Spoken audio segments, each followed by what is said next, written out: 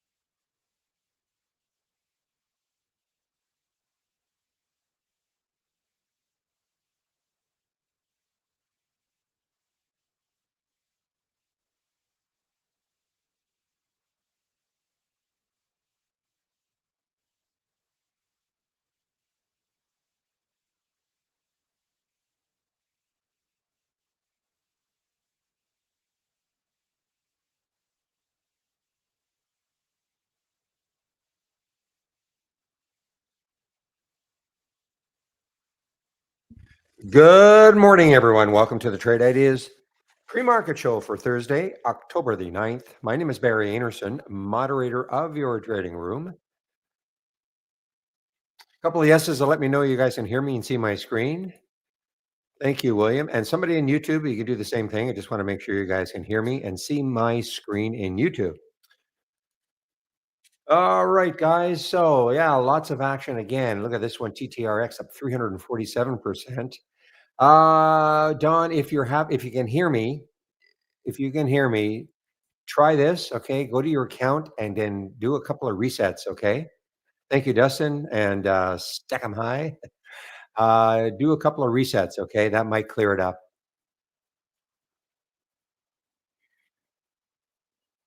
So TTRX.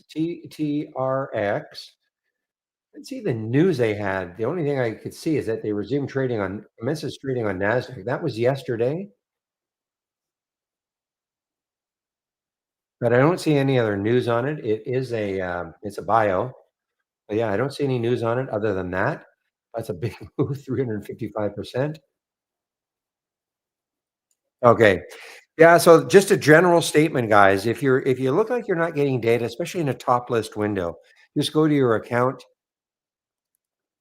in the toolbar and just do reset connection a few times.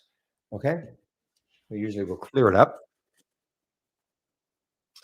FCX is a big float.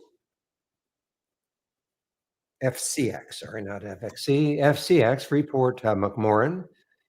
It's a big float, 1.4 billion. It's a nice move. I do see raised to $50 by JP Morgan from 46.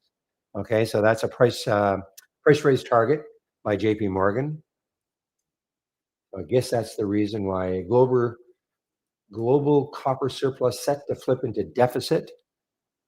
Not a solution at merger. Okay, M&A not a solution. Okay, that's another headline with it. I keep forgetting, William. Are you in this CLAR, KLAR? I know it's one that starts with a K, I think. KLAR. Anyway, nice move. The company announces, along with Google Cloud, announces that the AI first partnership to deliver personalized shopping and creative content to users. Okay, so that's the reason for KLAR this morning. Look at a daily chart. It doesn't have a lot of room. You just look left. There's all these little areas where it could stall. I keep it's another one that starts with K, right, William? Should be in Clar.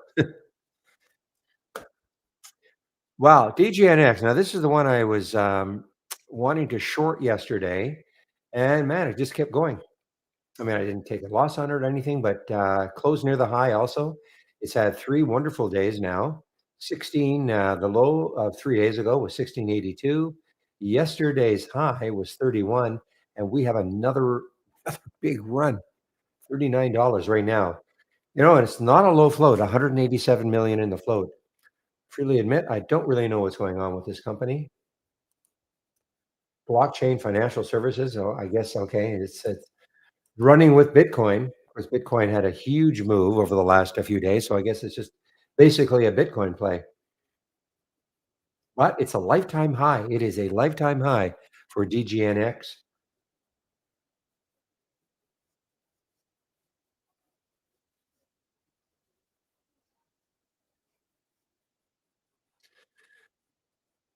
I mean, this is only $10, not about a week and a half, 2 weeks ago.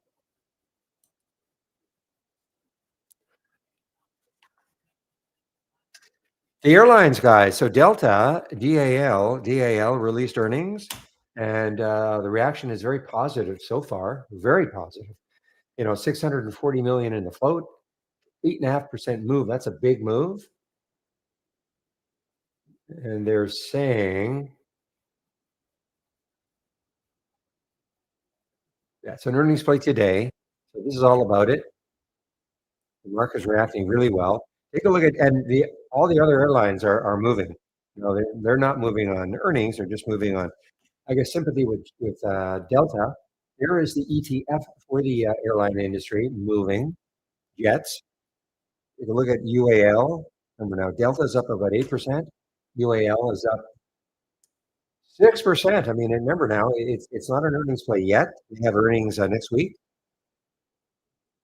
I guess the feeling is if Delta did well, I think, in my opinion, and I don't live in the States, of course, but is this would this be considered the best airline in the States? I know we've flown it a couple of times and been pretty impressed. That's UAL, as opposed to American Airlines, man. And now Americans having a bump. United Airlines, John, is that considered the best? I know it's stock price that looks good, but United Airlines. This is, I guess, this is about the worst of the big ones.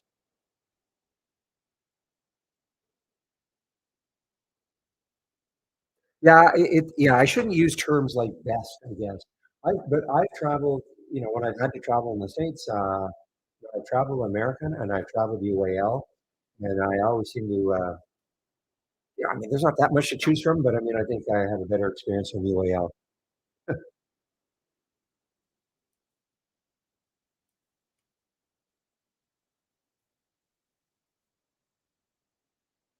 Anyway, REL, REL,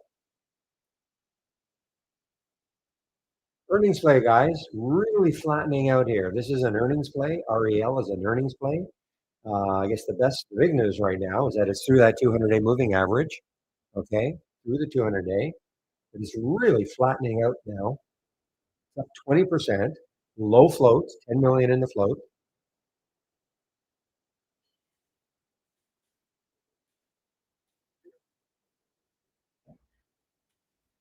No shorts. I looked to see if there were any shorts available for me at Interactive Brokers for TTRX, but there are none. That I have, this got up to in the pre-market, got up to $50, and what a short that would have been if you'd had shorts. I mean, all the way back down to 15.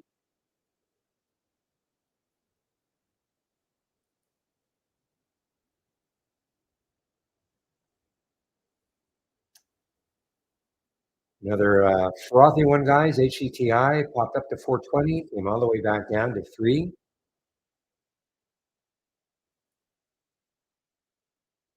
Speaking of AAL, it's making a new high here, pre-market high.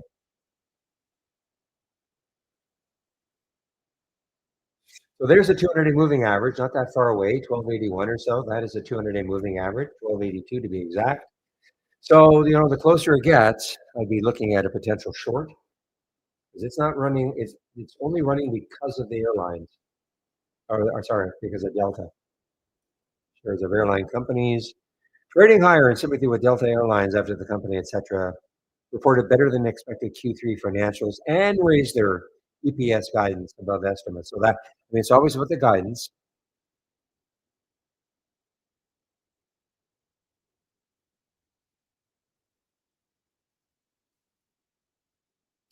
Another one that's doing well, I think it's almost an all-time high, guys, is four U's, Energy Fuels, almost an all-time high.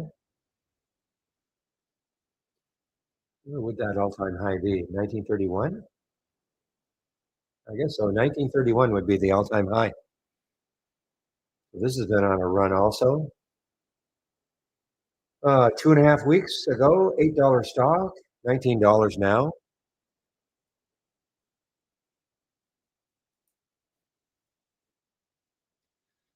So uranium and vanadium.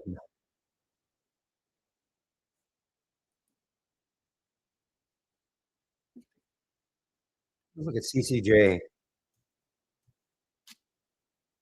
This is the big uranium player out of Canada.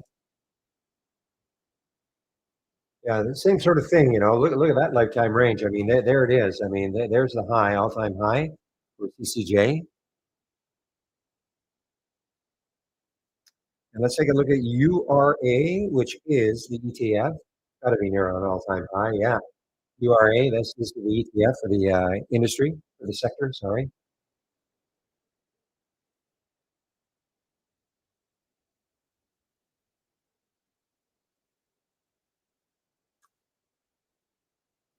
That would be the all-time high for this one, 53.56. That's just a couple of days ago, actually.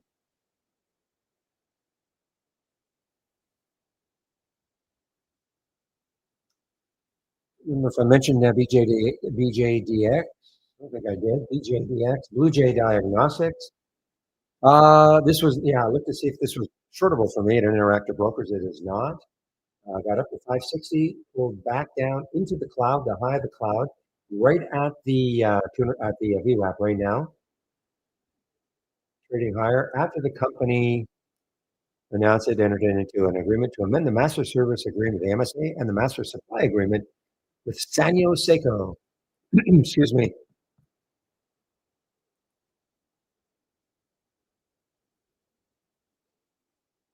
And it is a low float. Look at the volume, 52 million, 1.5 million in the float.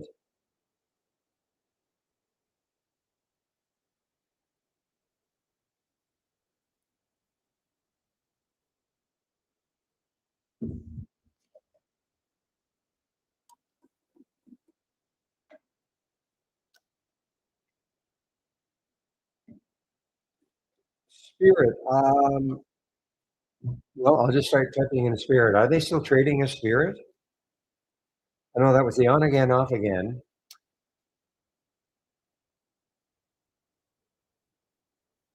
No, this is not the same. No, that's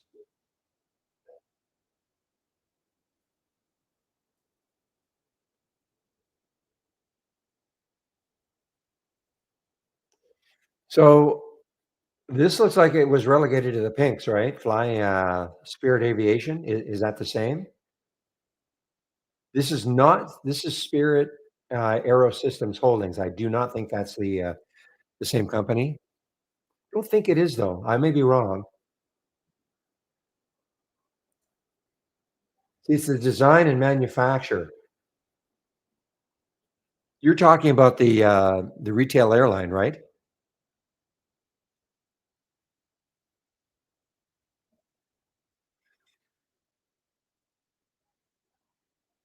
Yeah, I don't think this is what you're talking about. Used to be Save. Thank you. Yeah, it used to be Save. I don't. I think it's been. Yeah, so it's not. So they're not trading as Save anymore. But I don't know. Maybe it's been relegated to the pinks. I don't know what this is. Okay,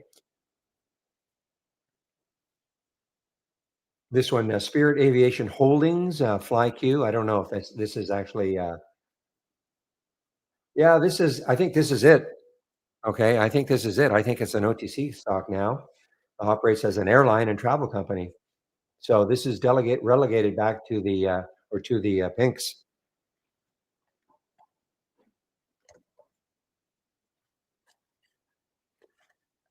Yeah, I thought they went bankrupt also. Wasn't that for well several but a year? The soap opera between them and Frontier and JetBlue.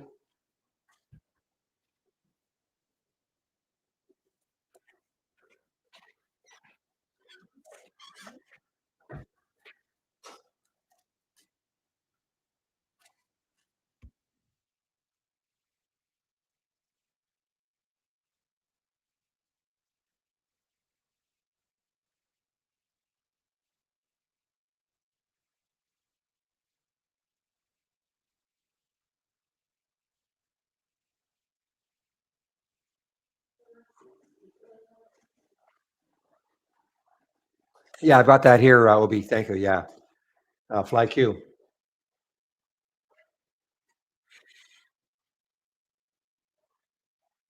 So that I think that yeah. So SBR's got nothing to do with that.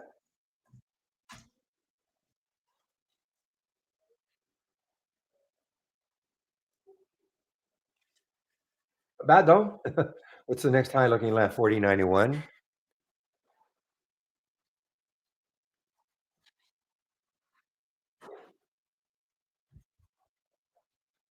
GLTO guys. Okay, this was a wild one.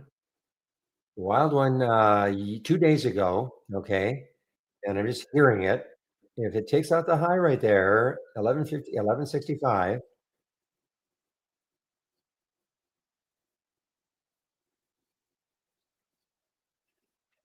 which of course it has. I'm sorry, it's above. So it's right here. So that high right there yesterday was 1121. The high, the 1166 before that. So it's on the move again, guys. GLTO on the move again. Very volatile, low float, 1 million in the float, 1.1 million in the float.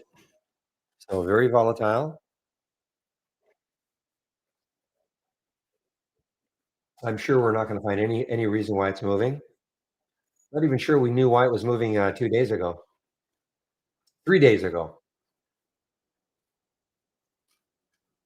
other than the fact it was a low float. But this is turning into a bit of a kaboom now, guys. 1303, 1313. Spread isn't terrible. Well, now it is.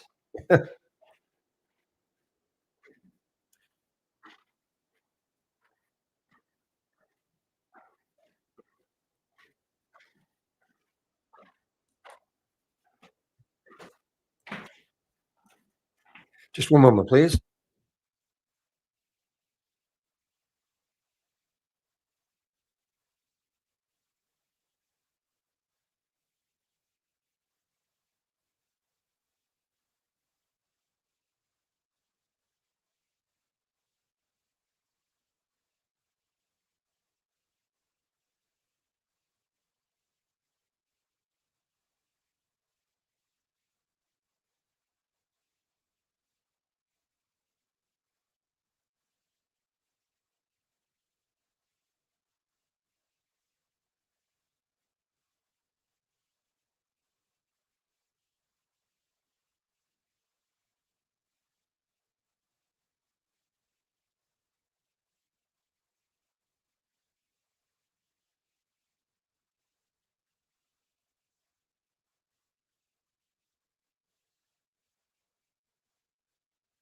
All right, guys. I'm excuse me. I'm back. Not shortable for me. GLTO. Hecla gold play. Gold. Hecla HL on the move here. Now we're starting to get a few more earnings plays now, guys. This is starting to fill up a bit. Now, when we get into earnings season, I would not be able to stretch this, even though I've got a 32-inch monitor. I could not stretch this so I could see every single earnings play that I've got. But we're starting to get a few now.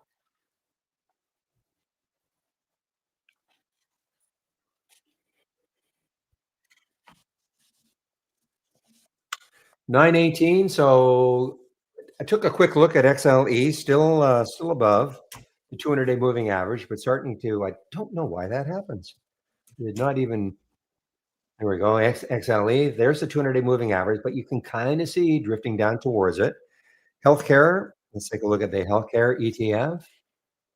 Yeah, still moving away from it. So stocks like Moderna and Pfizer will be doing pretty well. Poor consumer staples still underneath that 200-day moving average, even though the market's making all-time highs, etc. But consumer staples is the big lagging sector right now.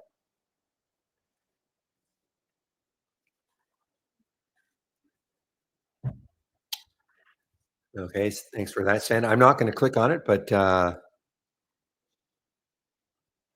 in summation, why for GLTO a couple of days ago?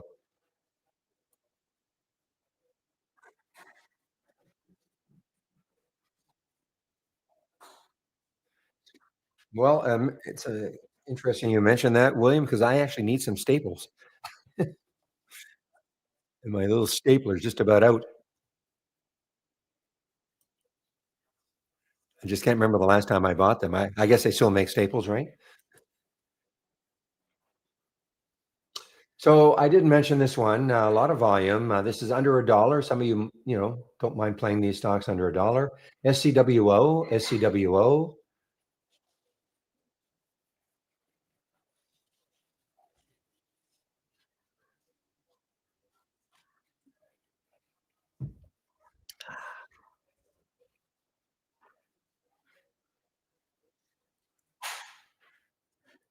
Yeah, GLTO guys on the move, on the move.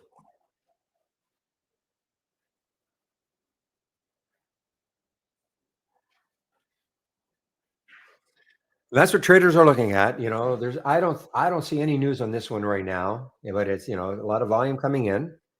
All the volume is right here. I mean, it's traded 400, 500,000, 534. It's all on this cat bar right there. Before that, it wasn't really, really.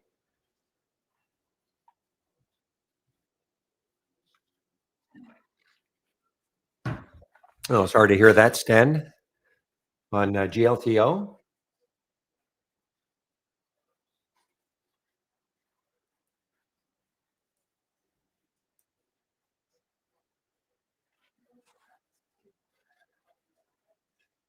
The spread is not horrible, horrible. I mean, for a stock that's moving like this, well, that's sort of a float.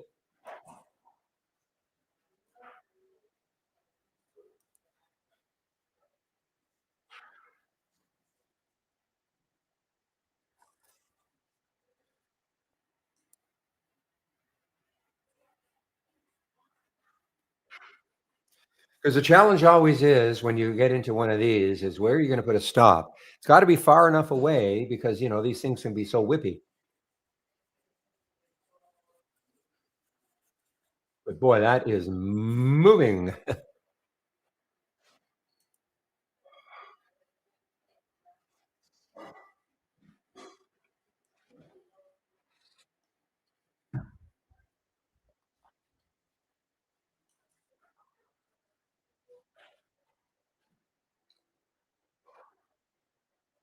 Wow. William, wow. No comment. Tron, guys. Tron. Tron. Tron. Now, isn't the movie out? Isn't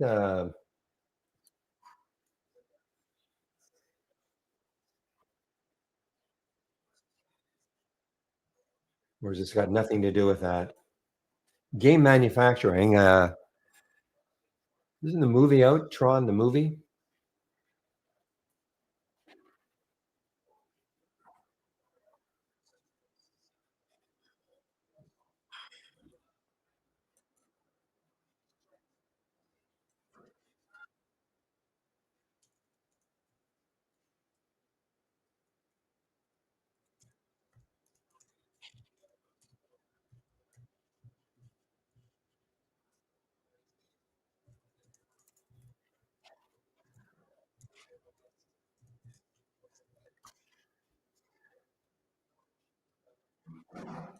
Okay, guys. What time is it now? 9:23. So what I'm going to do now is get my 9:30 layout up and running. So as always, first thing I do is I'm going to save my layout.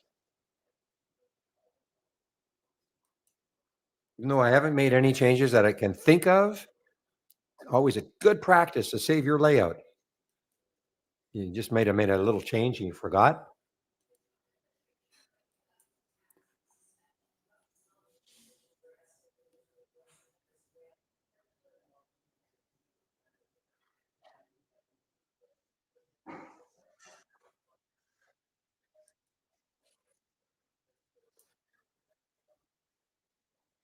Oops. Okay, just give me a moment. Okay, just loading my layout now.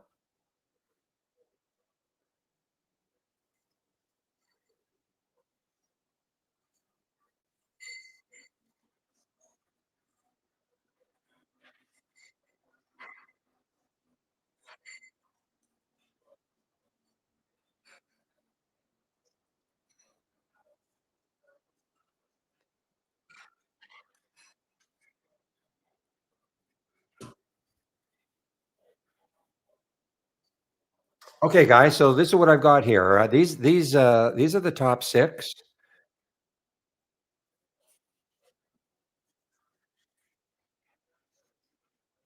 Okay, so RE, you can't get my layout exactly, but you can kind of cherry pick what you want. Okay, so if you go to my homepage, what time is it now? Yeah, I've got time, 9:25. So if you go to my home, if sorry, just give me a moment. I just made a mistake.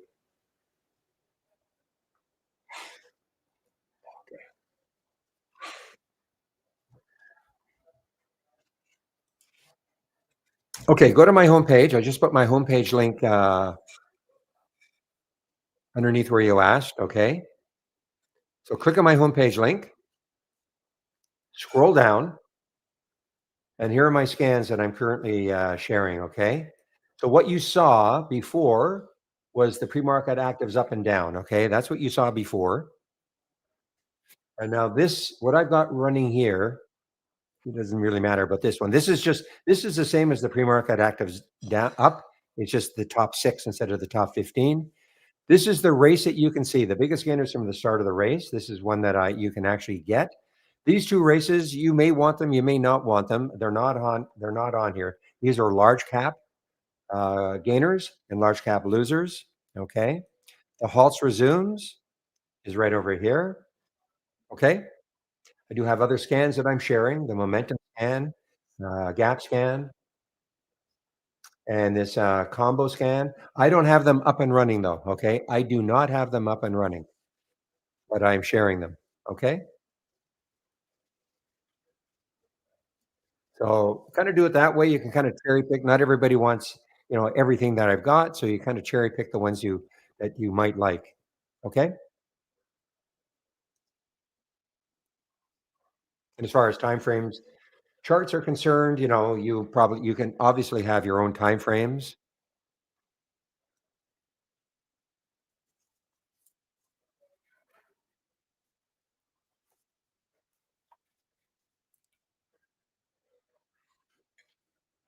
Now we are in for a very modest open in the SPY. Okay. I didn't see any, I think, well, you must have already talked. I think, I think Powell was talking at 8:30. Okay, I think he was talking at 8:30, so that's back here, or back here. Well, I can even go further back. I think he was talking at 8. Come on. That makes sense. Yeah, so he was talking at 8:30, so you can see the reaction, big, red bar, up, down, and then after that, kind of a bit of a move up. So he was talking at 8:30. I don't know if I'm sure he must have been he's probably finished by now.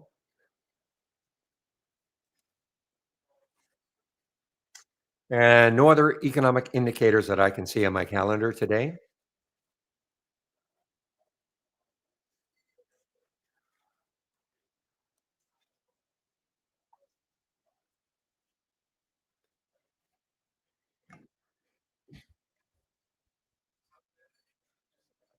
So I think we talked about.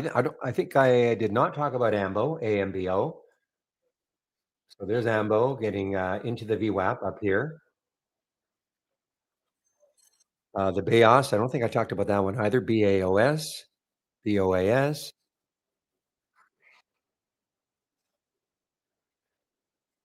Way below that VWAP. You had a big pullback. I mean, look at this. Got up to 828 in the pre-market. Not quite cut in half. That was not shortable for me at Interactive Brokers.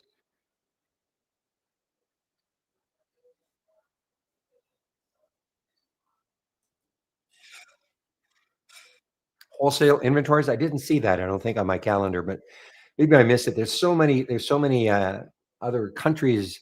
I don't, my the way I have to the way I look at that economic calendar, it's not as user friendly as the one I used to have. All right, guys, the market, 9:30 approacheth. Okay. So these three races will all start at 9:30. That is by design. If you want races to start earlier, as in when you open trade ideas, you can do that. Races do work in the pre-market.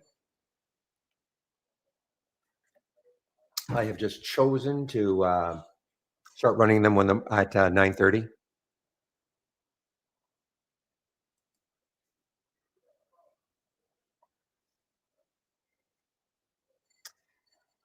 And we've got about 5 seconds, guys. So let's have a great trading day, everybody. Now, I typically don't trade in the first 15 minutes. Try to let things settle down just a little bit.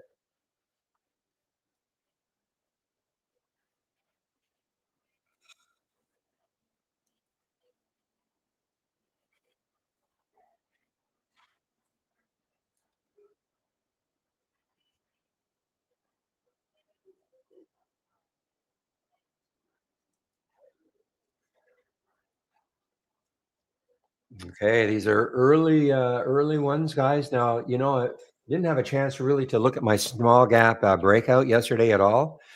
No issues this morning, I'm assuming. Audio, we had those problem last couple of days, and that was my internet service provider. That was the culprit. Wow, that GLTO, guys, when it tore through that high of a couple of days ago, well, yesterday's high, number one.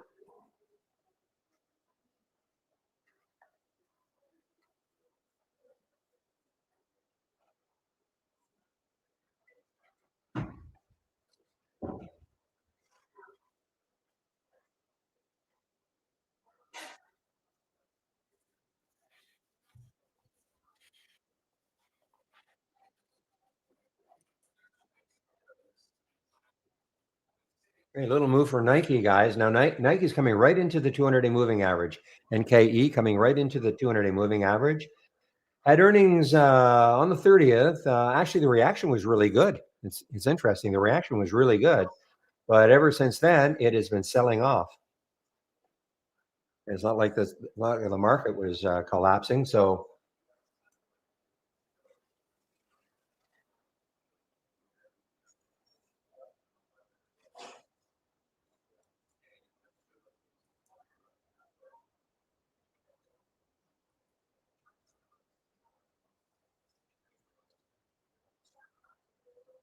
this is an earnings play, guys. One of the few earnings plays. There's RELL, earnings play.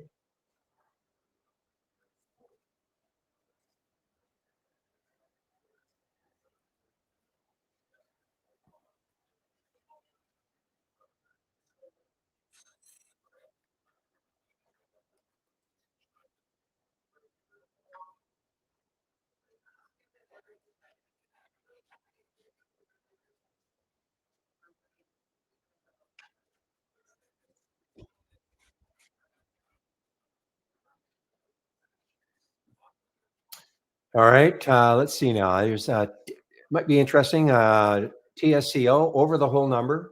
But when you look left, doesn't have for me anyway. Doesn't have enough room to keep moving before it starts hitting these little highs. So for me, then it becomes a non trade.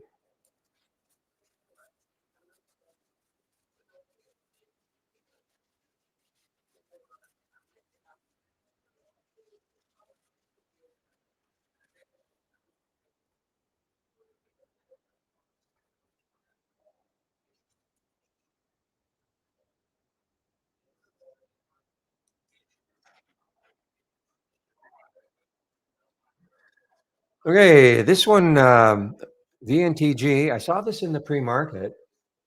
Yeah, I saw this up here. It had dropped a lot, and now it's just got halted on the way down. Okay, just got halted on the way down, and that's the VNTG. Yeah, I remember seeing it because I saw okay, not available for short sale. Not that they won't even try to look for shares, just not available for a short sale. That's at Interactive Brokers. I can only speak for Interactive Brokers.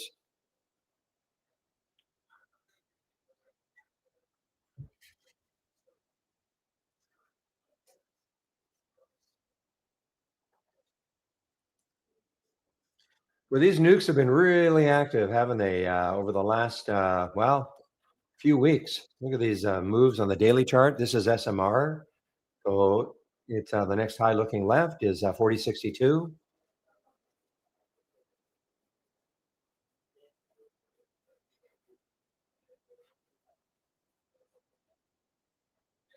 WRD, guys. WRD underneath the whole number.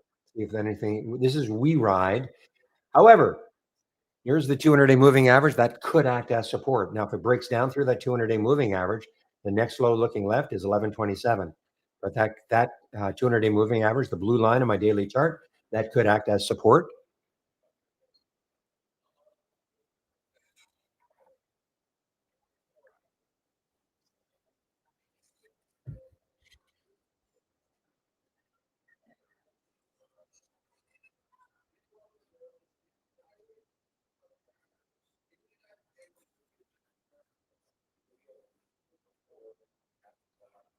Yeah, WRD guys. I mean, it's right at the 200-day moving average is 1184, so it's sitting right on it now. Will that act as support? Will it bounce off that, or if it takes it out, look out below. You've got 1126. Then you've got 1066. See if there's any news on this one. The only news I have from yesterday, but this is this is yesterday's news though. So that's caused the pop yesterday. Obtains Saudi Arabia's first robo taxi permit. So that is the pop for yesterday.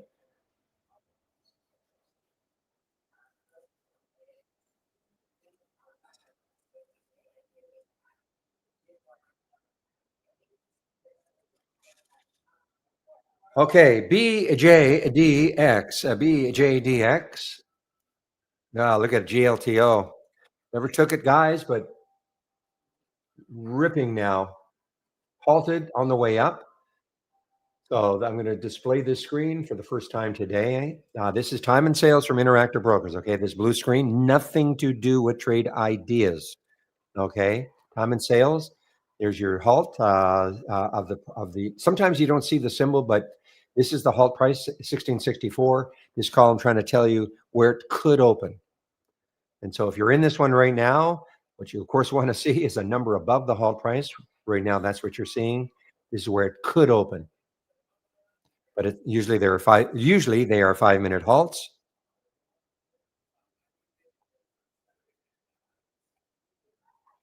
And this number can fluctuate over the course of 5 minutes.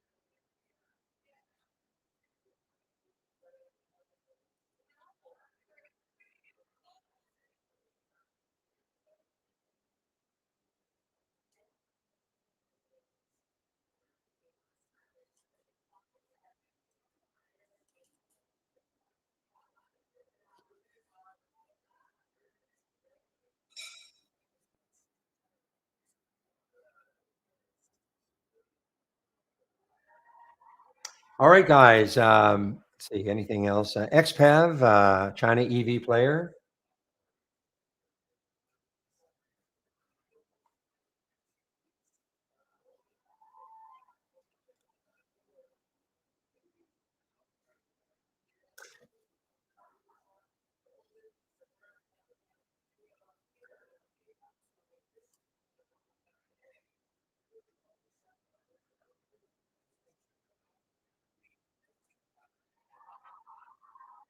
NVX, guys. NVX. Didn't see this one in the pre-market at all. NVX.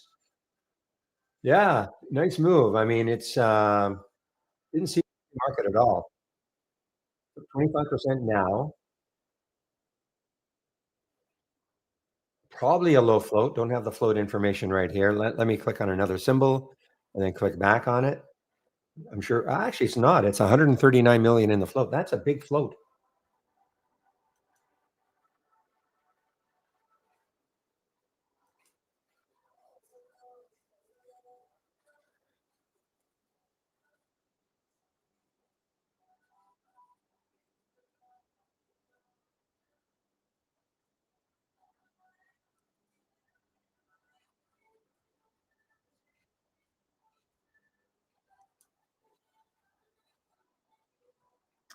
Well, when I saw the spread before for GLTO, it wasn't like disgusting. Okay. I mean, these some of these things can go crazy.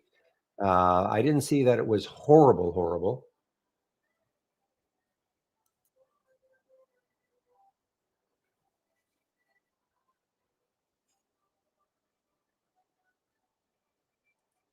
Take a look. And 1707, 17 still looks like the potential open in that area.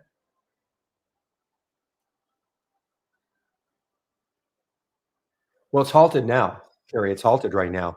So you're talking about GLTO, right? Yeah, it's halted now.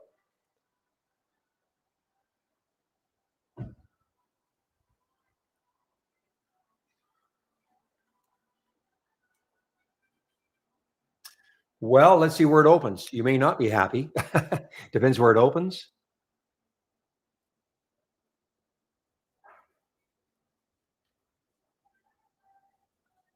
I mean, it looks like it's gonna open higher.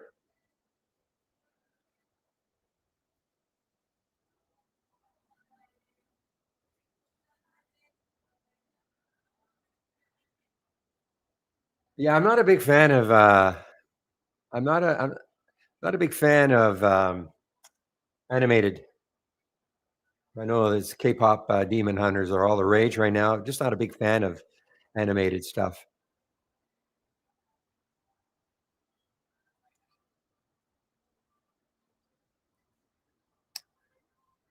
Yeah, the first halt usually is pretty good, and, this did not disappoint,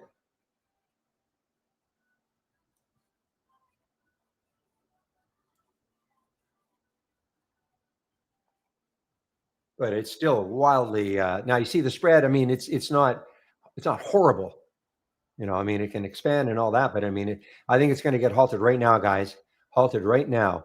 How can you well, it didn't surprise me, because the spread was a penny, and that is almost impossible for this stock.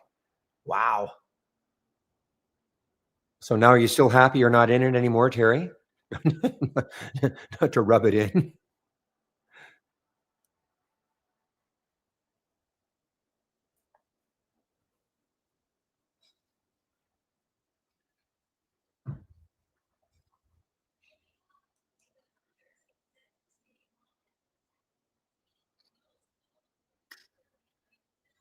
Yeah, so this is not shortable for me, to Interactive Brokers. This just got halted on the way down, TTRX.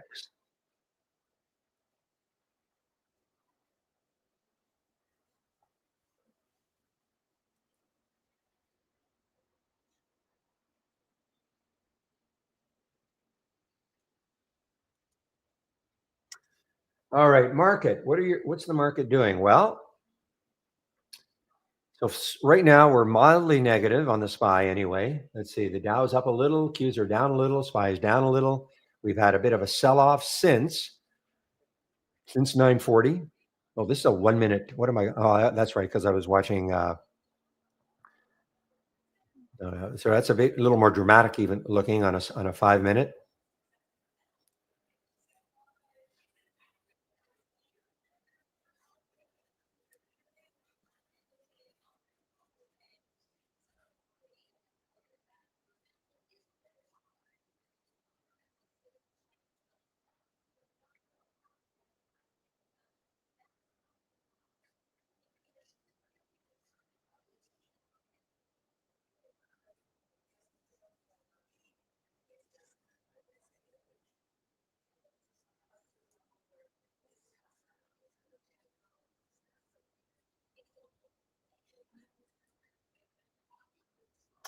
All right, guys. Now I see we've got a couple of AI alerts.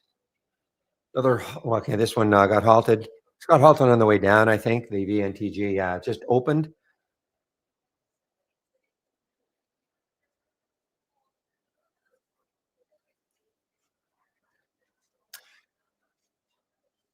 Okay, BROS, guys, over the whole number. Big psychological number, in my opinion.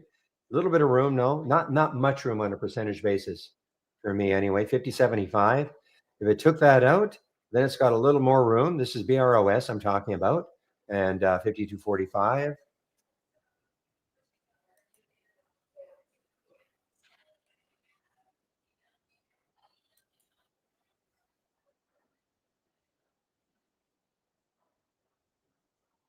Bitcoin is really not doing too much. It's down 700 that I can see. Bitcoin, I'm just going to look at IBIT. Yeah, a little, there's the all-time highs up here, pulled back a little bit.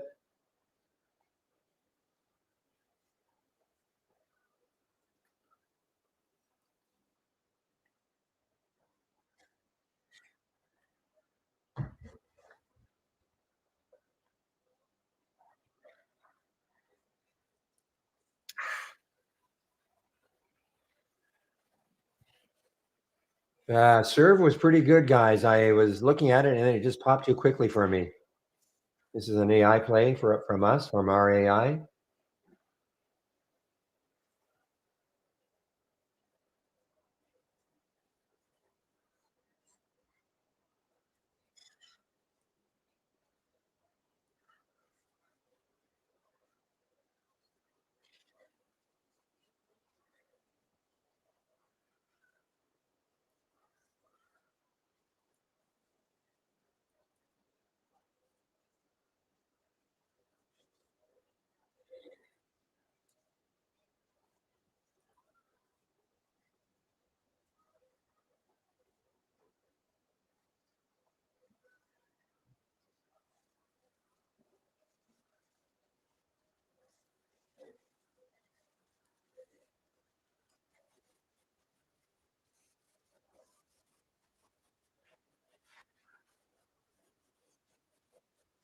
Give me a moment, guys.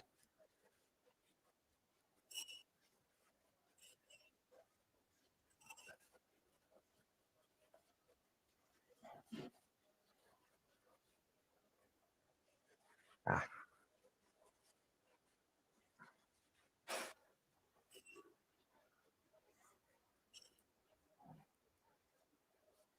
yeah, so far an early one, good one from our AI guys, and that is Serve. I don't mind showing you to now, 1620, but up to 1670 or so. Yeah, the SPY is definitely ever since this time right here, which is 9:30, the open.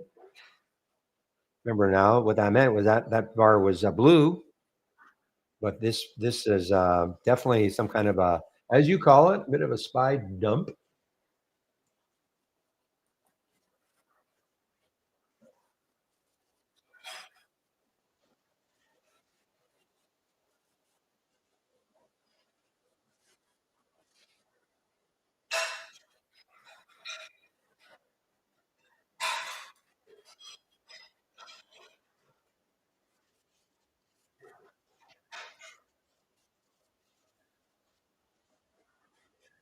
All right, VKTX on the move here, guys. Yeah, VKTX, big. I mean, look at this run from 25 to 35 in about, I don't know, 2 weeks.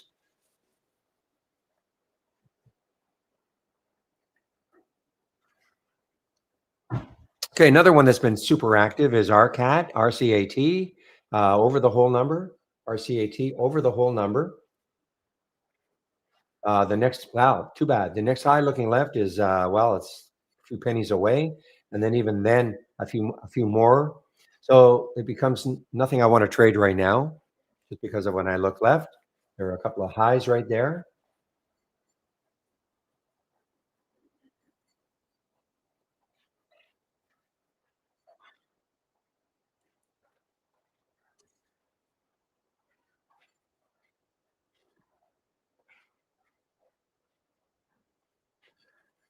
All right. Well, I don't know if this might be bounce worthy, I suppose. TTRX started trading yesterday as TTRX.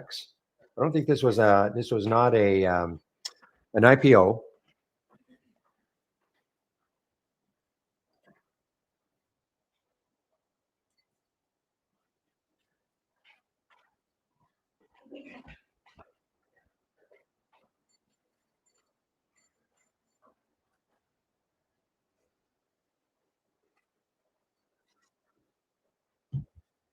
Well, of TradeStation, here's one I haven't seen for a while.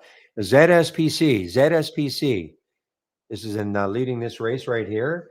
Now, the next high looking left is 141. If it takes that out, 172. So there is room for this one. Okay, there is some room on a percentage basis if it takes out that high and wants to keep going. See if there's any news on it.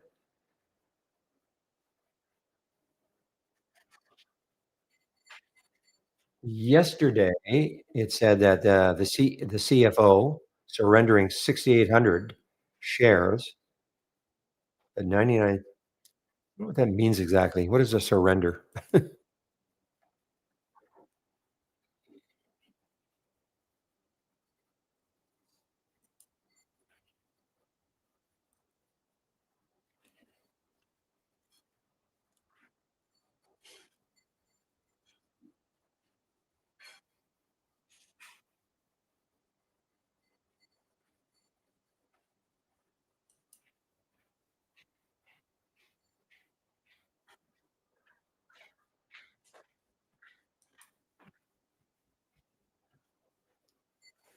Just a minute, please.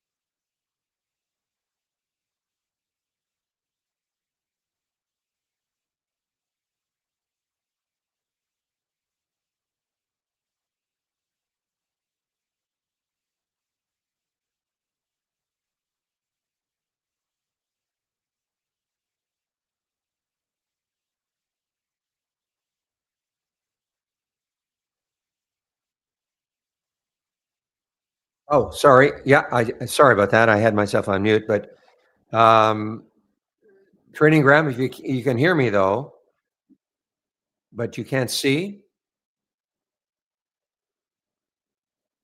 you might have to switch browsers. Don't know why. I'm not getting that.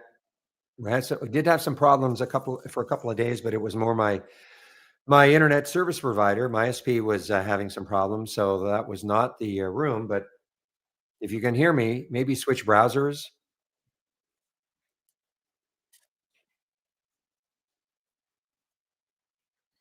Yeah, no, I it was my fault. I had, was in the middle of a sneeze, so I put myself on mute, and I forgot to unmute myself on the mic.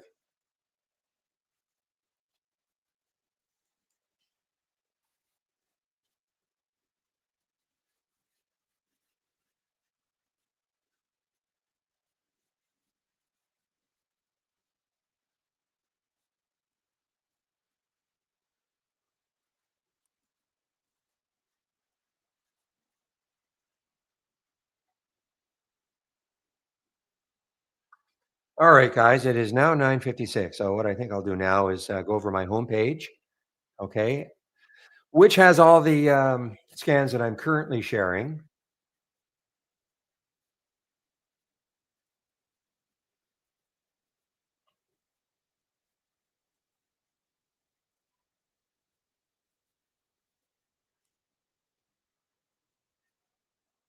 Give me a moment. I want to see if any of these. What about Cisco? Cisco. Yeah, I'm just looking for some shorts here, guys, for the SBET. Hmm.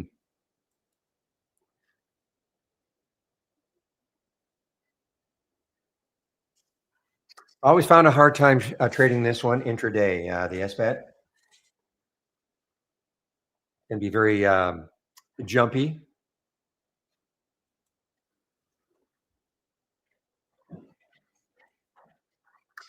All right. As I'm waiting, I will pop my homepage link in.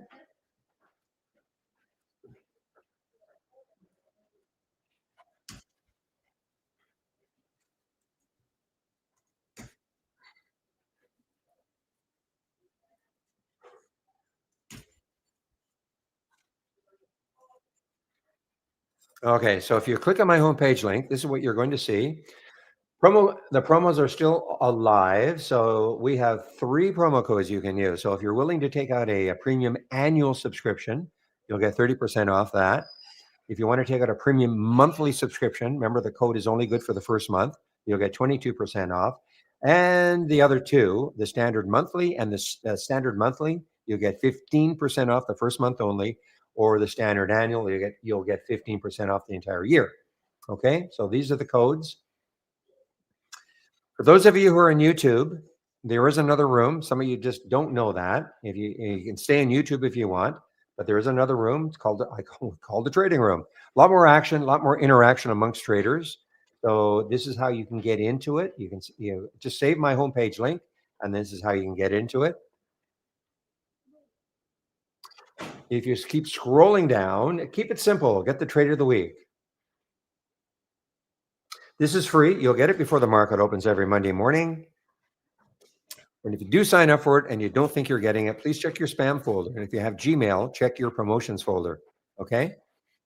And if you still look in those two folders and you're not getting it, then definitely email us and say, hey, I'm not getting your free trades of the week or trade of the week. It's only one. Well, clicking on my homepage link, the next thing you must do is click on the education section. You must do this if you're taking out a subscription. Getting started with trade ideas is a series of videos. This will really help you get started. It's not going to make you an expert in trade ideas, but it'll get you well. That's why it's called getting started. Okay.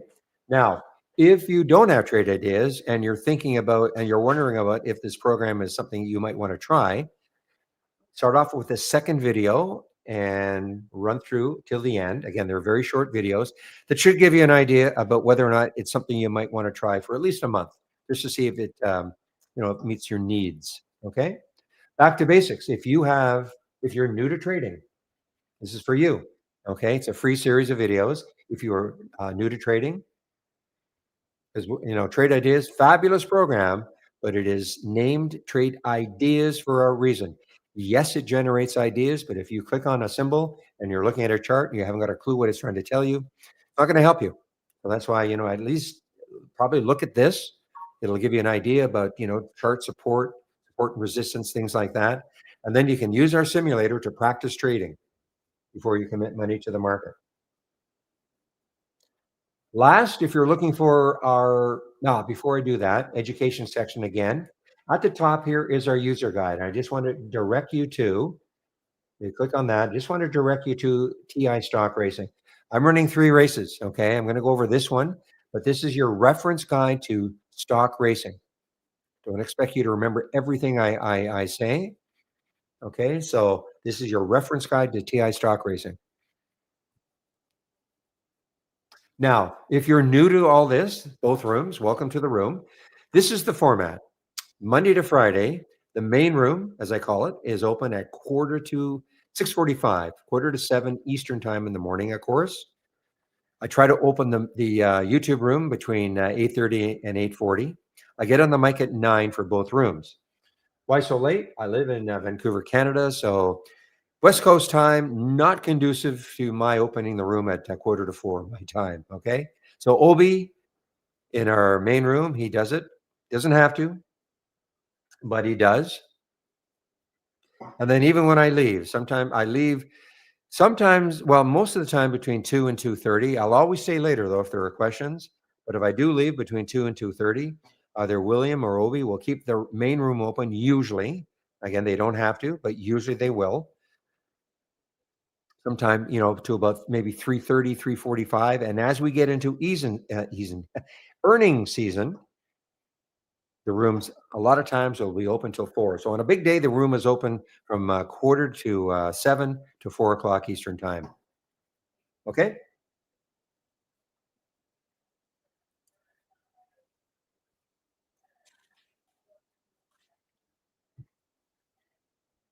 So this is a support room, sorry, a trading room, but it's also a support room. So if you do have questions, don't be shy. You can ask me questions all day long. I'll do my best to answer. If it's an accounting type question, I will not be able to answer, but I will be able to direct you to those who can. Not in the room, but I'll give you an email that you can click on, and you can ask people about like what's going on with your account.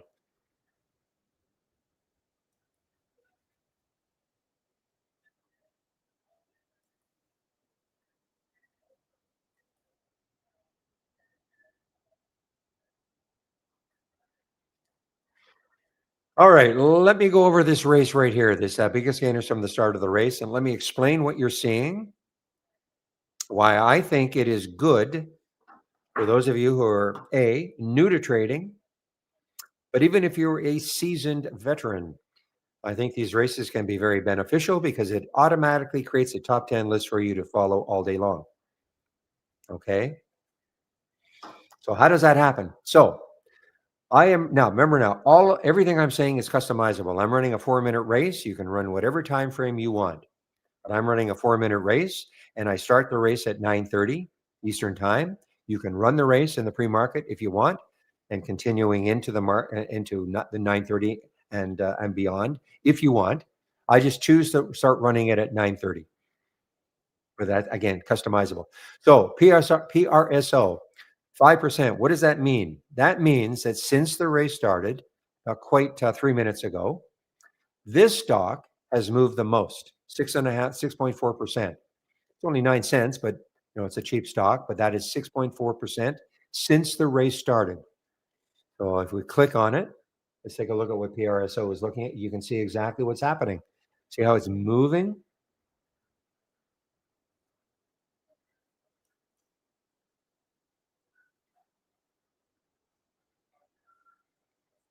Here's that palm I was talking about, 3.6%.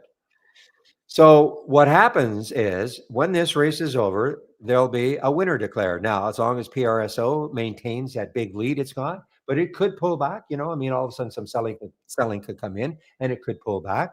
But right now, it looks pretty good to be the one that's going to win this race. Another 35 seconds ago. So what happens is automatically a top 10 list is built for you of the stocks that have won the most races over the course of the day. So you can see that GLTO is in the top position because it won 2 races. That's what the number beside the symbol refers to, how many races a stock has won. So assuming 15 seconds, so it's hard to believe it's not going to keep winning this race, PRSO.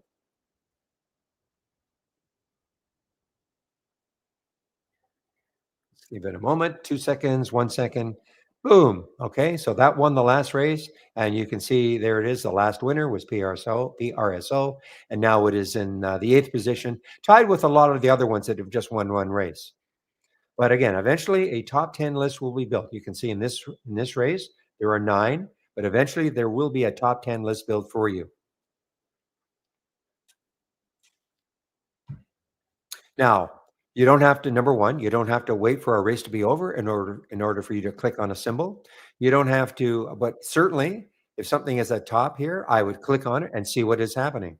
See what is happening, okay? So you look at the ONMD.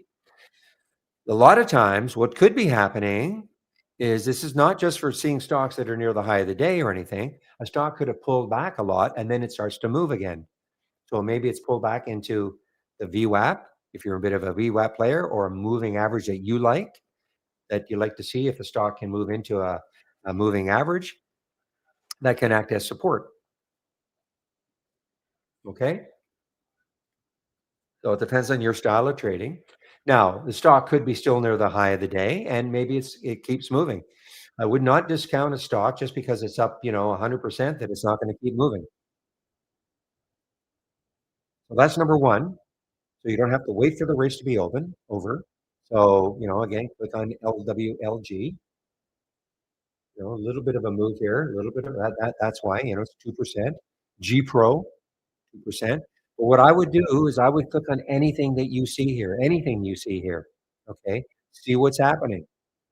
It's on this list for a reason. Maybe just starting out, you see GELS, it's just underneath the VWAP. If you're a VWAP player, maybe you put a price alert a little bit above it, see if it takes it out, and then starts to move from it. Or if this were, well, this is shortable actually for me. You look at this and you think, okay, you know what? That VWAP, that purple line on my chart, that's acting as resistance to move up. So the more times that happens, this could turn into a short. There's actually shorts available for me, Interactive Brokers. So I mean, it depends on your trading style and all. Here's that NUAI, been a very active stock.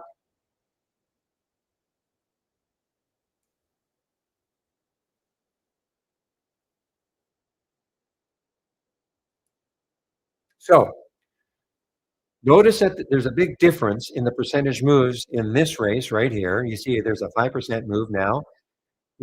Top one right now is 0.46%, and I'll explain why.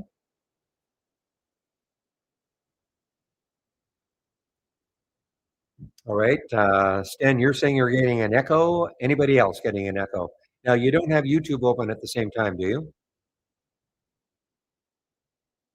Just out of curiosity. All right. So I'm just looking at anybody else have no echo. So what I would do is just do a refresh, Stan, okay? Unless I'm getting everybody saying there's an echo, I would just do a refresh.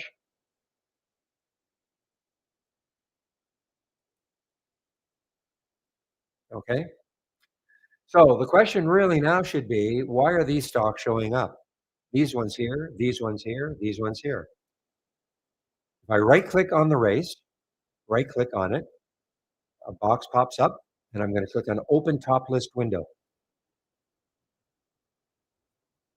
All races start from a top list window.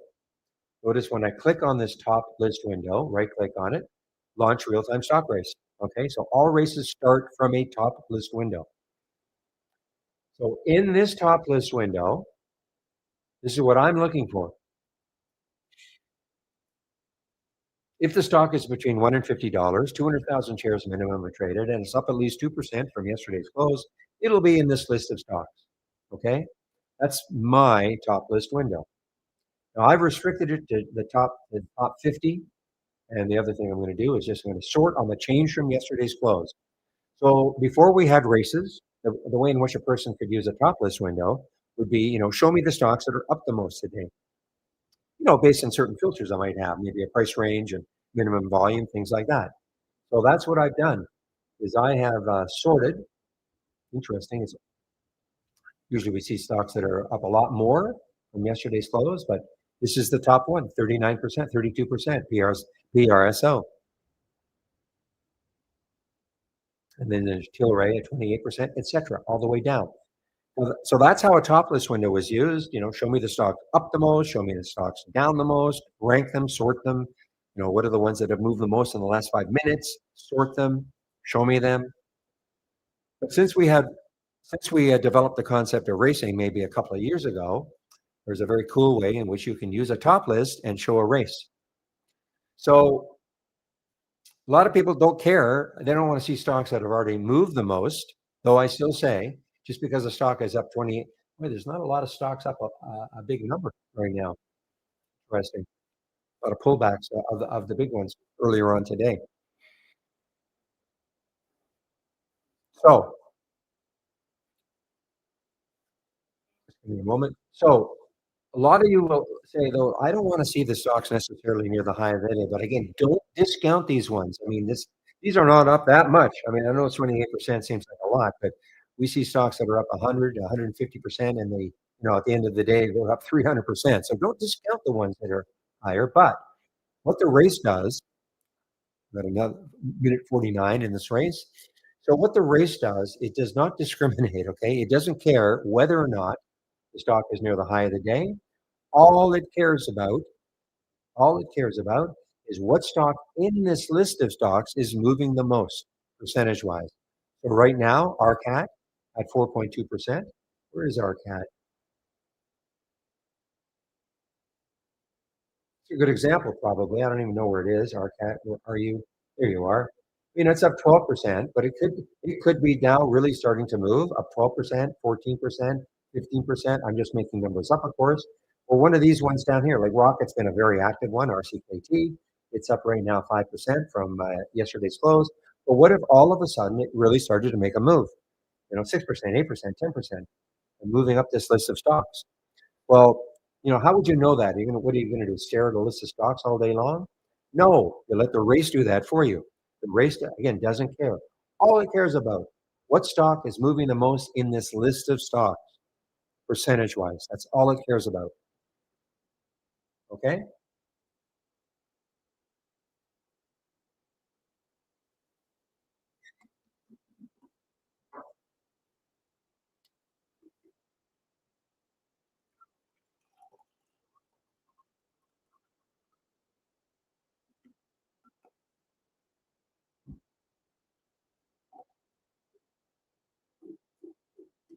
So hopefully it's starting to make sense now that the fact that this is my top list window with my parameters here, you can construct your own top list window, okay, with your set of parameters.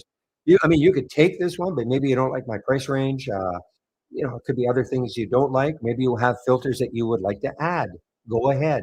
You can create your own top list window with your own set of parameters and run the race based on them. Okay?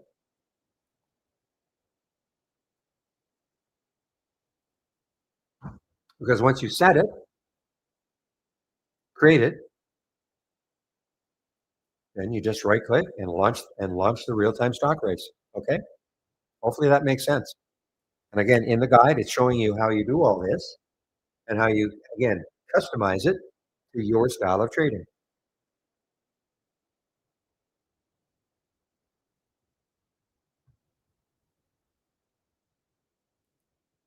So why are these stocks showing up here? It's another race, but it's now interestingly, RCAT was showing up in both of these.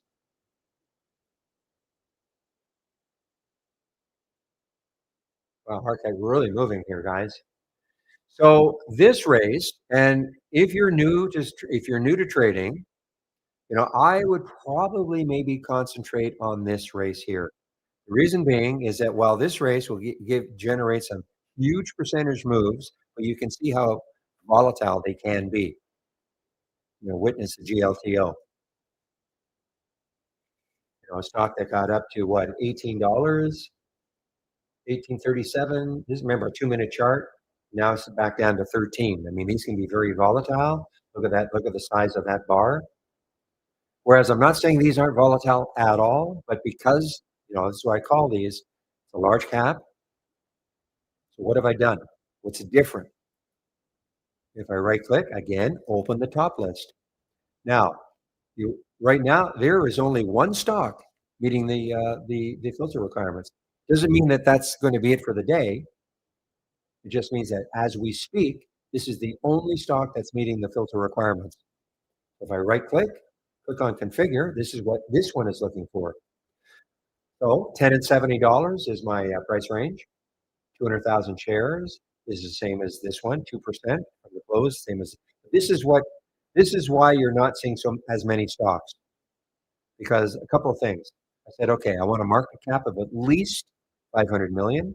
I want a float of at least 50 million. Here, there are no requirements like that. That's why you can see low float stocks in here and low market cap stocks in here, which typically can give you more bigger percentage moves. The larger the market cap and float, typically you're just not going to see huge percentage moves. I'm not saying you won't see any, but typically you will not see huge ones. And then this is the other reason, because what I'm looking for also, stocks where the price, this is the position in the day's range. I want to see stocks near the high of the day. That's just what I want to see. And that 95 in here means if I took a daily candle, it'll be right near, it could be right at the high of the day, or just a little bit below. Okay, that's what that 95 refers to. So that's why. Now you see what happened. As just as I was doing this, some stocks met the filter requirements and came into the top list window.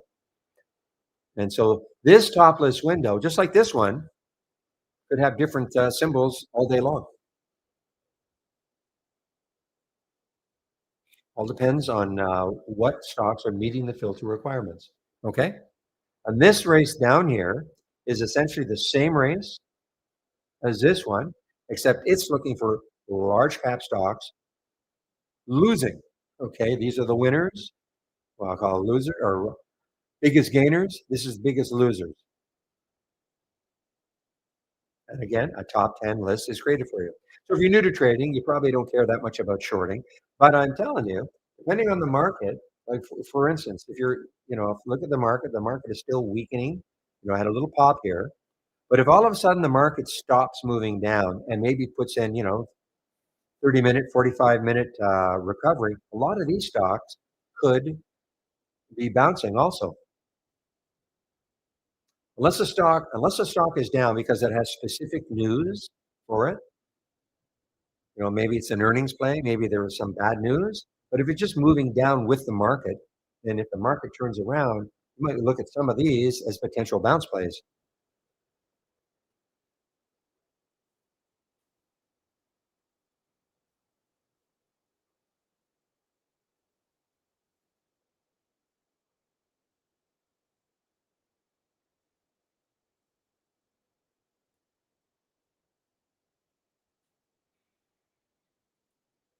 So any questions about any of this? Feel free to ask.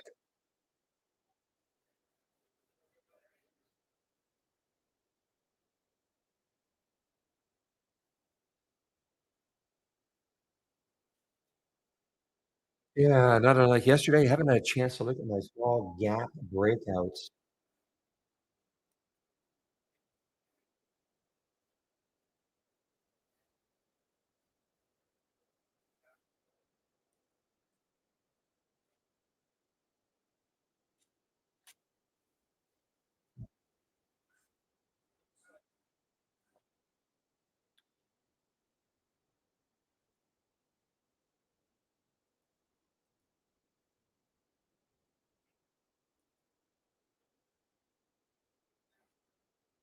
This was a really nice one, guys, from our AI.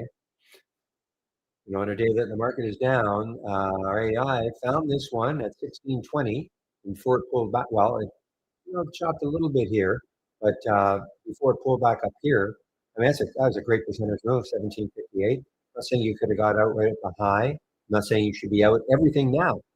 If you're following the wave here, yes, I mean, if you hadn't taken anything off, if you got into this one around the 1620 mark and you rode this up here, 100%, I'd be taking some off here. Okay. But I would still hold some because this wave is still, in theory, it is still, well, relatively strong, but it's flattening out. But it hasn't turned orange yet, like this. Okay.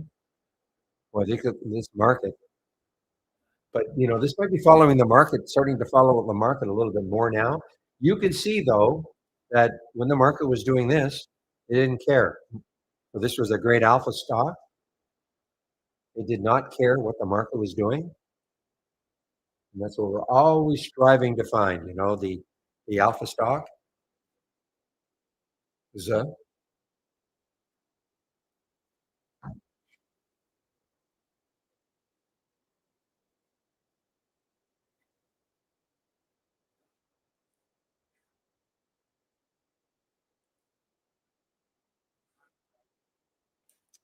Nutanix. What is happening? It's got to be, no, it's not a decade yet. I think 2018. I think it was 2018. So we'll have 3 years.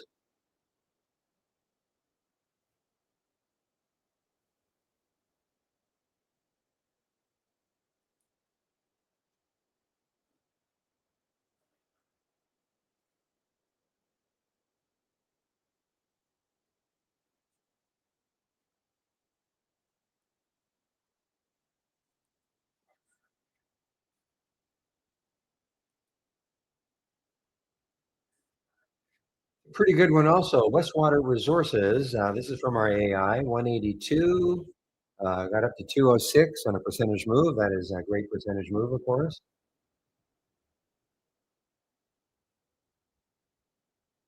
Look at Delta now, guys. Delta is now, it's still positive for the day, but it has been sinking. Okay. It's now at the low of the day. Delta is at the low of the day, DAL. I wish I had been, wish I'd seen this one on the break of the VWAP right up here.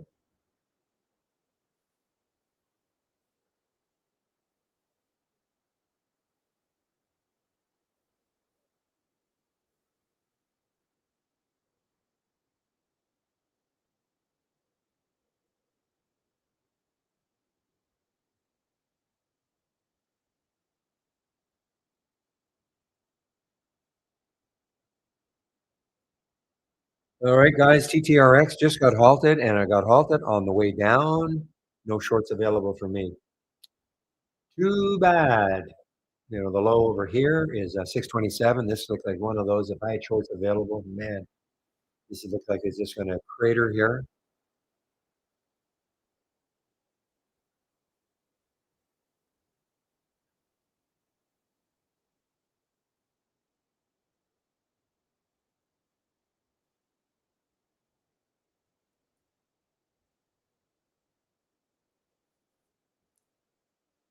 I don't remember this one yesterday. This was actually an IPO yesterday. I don't remember this one yesterday.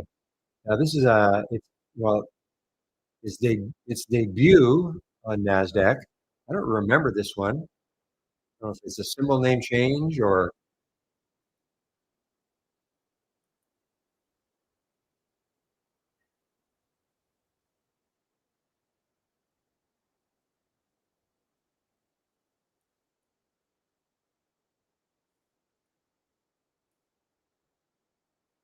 yeah, it was.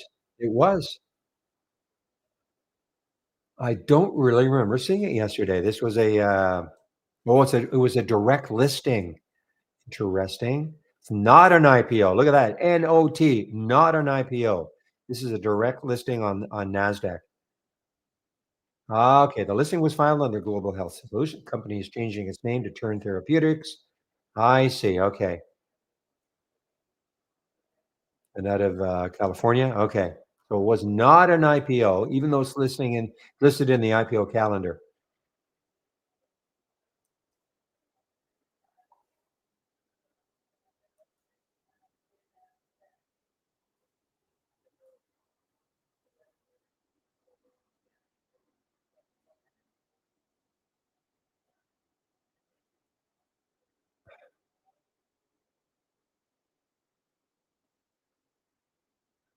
Wow, Serve is just. I'm sorry, Dwayne, but Serve is just still very strong. I don't know if you got out, but still very strong.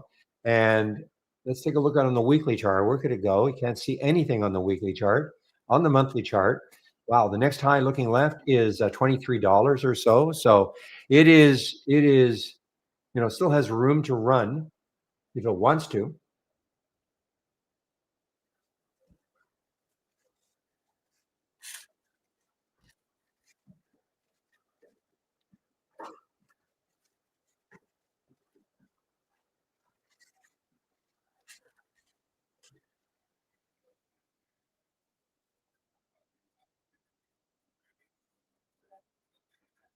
Yeah, a lot of shorts available though. Yeah, 1.24 million at Interactive Brokers to short for this one, but this is so pretty strong.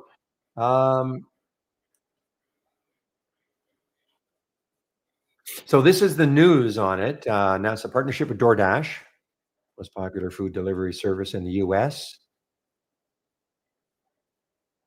So is this a new? I thought they'd already done things like that before with them, but I guess not.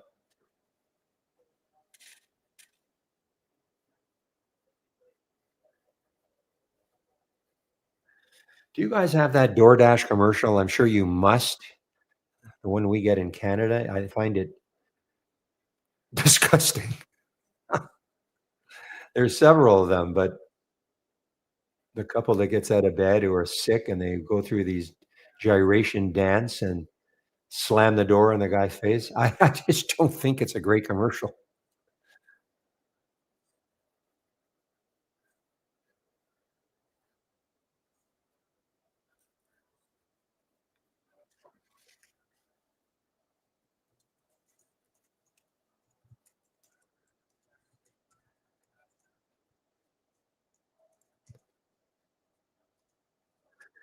So if you can hear me, so audio, so you can hear me, Trading Graham. I mentioned before, have you tried changing browsers? I have no fix for you.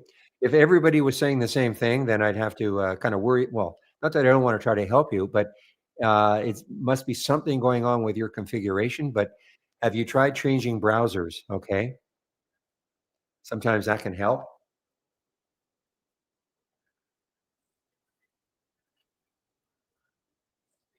Why that helps, I don't know.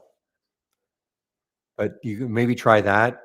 Try Chrome, try Edge, try Firefox. Okay. I know you say you can hear me, so maybe try that.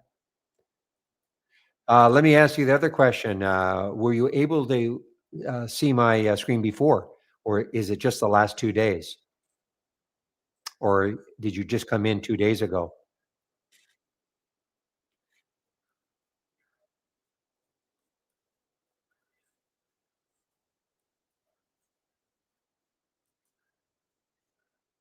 Don't you agree, Terry? I find it a really cringy.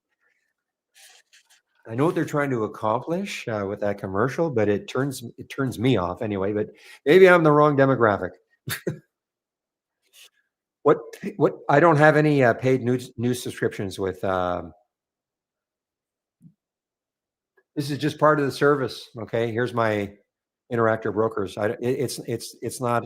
I don't pay for it. Well, I mean, I don't know I don't even know what or Interactive Brokers charges me, but it's cheap.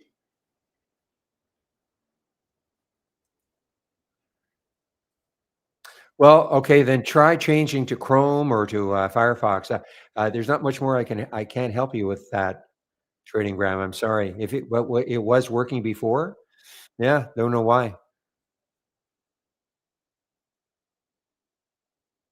But I would try Chrome, I would try Edge and just see, and I would try Firefox just to see.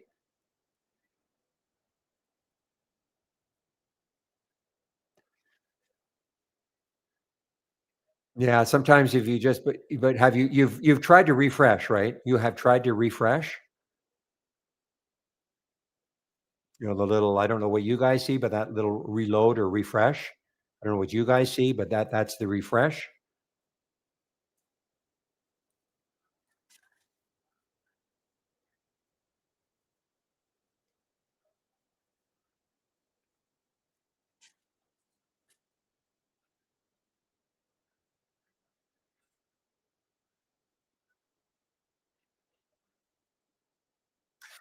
Yeah, I mean, some people use Chrome and it's fine. Some people, it doesn't work. They have to use Edge or Firefox, or some people can use every single browser that's out there, and it works for every one of them. It's just hard to know.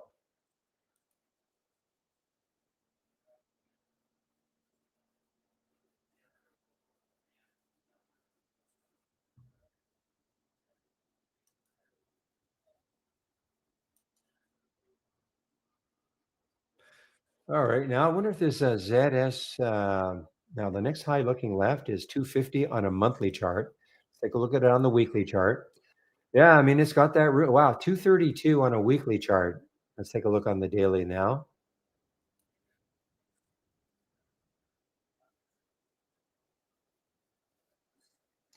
So look what it got to, guys. I mean, this basically stopped it right there. That high in the daily chart is 140.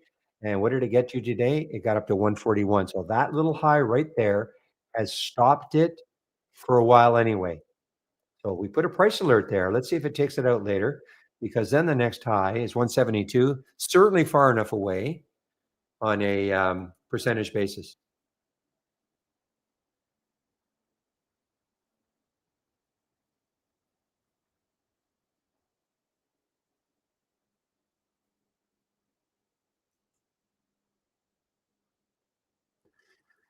BDRX, okay, BDRX over the whole number of 10.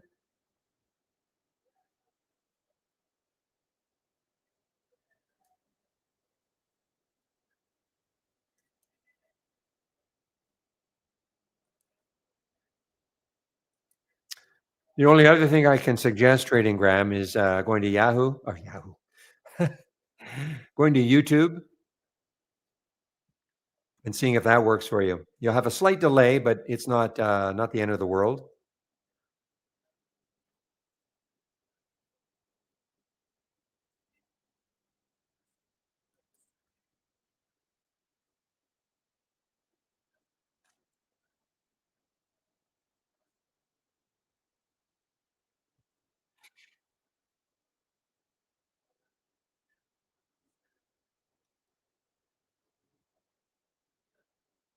And if you want to go to YouTube, this is the link.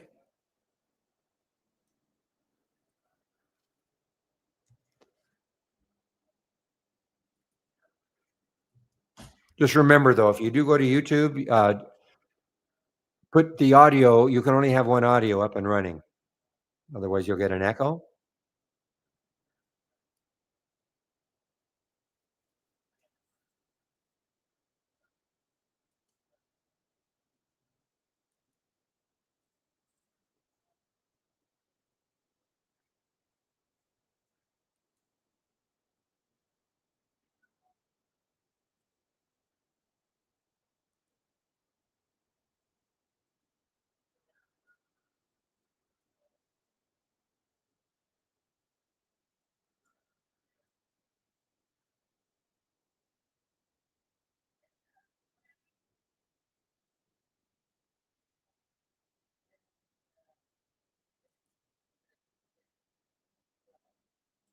Well, let's see if we get a bounce out of this thing, this TTRX. I mean, we're at, I think it got into, yeah, well, it got in, well, that's the low of the day right there, 16. So we've had a bit of a bounce for TTRX.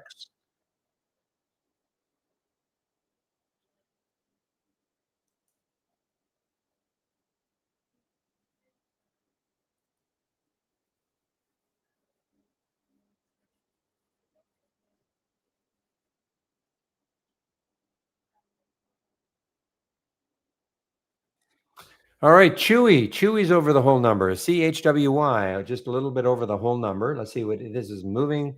So some room here. 39, not a lot though. See 39.56. I mean, that's not that far away from it. And on a $39 stock, I just don't want to take it.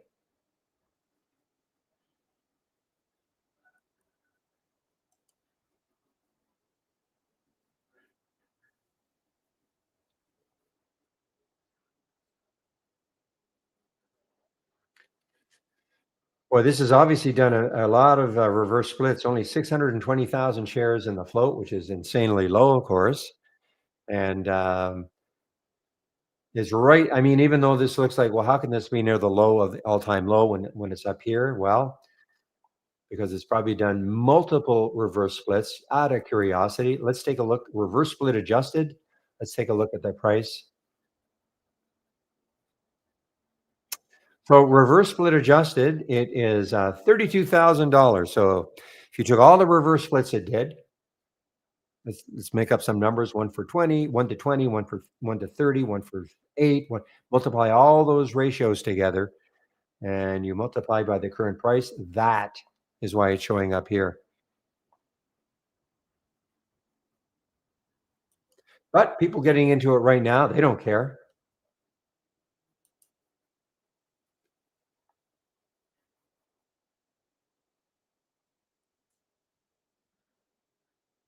Roberto in our YouTube room.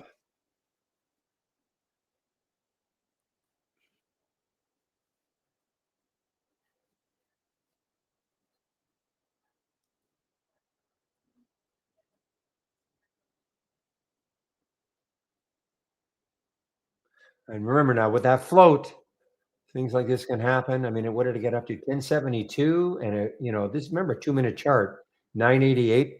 So there's like a dollar move from Brazil. Hey, welcome. I'm not sure we've had anybody from Brazil before in the room. Welcome.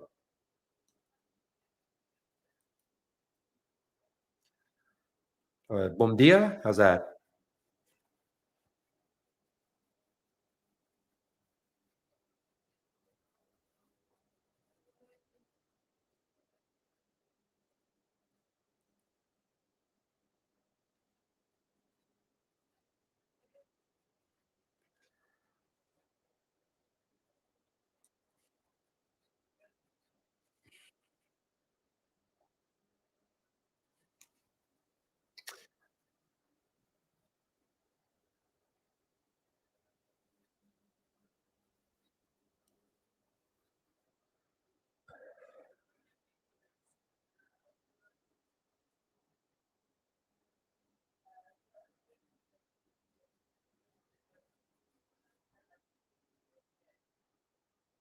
All right, guys. I'm just, yeah, kind of not seeing anything I'm really loving. Okay, now, again, look at the CPRX. I would love this one just over the whole number if that were the next high looking left, 22. But the next high looking left is 21.22. So, all right, I will put a price alert there and see if it takes it out.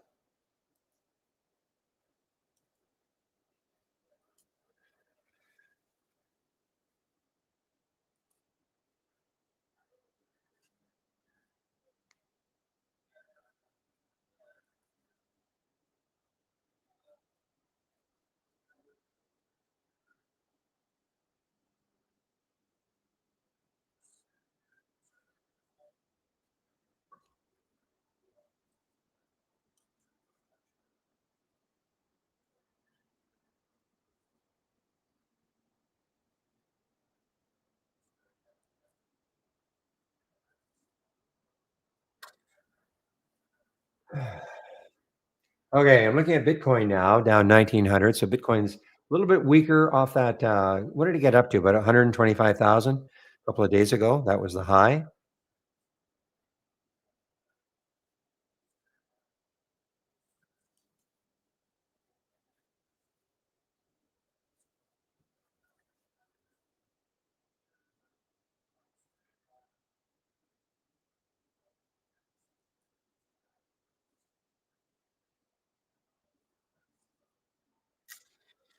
Just sitting here, guys. ZSPC just kind of sitting here over the VWAP.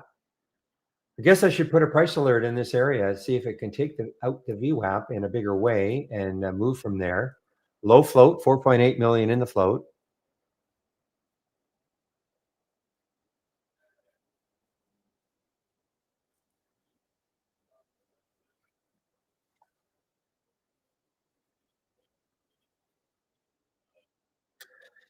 Well, the morning now is starting to drag for me. I have to admit, 1040, it's starting to really drag. I'll be taking a break in about an hour and 20 minutes. Today is Thursday. So I'm going to find out who is going to be taking over for me in our YouTube room at noon Eastern.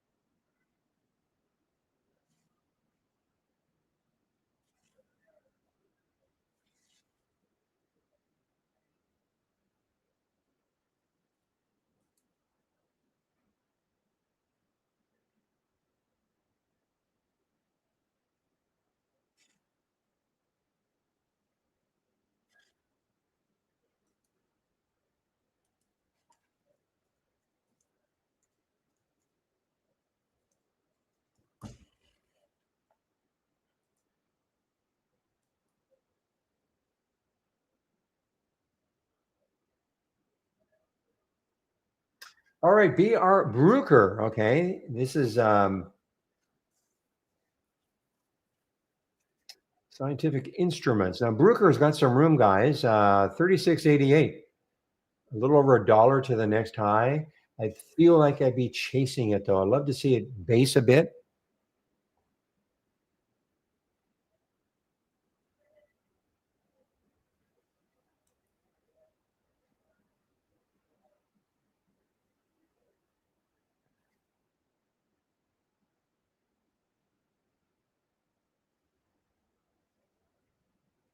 Problem with going long anything right now with the market doing this, and my like these larger cap stocks, with the market doing this, you're going completely against the market right now. So I mean the market's only down, let's put it in perspective. It's the SPY's down 0.39%. It's not like it's collapsing or anything, but it's been in a pretty steady decline since 9:30.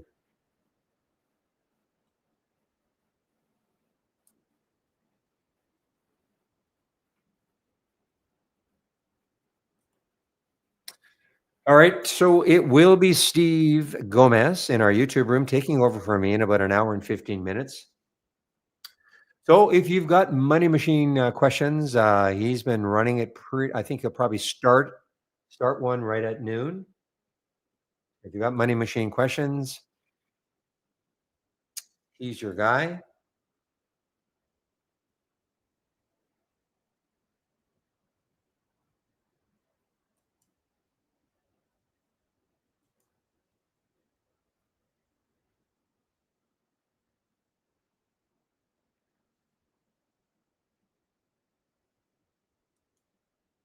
Well, serve now. Okay, serve is interesting now. Perhaps it's you see how it's turned orange. It's flattened out and it's turned orange. Okay, on the 2-minute chart underneath the whole number. The VWAP is far enough away.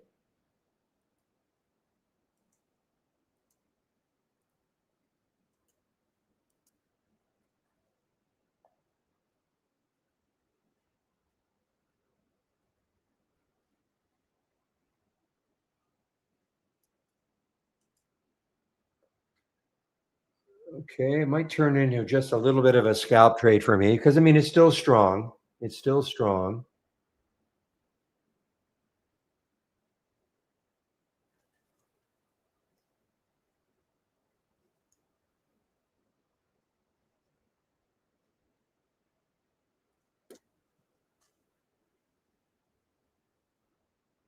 $126. Okay, 126,000. Okay, William, with a high of Bitcoin.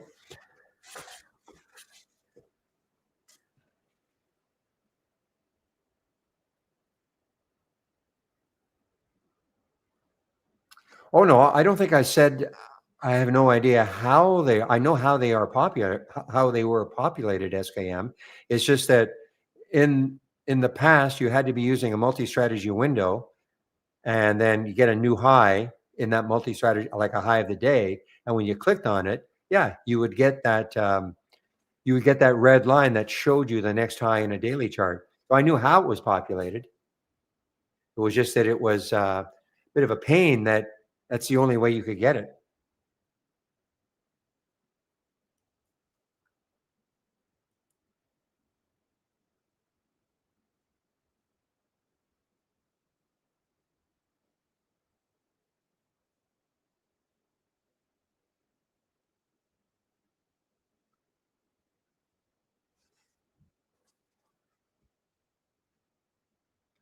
Okay, well, that booted me out of my serve short, guy. So basically, not quite flat.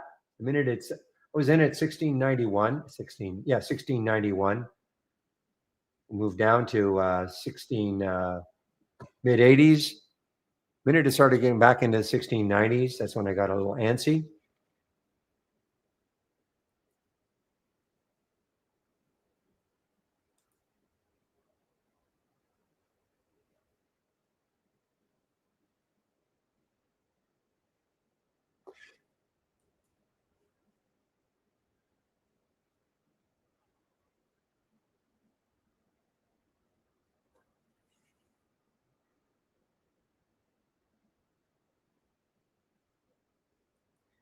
The problem is, to generate them, you have it. The stock when you click on the stock, now you can get it from these, but the stock has to be at the high of the day.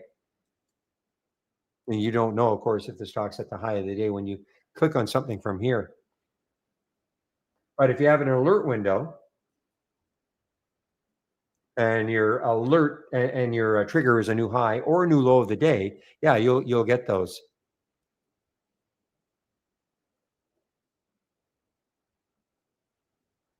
What is difference is I don't recall seeing the support line. All I remember seeing is the alert line when it's up. I'm not. I mean, it's possible it used to show up on a new low of the day and see that red line underneath. I just can't remember.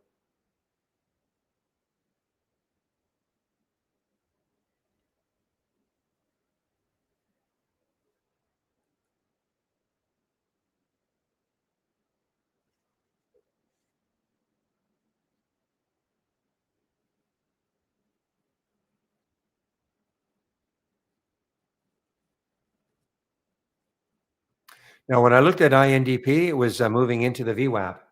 Yeah, look what happened. Got into the VWAP, and the VWAP, as we speak anyway, looks like it's trying to act as support. That purple line got into it, popped off it. VWAP's around 457.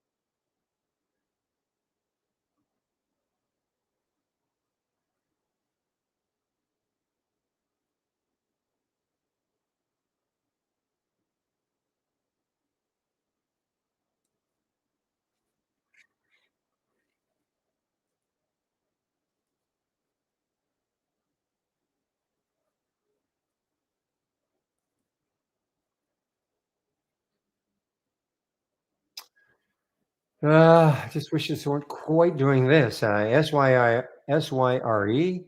Well, let's take a look at it on the weekly chart. Can we see anything? Can't see anything there. This is starting to run though. SYRE on the monthly chart. The next time, man, it's got room. I mean, almost 21. So it's got room. Oops, wait a minute. Is that a high there that has not been taken? Yeah, took that high out 1920. So on a monthly chart, anyway, it's got some room to 21. I'm not saying it's getting there, but that's about $1.80 away, and that is SYRE. Any news on that one? Let's take a look if there's any news on SYRE. Definitely bucking the trend of the overall market.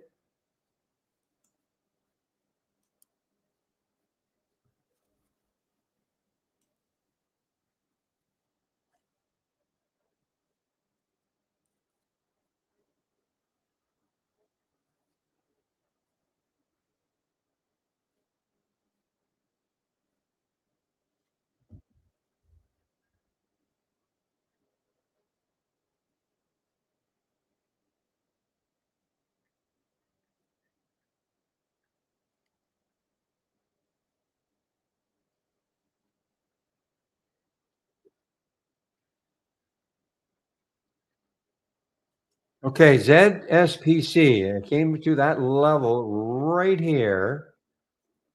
Back to my daily chart. Okay, so that's a big level if it can get through it.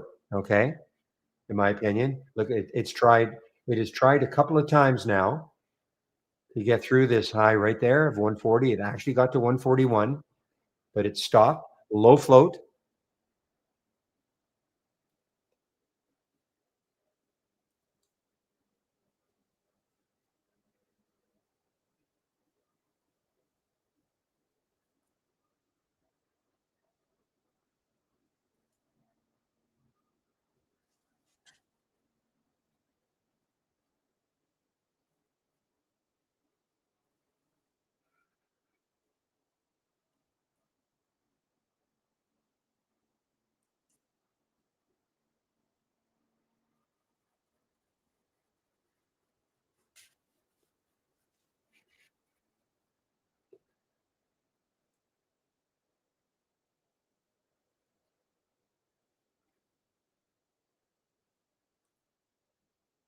Interesting. This is shortable for me. Tron is shortable for me at Interactive Brokers.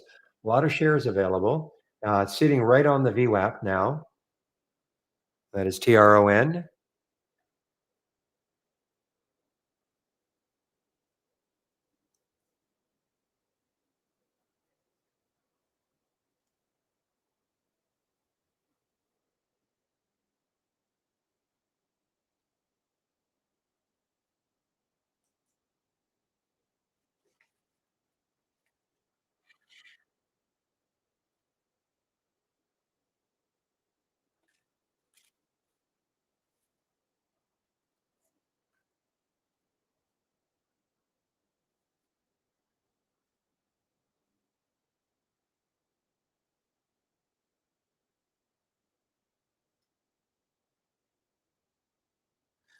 All right, another one just over the whole number, JANX.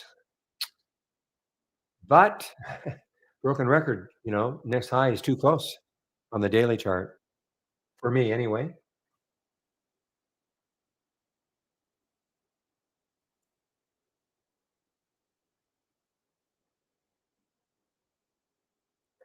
Molto bene. Let's take a look at NB. Okay, over the whole number.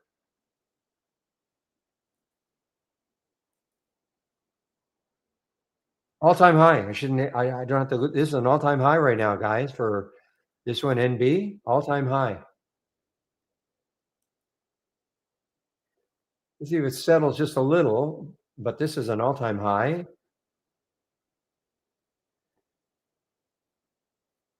Okay, so this is rare earth. This is a rare earth. This is a rare earth play, guys. Niobium, scandium, and titanium.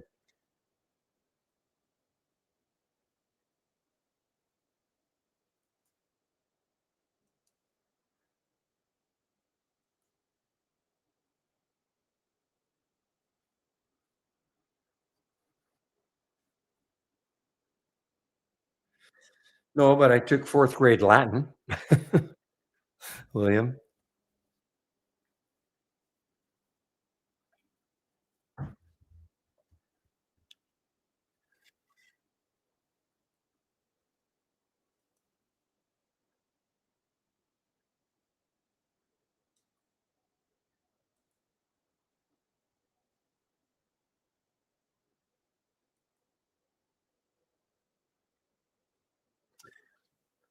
Okay, can this just sort of?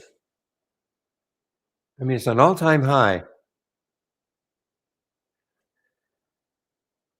Well, believe it or not, in those days, I was considered one of the smart kids, and so they said they ruddered some of us into a Latin class.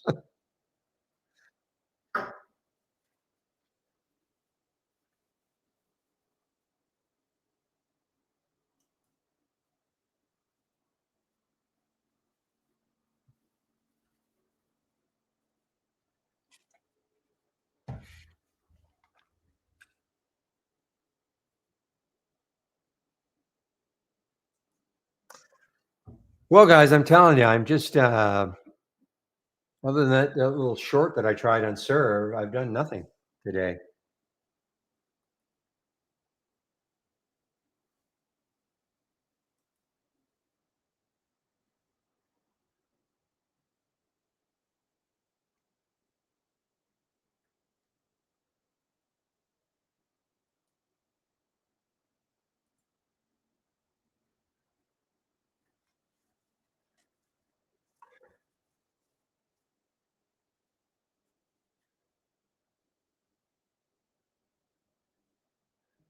Aha, yes, William.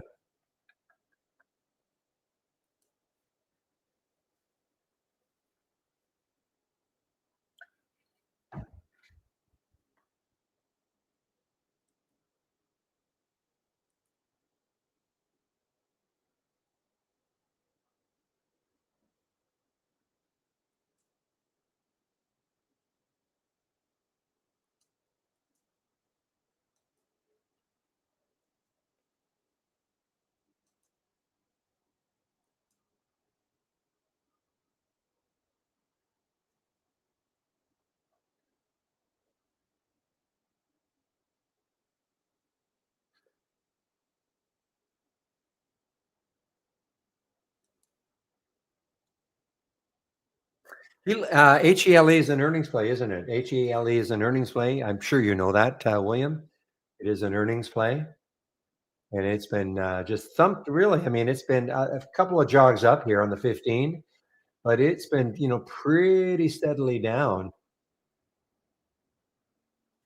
It's an earnings play. Now I see that little cell. So when I clicked on it, obviously that was the low of the day. So that little bit of maybe support, which is what I don't like, is how do you see the price? Got to be a better way. I cannot. Trying to eyeball it. Well, maybe 21.48. No, that's not right.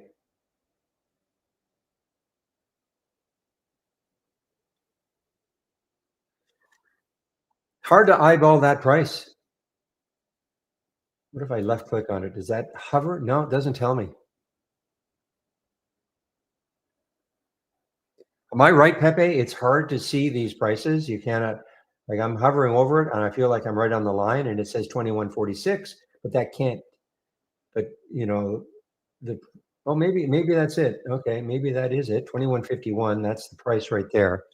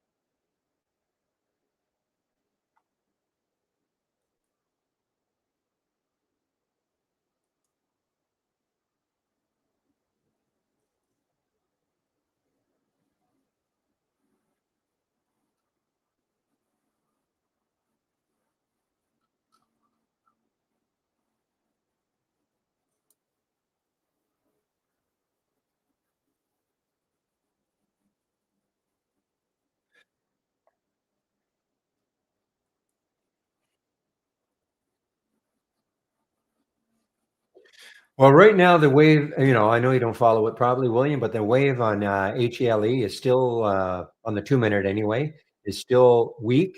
It's an orange wave, so it's still weak.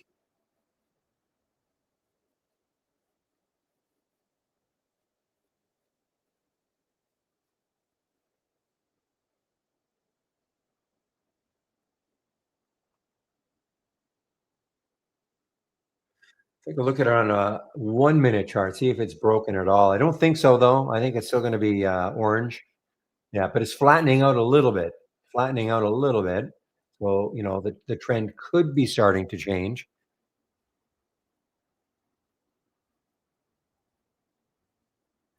Okay, guys, I've been talking about POM, POM.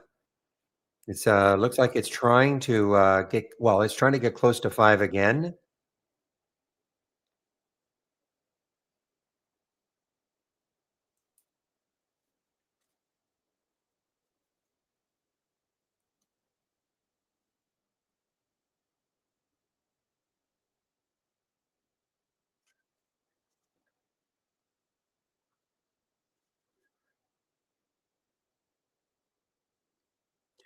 Well, thank goodness it's 11 o'clock anyway. There's the POM guys. Okay, there you see how that POM is moving. So I probably my call it my number one focus just to see if it gets over 5. Okay. IPO yesterday, IPO priced at $4, so above the IPO price. At least there's that. There is that.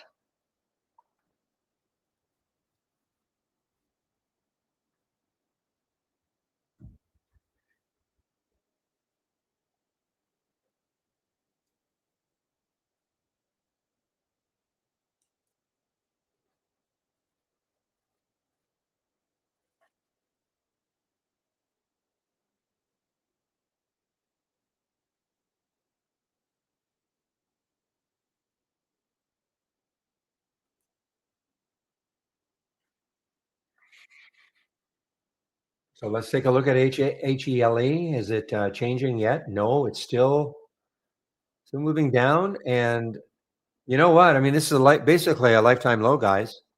HELE is basically a lifetime low. Look at the lifetime range. You see where it says in red, 0.5%. So if you had a lifetime candle for HELE, a lifetime candle, that this price here would be right at the bottom, almost right at the bottom. I mean, it's like 0.5%.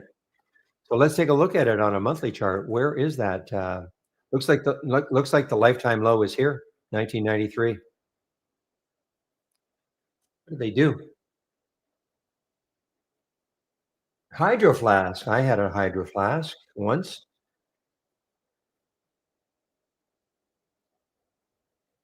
Now Vicks, are you talking like Vicks Vapor Rub? Yeah, it looks like it. That's a good product. Just looking at what they do. Honeywell, Braun, okay.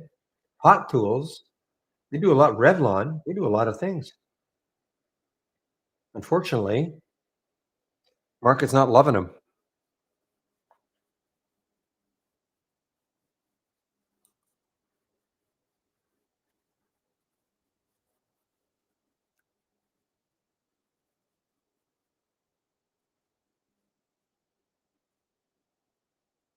Well, they definitely do cosmetics, okay, but they also have some of you may be familiar with Hydro Flask. It's a high-end thermos.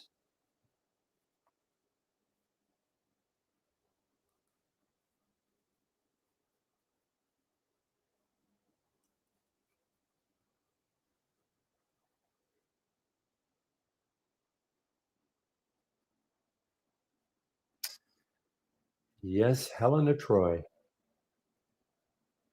See what a smart room we have here.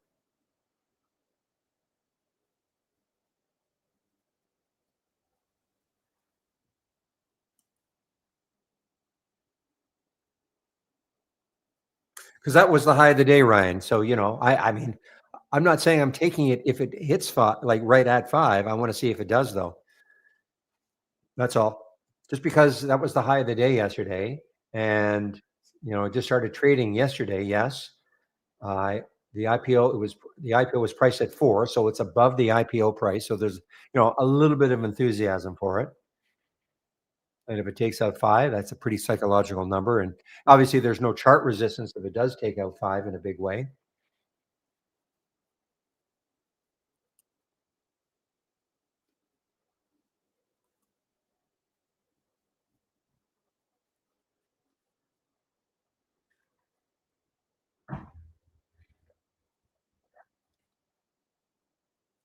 All I'm doing, just printing a price alert. Doesn't mean if it hits it, I'm taking the trade immediately. I just want to see if it gets there.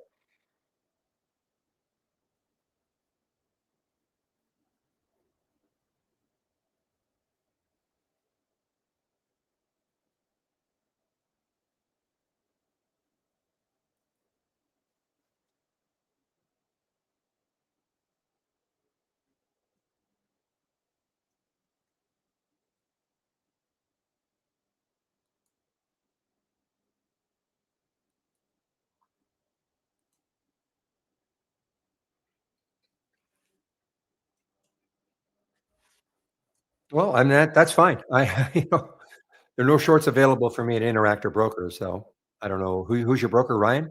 What do you have, Centerpoint or Cobra or who's the other one?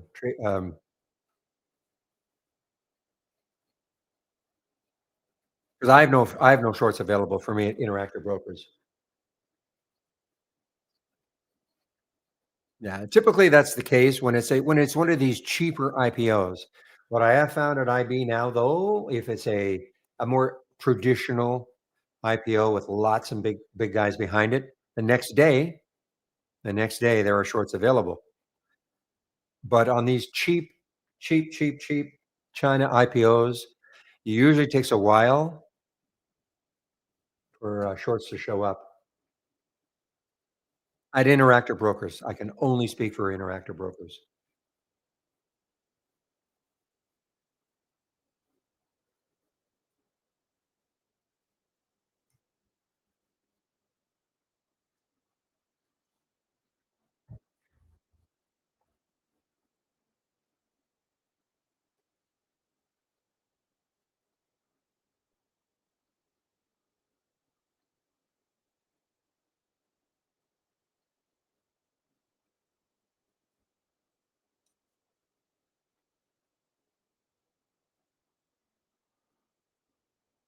You were playing a bounce, for HELE, William?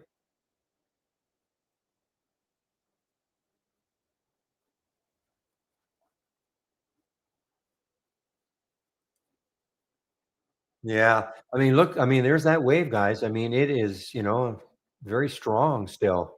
What I like about this, I wish I were in this one, is that the bars are not that wide. I can only see one bar that really got into the wave a little bit, okay? But most of these bars are just, the top of the bar is at the bottom of the wave. That's what you wanna see, and very, narrow bars. Makes it a lot easier to ride it down.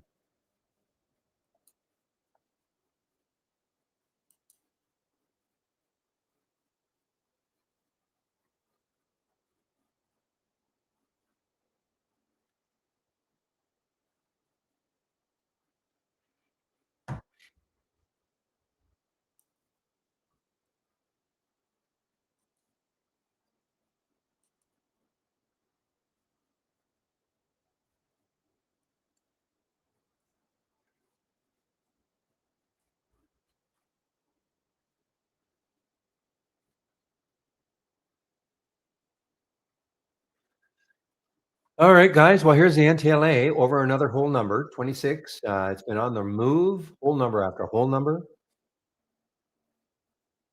getting close to that high. So maybe this will turn into a short.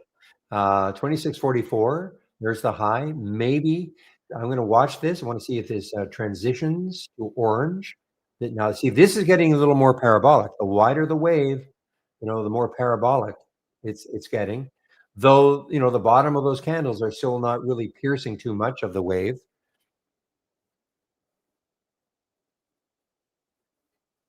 And anybody who's listening to me and wanting the wave on their chart, part of the standard service, I think it's a nice visual aid to help you keep in trades, either on the short side or the long side.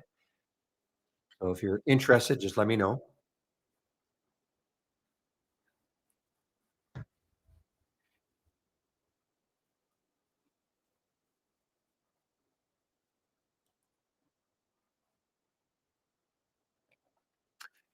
LFS is an IPO. Okay, it's not showing up here. So let's take a look. Is it just launched?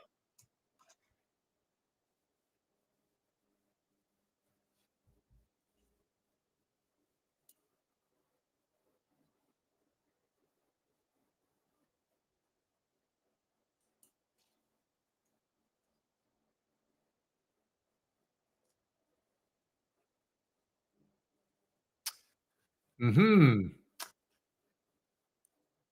So it's priced probably at 4. So right now, you see, there's not a lot of enthusiasm for it. I mean, it's underneath that 4 only at 1.25. This is very typical, okay? Very typical. Usually between 1 to 2 million shares and $4. This has been very typical. But, yeah, again, it's underneath the IPO price, so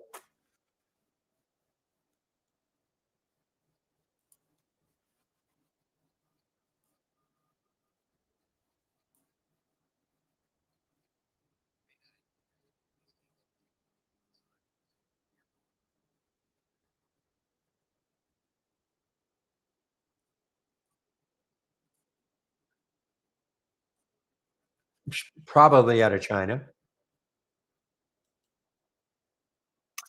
Japan, okay, Japanese, not China. Okay, so Japanese.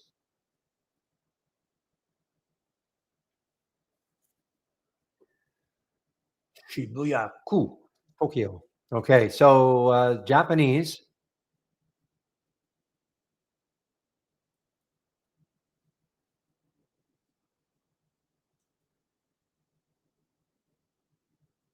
I'm getting lazy in my the IPOs. I should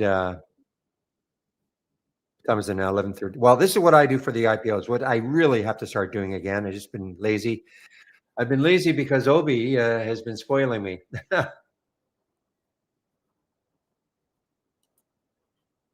let's take a look at the IPOs. Okay, so this I'm going to drop this link in. This is what I use for IPOs.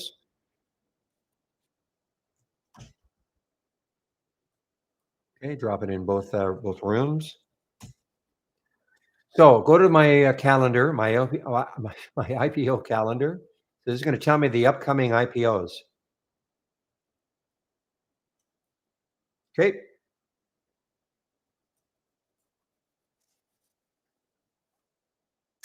So today it's price. So this one should open today. Here's ALA, some big guys behind it.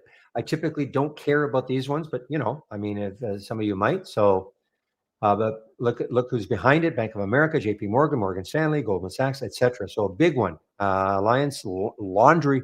Hopefully they're not laundering money, but anyway, ALH. So this is what I do. I will put ALH in on my chart. Not trading yet. I'll right click and I'll create the price alert. It's obviously going to open more than $1. And this is the key thing for me, the note section. So I want to know what the structure is. So 37, first number, 22, second number. So 37 for me, this is short form for I always put the number of shares and then the what is priced at. And then what I'll do is I'll also indicate if it's the big guys behind it, GSA plus, GS plus. Okay.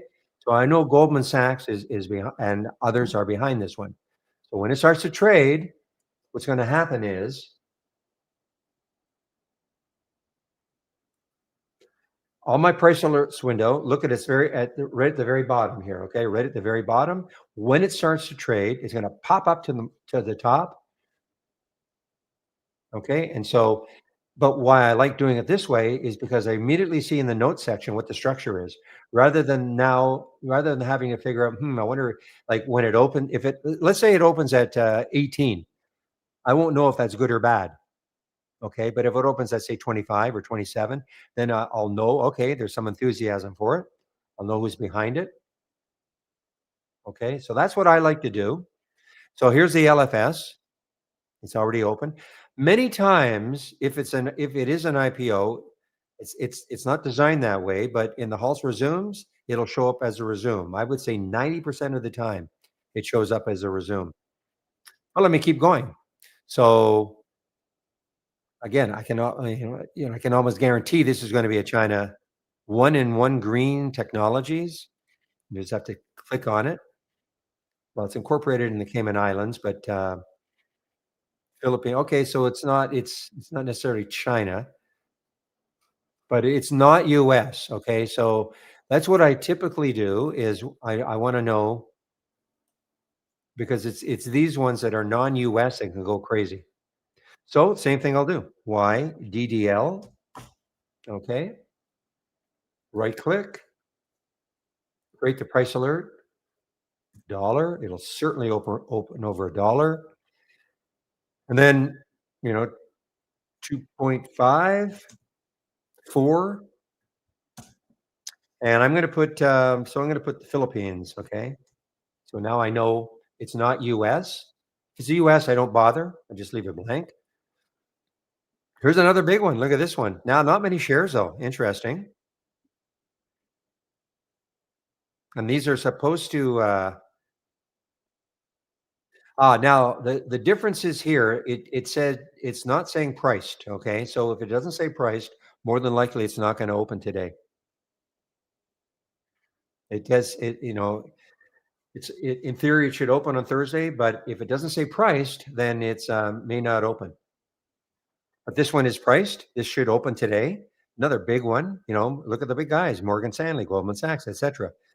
So I'll do this one, PXED. This could be interesting because it's a very low float. Not many shares. Same thing. Right click, create a price alert. $1. My notes. So 4.3 and 32. And then I'm just going to say big guys. Okay. And save it. So if it does start trading today, I'm going to know about it. This is for next week. So this is what you can do over the weekend. You just take a look at this and you can just start to create them. Okay. Here's another direct listing.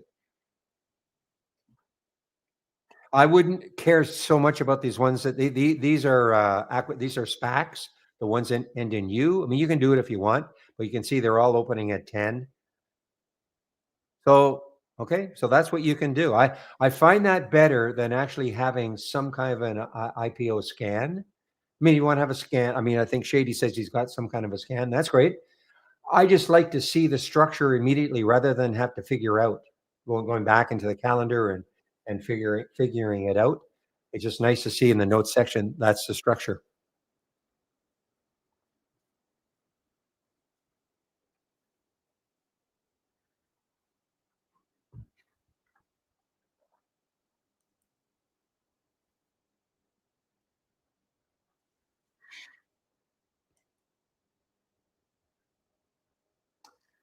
And this is kind of ugly. Look at the CCTG, guys. So this got halted on the way down.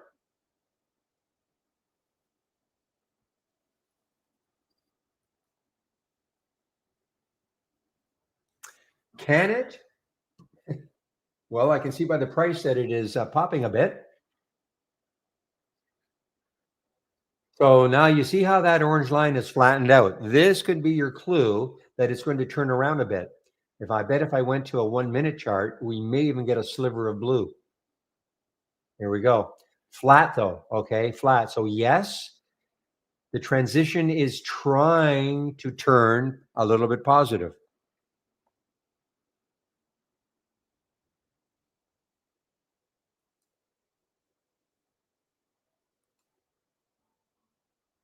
Absolutely, Jungle Jim. So the question is, can you put a sound alert on a price alert? Yep. You know how to put a price alert on any, like on an alert window? It's exactly the same.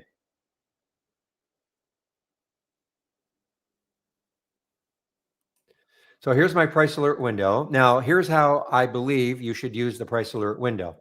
Okay, obviously you use it to create the price alerts, but I would minimize the window. You don't have to have it, even if you've got the screen space, I would not have it taking up any screen space. The reason being, when you minimize it, when the price alert hits, it'll pop up on your screen, so you won't miss it. You can also, and I do this also because sometimes I'm wandering away from my computer. Okay, so right click, go to action. So if you created one before, then it's exactly the same way. Just right click in the box, go down to actions, and then check the play sound, set up the sound. So anybody wanting to know how to put price alerts on their alert windows and price alert windows, this is how you do it. Price alerts are great. If you want text to speech, you've got you can have 2 different windows with 2 different voices, female or male. Okay, if you want the stock to be read out. And otherwise, you can go down to here and check the use custom sound and then select the sound. And we have 3 folders. These 3 folders have got price alerts in them, sounds in them. Okay. So let's say you wanted to put the cash register on. So you would left click on it to highlight it. You would open it. You can play it. And if you like the sound, then you say okay a couple of times, and then it gets attached. Okay. I'm going to cancel out, of course. Then it gets attached to the window in which you started the procedure from. Okay. From which you started the procedure. Do they still teach that? Never end a sentence in with a preposition. Do they still teach that? Anyway, so that's how you do it. Now, the idea of sound alerts is you put a different sound alert on your different windows, because now I would not have like 10 alert windows up and running. You'll never get anything done. But I have a sound alert for my price alert window. I have a sound alert for my AI. I have a sound alert for my small gap breakout. Okay. So when I hear a sound, I know which window to look at. So that's why you don't put the same sound alert on all your windows, if that makes sense. Hopefully that should make perfect sense. But that's the beauty of these sound alerts.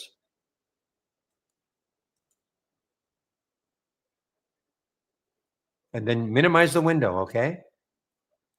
Let's demonstrate that right now. I'll put a sound alert up here, or a price alert up here. And I'll put a price alert here. Now I'm going to minimize the window, okay?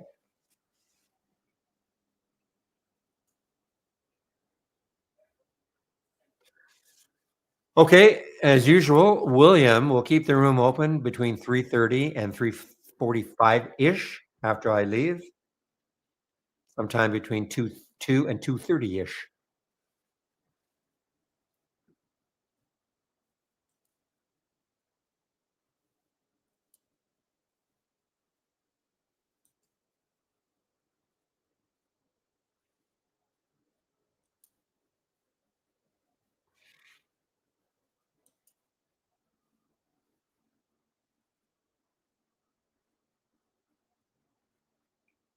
All depends on questions, guys. I'll say it every day. If you have questions for me, I'll stay almost as long as you want me to.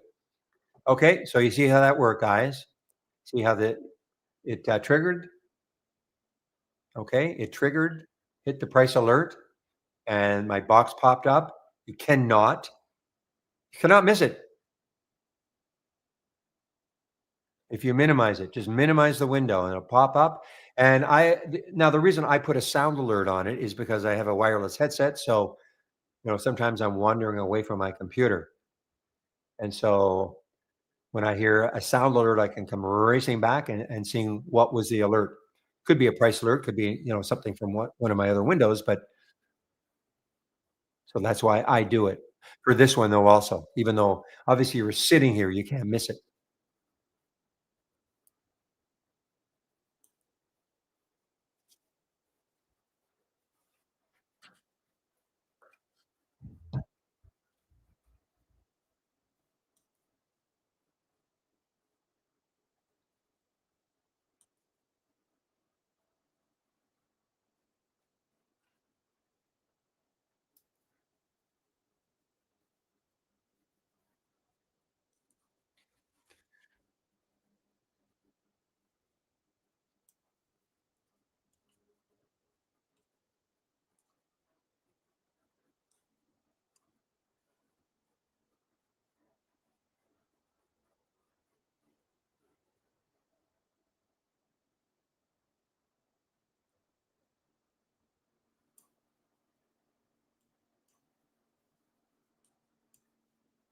Give me a moment, guys.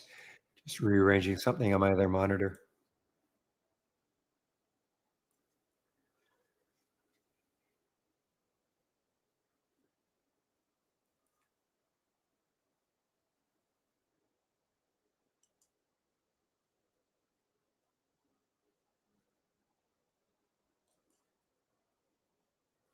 Yeah, that was a beautiful short, wasn't it, Tom? That was a nice short of serve on that top up here.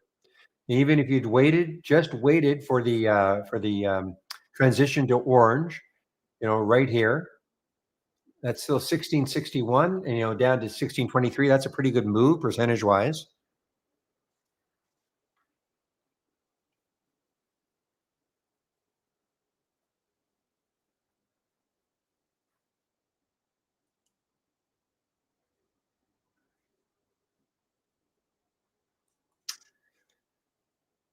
All right, guys, BSY. This is got some room. It's just over the whole number. The next high looking left is 53.37 or so. So it's got about $2 to the next high. Market is, I'd like to see the market just kind of on my side. If I'm going to take any of these, unless it has news on its own. Now, there was news yesterday on this thing, on BSY. Bentley Systems naming Kate Blanchett as the chief marketing officer.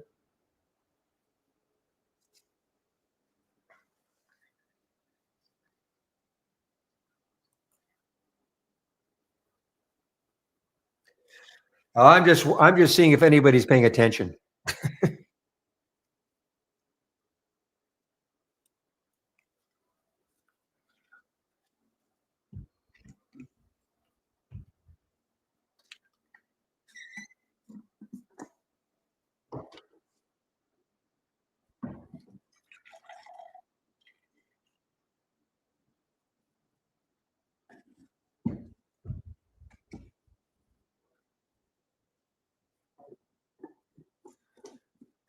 So that was the news yesterday for Bentley Systems,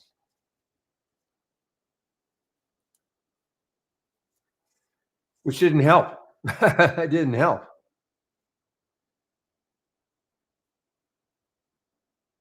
I was wondering about the suffering ego of people. You get named something and the stock craters on you.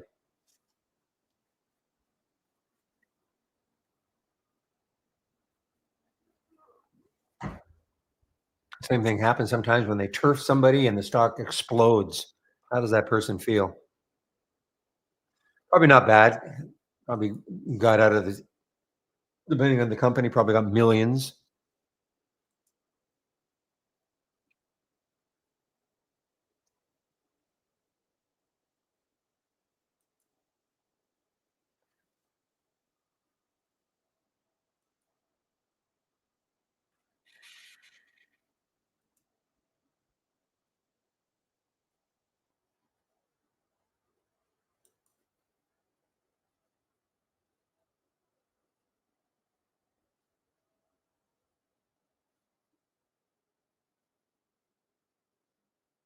All right, guys. Well, it is now 11:30, so in about half an hour, I'll be taking a break. Steve Gomez will take over from me in our YouTube room. So, a couple of things about Steve. Steve is the originator of the Trades of the Week, the free Trades of the Week that you can sign up for free.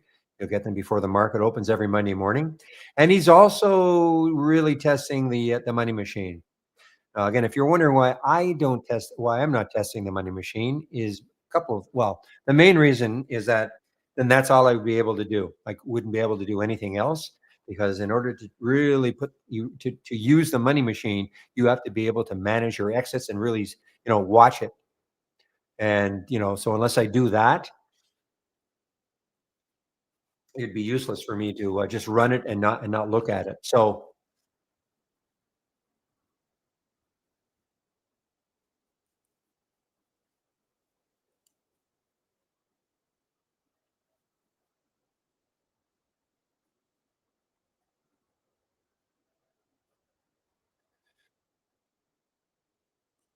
and this is kind of what I'm talking about. Let me try to run one.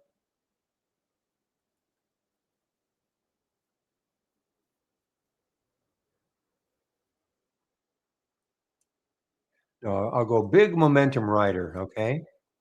You're gonna keep everything the same, so every position will be $5,000 worth, maximum of 3 positions. It's in the, paper trading account, so it all looks good. And then what should happen, I'm getting these error messages, you guys will not, okay? But what should happen, so I'm gonna start the money machine.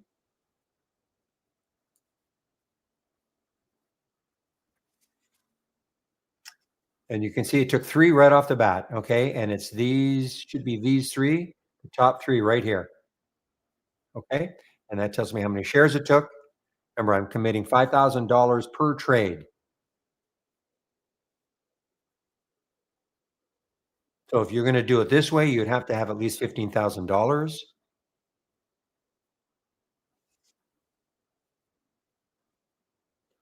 So let me just know I won't watch it, okay? And this is the problem. I won't watch it, and I'll come back in an hour and see what it looks like.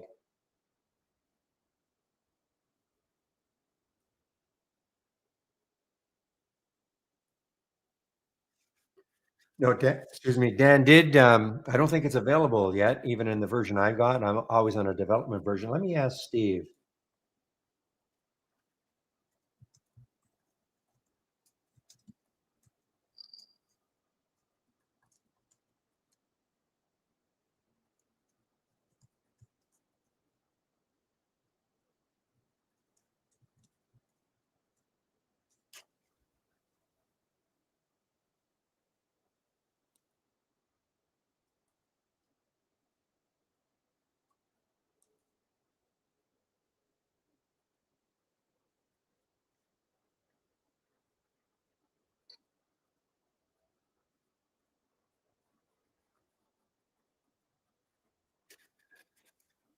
All right, guys. So what Dan was showing yesterday, though, is that you can actually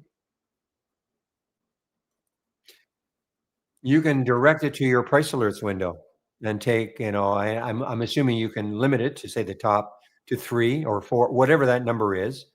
You can and it'll take them as they get activated, as they hit the price alert.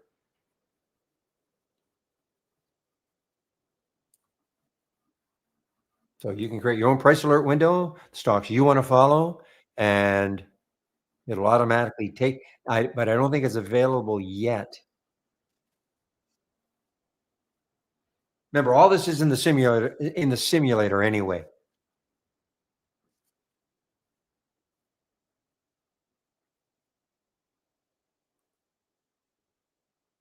Okay, so no, next build. Okay, in the next build, and I don't know if he means. I'm talking to Steve. The next development build, probably it'll be available. So be interesting to see how it works.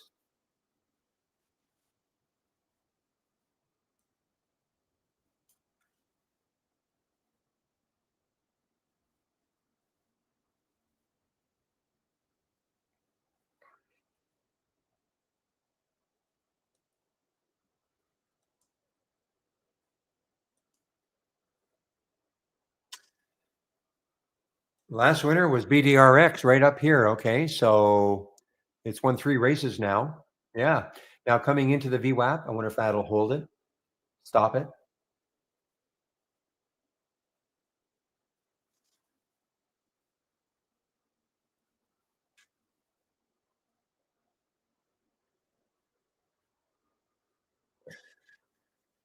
Pre-market high was way up here around 17. So, that's what traders are probably looking at.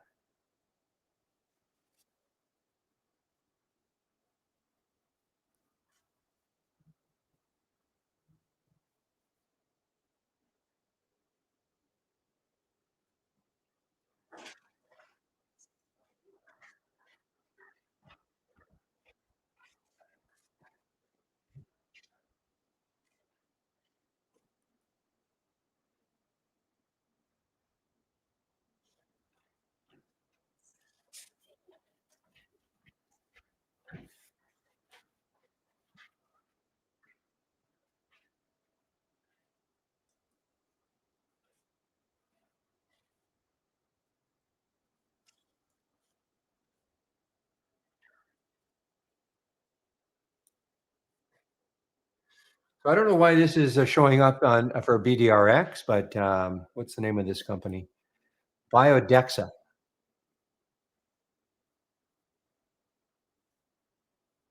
I don't know what this has got to do with this, but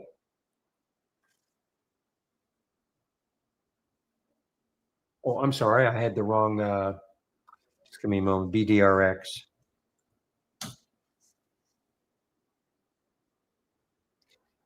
Yeah, I don't see any news on this one. It's had a great day a couple of days ago, sort of an inside day yesterday, and then the pop again today. Okay, so well, this is back in September, end of September, they raised money, $100 million.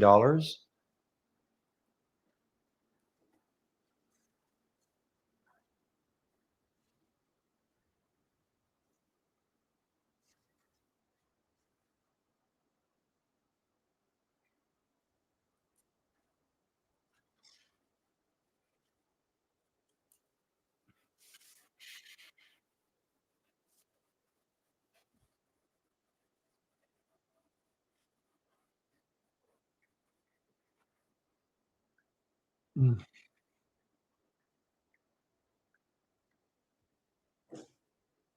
right on.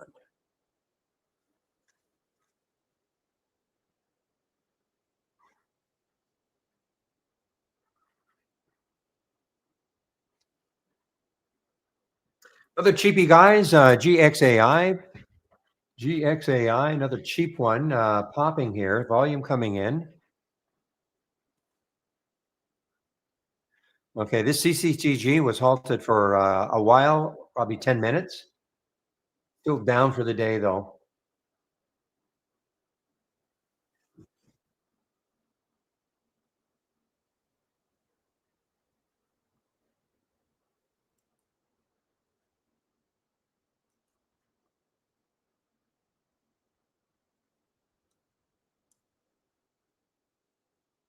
See, I would not have wanted to take this either, the CRMLW. It's some kind of a warrant.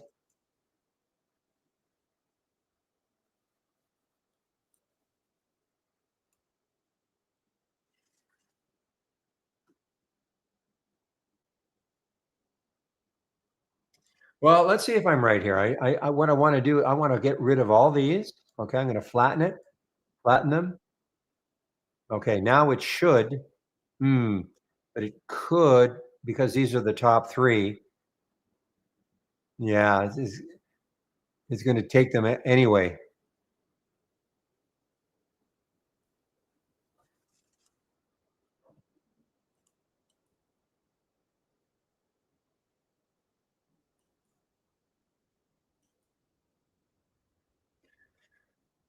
All right. Well, Shady, I know what you're looking at. I know what you're looking at, Shady. And it's not the BDRX.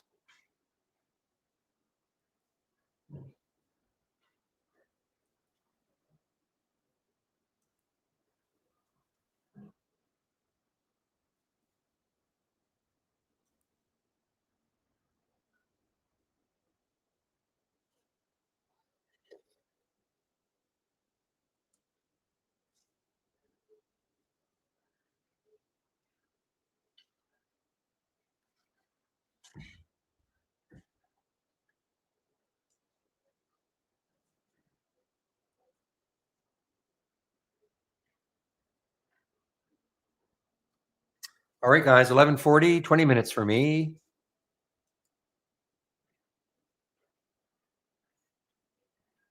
Wow, okay. I have to take a look at MBA.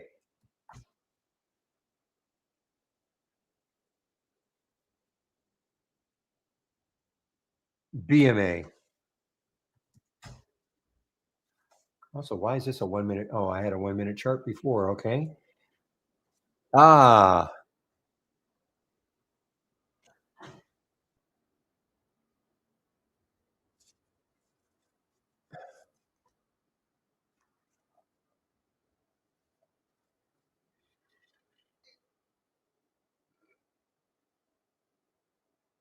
so how is Argentina doing?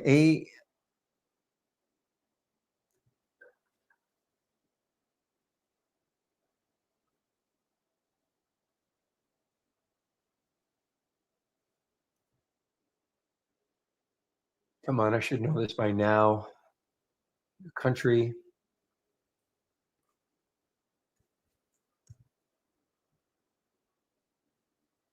So the Argentinian, so it is moving, guys. Obviously, this is moving. So this is helping virtually every Argentinian stock. Okay, so BMA actually had news for on its own too. Okay. Now maybe that's, of course, helping all the other Argentinian stocks.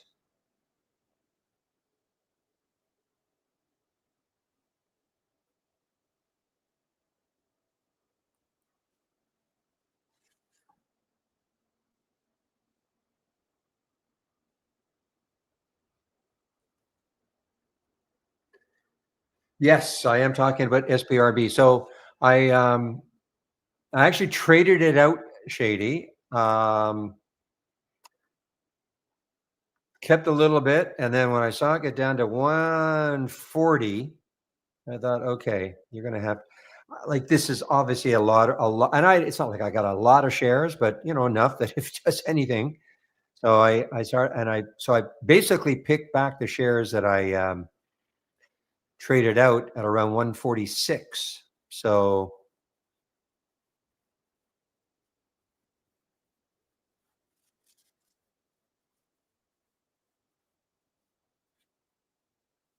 love to see it get to 200 soon.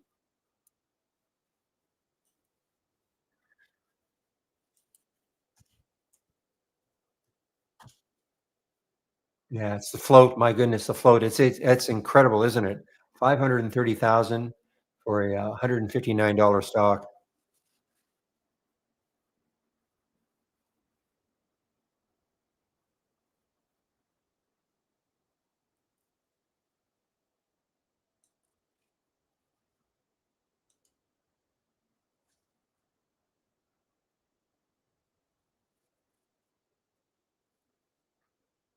Okay, guys, let's see what is happening now. The Sire SYRE. Last time I looked, this was under. This is over 20, or maybe it wasn't. No, it couldn't have been. SYRE.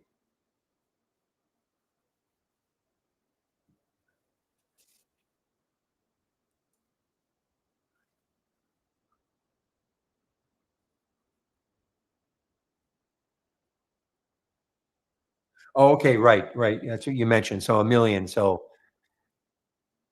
instead of 500 and whatever 30,000 I said. So a million is still ridiculously low. So that's okay.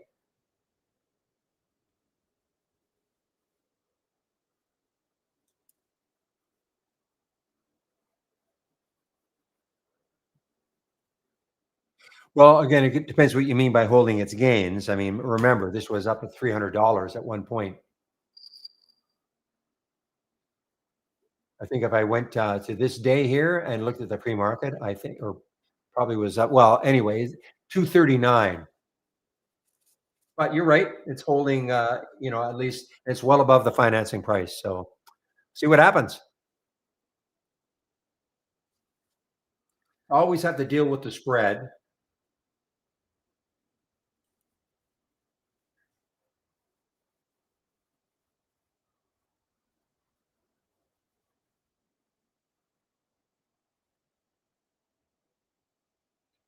Yeah, that was yesterday. That's why I got hit, but it was at $62, I think. So it was way above the financing price. $65, 62 or $65. So it's way above it.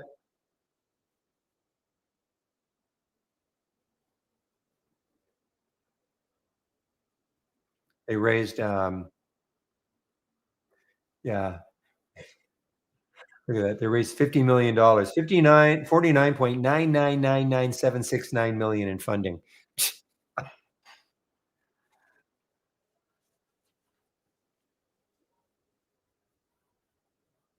Anyway, this is just a wild card for me. Often do something like this.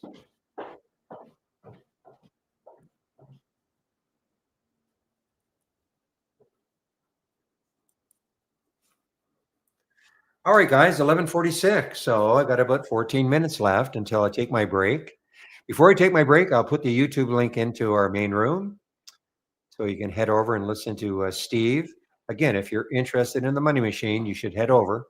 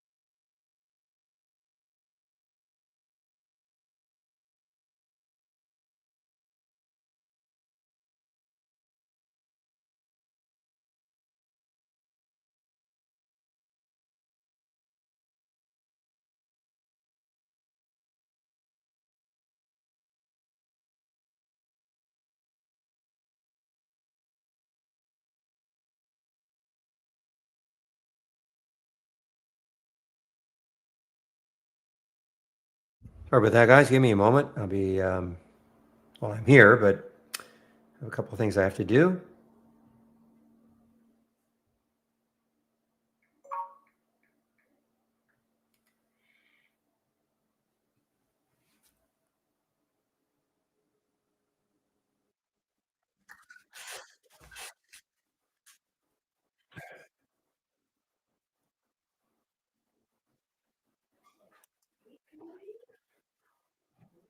Okay.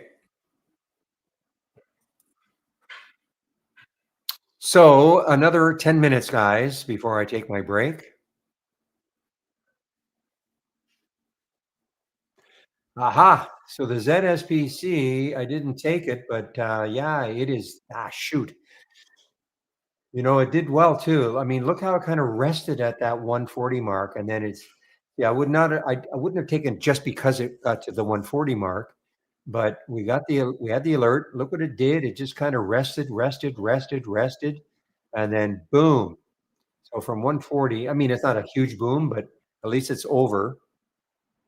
And this is from RAI. The alert was at 130.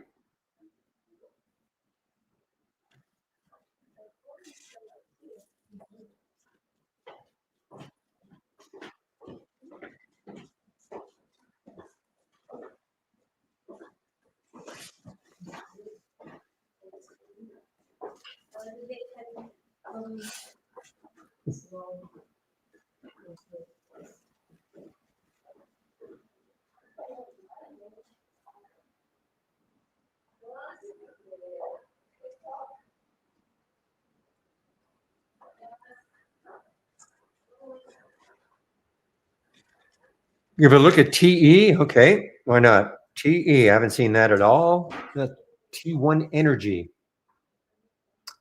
Yeah. Yeah, good volume. I haven't seen this one at all. Relative volume is good, 6.6. It's a big float. Doesn't they don't all it's a big move for that float, 17%.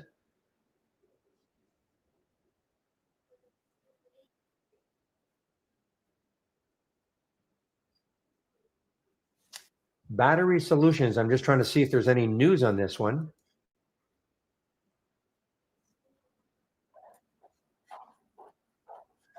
Don't see any news on it. Doesn't mean but it's moving for a reason though. That is a nice move percentage wise, and it's an all time high. Yeah, cool, all time high.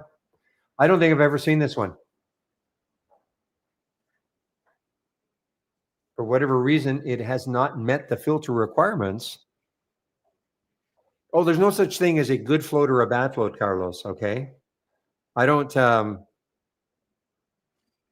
I mean, I'm just always surprised with something that has that big a float, 146 million, to move 17%. That's all. I mean, typically, the for a stock to have a big move, usually it has to have a lower float. But I don't. I mean, if a stock has a big float and it's moving, I don't. It doesn't prejudice me from not taking it just because the float might be high. Okay, makes sense.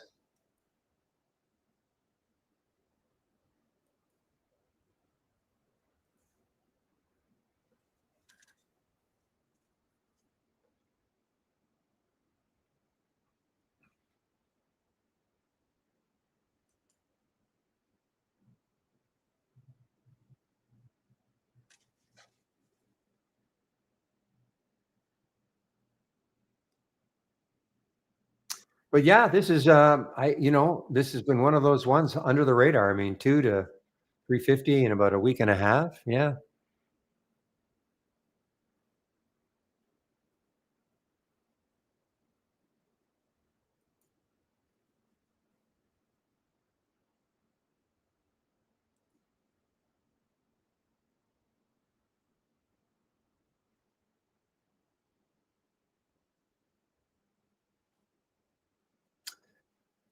You're welcome. You're welcome, Carlos from Germany.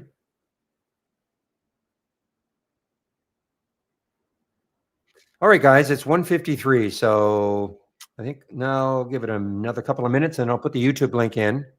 So you can head over and listen to Steve if you want to.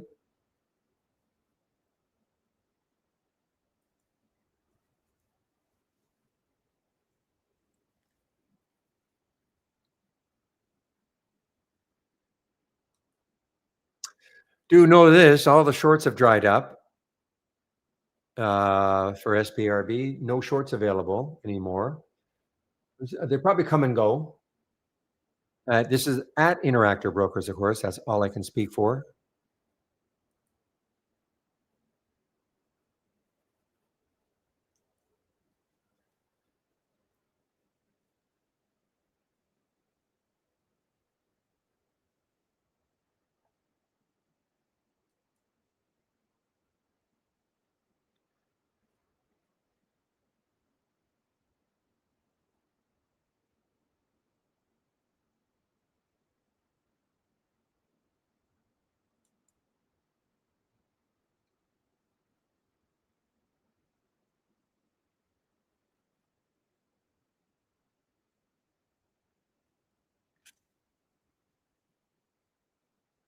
Where do I check high impact news? This is from our YouTube room. Well, I mean, I just have my Interactive Brokers. Okay, that's where I check my news intraday. It's not necessarily like the late breaking second news, but it's pretty darn good. It's just part of my service with Interactive Brokers. Okay.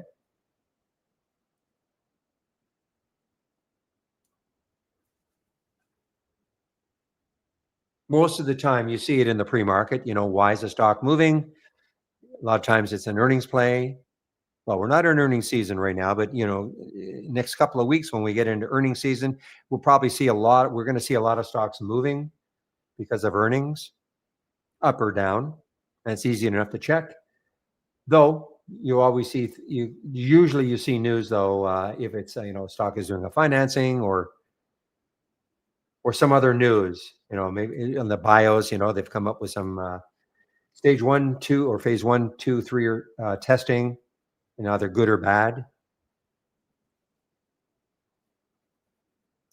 Well, but CPI is, I mean, that's sort of scheduled. The things that I'm talking to Tatya in our YouTube room. I mean, most of the things we look at, they're not affected by overall market moves. Unless you're looking at a large cap stock that has no news about it at all. It's not an earnings play. It doesn't have any negative or positive news. Sure, those stocks can be affected by the economic data that comes out. But, you can just look at an economic calendar every day to see what data is coming out and at what time.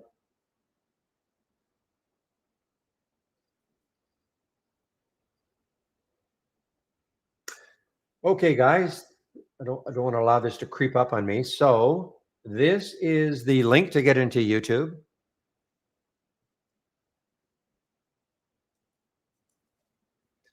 Steve is not there yet, but he'll be there and probably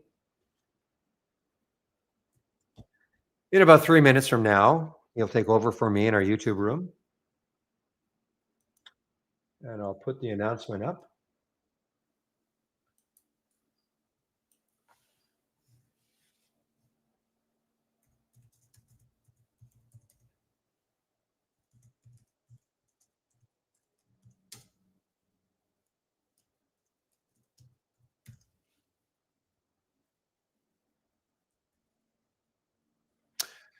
All right, so now I'm just waiting for Steve to show up. It is now 11:57 or 11:58. So in a couple of minutes, I'm sure he's going to show up in our YouTube room.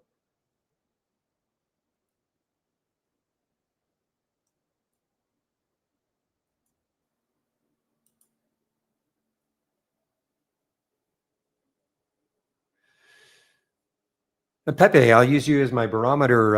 How is the sound? Even though I'm not even thinking about moving around too much. I'm sure I fade in and out a bit, but obviously not as bad as before. But I'm not really concentrating on really. So even though I'm moving around, it doesn't matter that much. Like right now, I've turned completely over to the right, looking at my other monitor. Doesn't matter that much. Cannot tell. Wow, that's good. The Holy Grail is paste. Amazing. All right. Well, I care about the events. I mean, Tatya, okay, FOMC, CPI, I mean, but certainly FOMC, I care about them. I mean, we'll always have them up and running. It's only once a month, and then the press release at 2:30. If you're in larger stocks that are going to be affected, sure. I'm generally not though, so that's why it's not a matter of not caring about them, but I'm usually not in anything that's going to be terribly affected. Okay. But if you're into large cap stocks that are more or less follow the market, of course, you've got to be aware of FOMC and CPI and all those things. What's my take on did they do a financing IREN? Boo. Just give me one moment, Steve. Yeah, what is my take on it? Well, 61.71, so it really hasn't affected it too much. It's still above the financing price, so not bad. We're talking about our IREN, Steve. All right, guys, Steve is in the YouTube room now, so I will take my break. By the way, Yiddle, YDDL just opened. Did it open over 4? And the answer is yes. So this could be crazy today, guys. Okay, YDDL just opened. It's a Japanese stock. Okay, guys, I'm going to take my break now in the main room and put myself on mute. We'll see you guys in about 1 hour. And now I can welcome you to the YouTube room, Steve. How are you doing today? Good. Thank you. I told them that you'll probably have a go at the money machine. Yeah, and I'm going to do like we always do. We're going to start from scratch. Start from scratch, okay. Yeah. And you also told me that next week we should have a beta that will include so Brad and Dan, have the price alerts. Yeah, what everybody saw yesterday that Dan was demonstrating, I don't have access to yet, but it'll be in the next build. Just adding a layer of new opportunities. I mean to say, with putting a price alert in there and having the price alert get you into the trade immediately, kind of like a buy stop. Cool. Yeah. Okay. I'll let you go, and as always, you have a meeting at 1 o'clock, right? So I'll try to today, get here. I do. Okay, I'll try to get here about 5 too. Okay, Steve. See you later. See you later. All right. Hello, everyone. Happy Thursday. Let me switch over to the YouTube so I can see the chat easier. There we go. Funky Fred, did we top out? I'm so glad you asked that. I certainly feel like it. And as people file into the room here, I'm noticing like the megaphone type pattern trades. I'm going to show you a couple stocks here, like MindMed up and back and up and back, and so we're just getting these wild gyrations, big, deep, volatile swings, big oscillations. Kodak did the same thing, I believe, to me. So yeah, these back and forth oscillations, you got to kind of be on top of it. And that's what I'm expecting, because that's what's kind of been the case the last couple of days. So these downdrafts that are occurring, if you're going to sit in stock as a swing trader and you're not going to sell, you just got to kind of accept that later in the day we'll probably find some buyers again, but we'll see. I'm going to give you guys a crazy metaphor. I was telling Andy and Brian Shannon, it feels like, we're in thin air up here because of the way the trades are just all over the place. This megaphone back and forth volatility is indicative of kind of a process of overbought. The sellers and buyers both have the same kind of conviction and euphoria. But it's just like being on top of a windy mountain peak up here. Every one of my trades is just a mess. I can't really pull decent trades out. I'm underwater today in a lot of these things. And as the market bounces, the sellers just kind of keep pouring into them. So it's just being on a mountaintop, just trying to stay out of the debris. So for that reason, Andy sent me a couple ideas. Brian sent me I've told them both, I'm doing closing positions only. Tomorrow's Friday. We're heading into a weekend. I've not been taking risk home over the last few weekends. This one is no exception. So that's it. What's working for me? There's one thing that's kind of working for me. It's this SOAR. And I think it's just nothing more than a third tier junk play on the drone plays like UMAC and ONDS, RCAT, and some of these plays have just been nutty. I'm also in UAVS, but I'm kind of trapped. I'm not going to add any more, but what I'm looking at here in the daily is the VWAP, the 10 estimate. There's just tons of support, tons of reason for support here at 240. So I'm just going to sit in that. Everything's feeling shaky, Fred, correct? And yes, I love the physical metals, Patrick. It's a nice time to be owning silver and gold. That's for sure. So anyway, if anybody is here that was sent by support that was looking for a solution or an answer or how do I get started kind of thing, you know, you guys get priority. Don't be shy. This really is the support session. And if there's no real support to be had, then I just start rambling about trading and the markets and what's going on today. You know, this is a weird IPO, this ANGX. I think some of you heard and saw like Elon was kind of bagging on Netflix and their content. And Netflix, they're recovering nicely, actually. Very interesting. A couple days ago, you couldn't say that. But this is an IPO. It's kind of a different platform that some people just might say, you know, people that canceled Netflix might come to this. That's my theory, but this 59 is my hard stop. Right? I did a video over the last weekend, by the way, and you guys will probably see it coming out. If you're on our emailing list, Stephanie's got it set and programmed. Yeah, we'll do that, NipTop.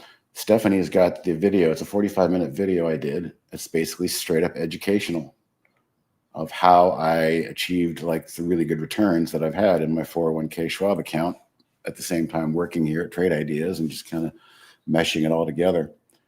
So keep an eye out for that. If you want to learn some of my methods on Sunday, the day that people are most receptive, an email might come out and I talk about a lot of the stuff I'm talking about. So as long as the chart holds up midday, I talk about in the video, I have no problem putting a stop in midday because I'm going to turn my attention to you guys now.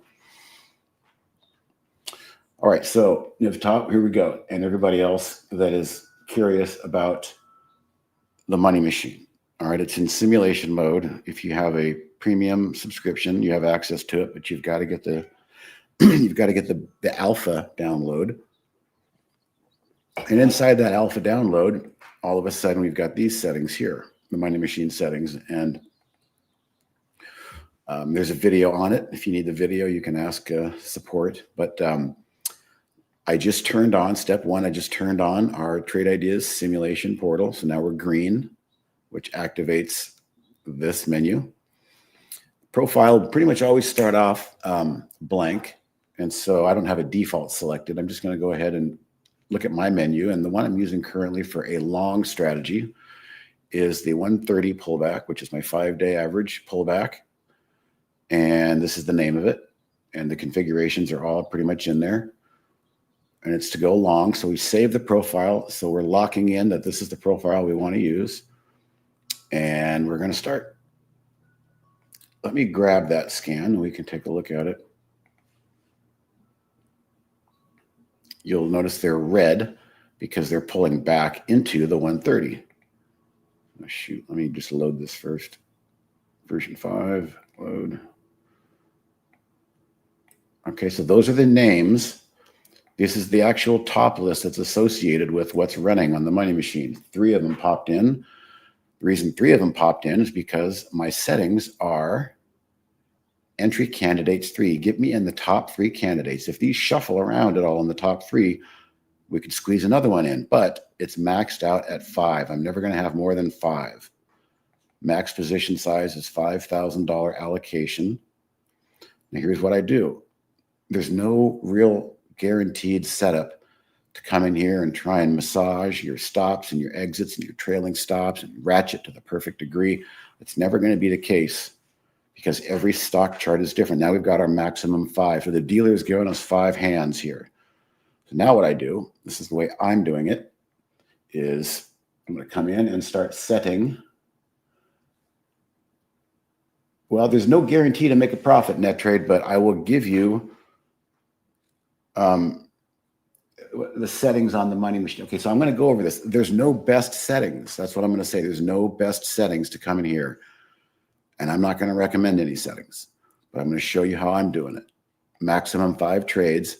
And I come in and I visually, this is step 2, visually come in and set these things up. So I look at the daily. Hey, that's a nice flag on the daily. This thing has some potential. I like this. Click the target. Sorry. Click the target. Expand the target. Okay, so as it stands, 200, we'll call it maybe 145 bucks risk. And we're going to risk 60, maybe 50 bucks to try and hit this target. So all I'm doing is I'm setting a visual risk reward. You all see that, right? Here's my risk. Here's my reward. Risking 1 to make 2 units. Doesn't matter what your units are. Let me go through all of these and set these up, and I'll look at the questions. Okay, click the target, look at the daily looks a bit overbought. I'm going to put a tight stop on this one. I'm going to zoom out, grab my tight stop. We'll risk 18 bucks to try and make, 30. And that's, you're starting to see every trade is different. There's no one right setting. And that's what I'm going to continue to preach to people.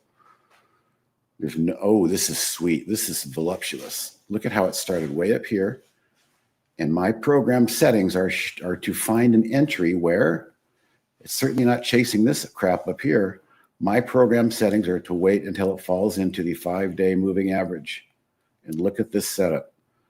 So you talk about low risk, high reward. We've got it here. We're going to go target, move it up to about 150 bucks, and we're going to risk, call it 50 bucks to make that. So here's my risk reward on this. If it breaks down below this blue line, stop me out. It's almost like a free look down here. The target, okay, we're here. Pay attention to the top. Here comes the next one. So did I do this one yet? No, there's no target as you see. So I come to the intraday. You see this? You see that green target that pops up right there? That means it needs to be set. So I'm clicking that and expanding that. Let's look at the daily. Oh, a nice flag on the daily, a nice piercing wick down below the 10 SMA. This thing has potential. We're going to risk 50 bucks to make 125 bucks. Let me find the ones I haven't set. I've set that one. Oop, that one's going to stop out, it looks like. You can give it a little bit more. No, I don't like that one. So I look over and I say, I don't like this. Let's go ahead and ask the dealer. We're going to click highlight and flatten. So this is a discretionary audible here. Now we've got room to bring one more in. So whenever this scan is set to go and a new fresh name comes in, the dealer is going to hand us a new setup. So now we've only got 4 setups working. That one's set. This one needs to be set. So I'm going to zoom out here a little bit. Look at the daily. Oh, that's a nice daily. We're bouncing off the 5-day nicely. Okay, we're going to tuck this up here. We're going to risk 40 bucks. And we're going to click. There's our green target right there. Whoever was asking that, Nivtop right there. Click the green target. And we'll risk 29 to make 62. I think we're all set now. So this is all I've been doing. Now, occasionally one might stop out, one might not, but this is a slow marinating kind of a setup. There's our new stock. The dealer just gave us a new one here. It's not that one. It must be this one. Yep, there's no target. Okay, it's resting nicely. Guys, look at how, this is why I use this moving average. In hindsight, if you go, oh, wow, if I just bought there at the 5-day moving average, well, that's what this thing is kind of programmed to do. So let's set our risk reward. Green target, click. Ooh, that's a nice, sweet, fat target there. So we'll go I think we could get a bounce up to there, perhaps 190. We'll risk $60 to make 190. Now, ideally, slowly, these are going to start turning green for me as these trades start to work. Also, remember, we're losing the spread. And this is like, we're setting the bar as low as we possibly can for your P&L, because I know everybody wants to look at their P&L, but you can't get caught up on the fact that, hey, we lost the spread on these stocks, because I want to tell you this. Remember, we're in simulation mode. You probably are likely in live mode. When we get to live mode, these orders are probably going to be routed through a smart router, and you're probably going to get midpoints. You're going to get the distance between the spread. Whereas now we're losing the spread every single time. So if it's a 5-cent spread on some of these stocks, you're down 5 cents. But when we go to live, the slippage won't be as bad. You'll be getting more midpoints. And I know that's going to happen. So that's why we're kind of setting the bar very low. If we had turned around and said, oh, hey, look at that, you're going to make the spread every time, they would be giving false confidence and hope. And that's not the concept of the simulator. We want to try and simulate, the worst case possible and figure out how to navigate it. All right, there are so many strategies and configurations. Is there a site that has back tested them to filter? Well, that's what we're kind of in the process of right now. Behind the scenes, I'm handing Brad these strategies. Andy and Chris have a couple good strategies. And so Brad is kind of compiling these. And in the next build, you're likely going to just see what you're asking for right there in the drop-down menu. Because if you don't have your own stuff in here, there's no point in coming into the money machine and having blank profiles. You'll click in and you'll probably see 5 or 6 ideas. And these are the ideas that we are internally testing right now. This being one of them, a nice slow pullback strategy that I designed this because I don't want people to get in trouble. One of the first things that people do when they get trade ideas is they go, okay, so the Doc channel bar. All right, where's the action? Explosive winners. I want to be in the explosive winners.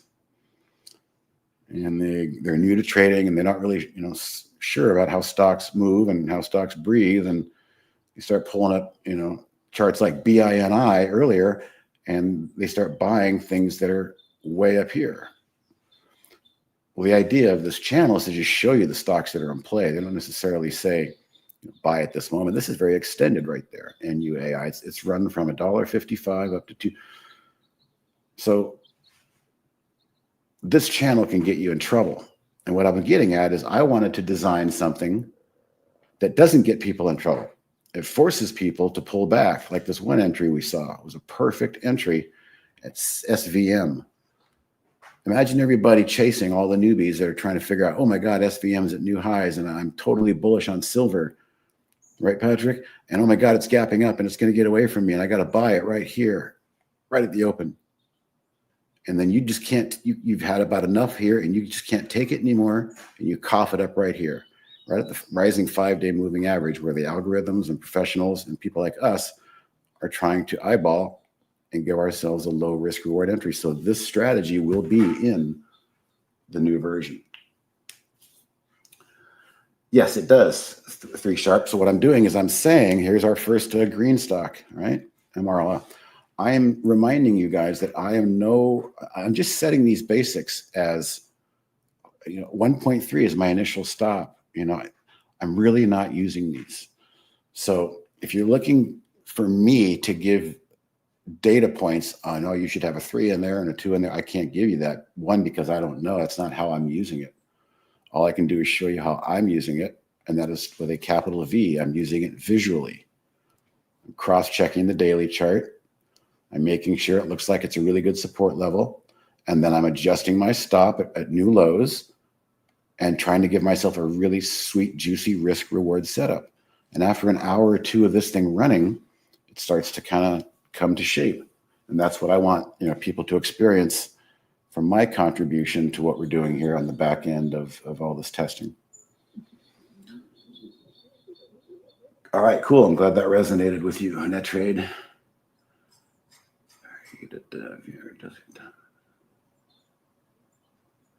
So yeah, to circle back, 3Sharp, that's your basis. This is your basis. If you didn't come in and do these click target and adjust and do all, then you're just going to default to, okay, well, we're going to hope it goes higher. And then as it goes higher, we're going to ratchet up the trailing stop. And I'd rather just put my target out there, put my stop out there, and keep it. This is, to me, it keeps it as simple as possible. Now that's not going to work for everybody.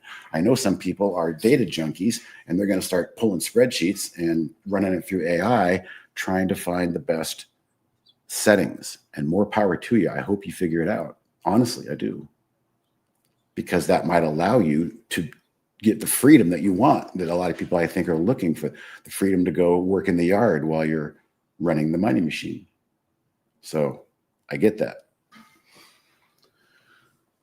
Is there a way to set it up where it's buying and selling Momo stocks based solely on the fastest moving stocks? Well, it's kind of what I was just talking about. There will be a strategy that's coming out, but it's not going to be coming from me. That's why I did that brief little demonstration on pulling up the Explosive Winners channel. And a lot of those stocks have already run. And the biggest mistake that newbies make is buying a stock after it's run, period. It's just the number one, hands down. So you've got to learn to identify what stocks are in play, but know that there's going to be a time and a place during the day to maybe take a chance. And this SVM is a perfect example of that.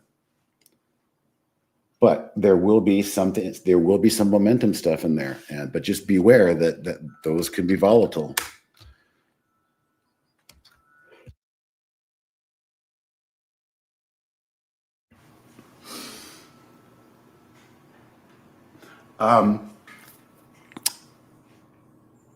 When the money machine enters and exits a stock, can it make a sound? That's a good question. Let me pose that to the right person right now.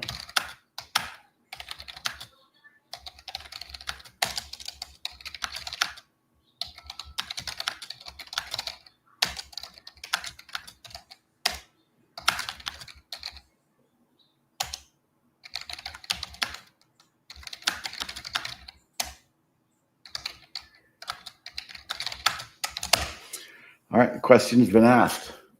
We'll see what he says.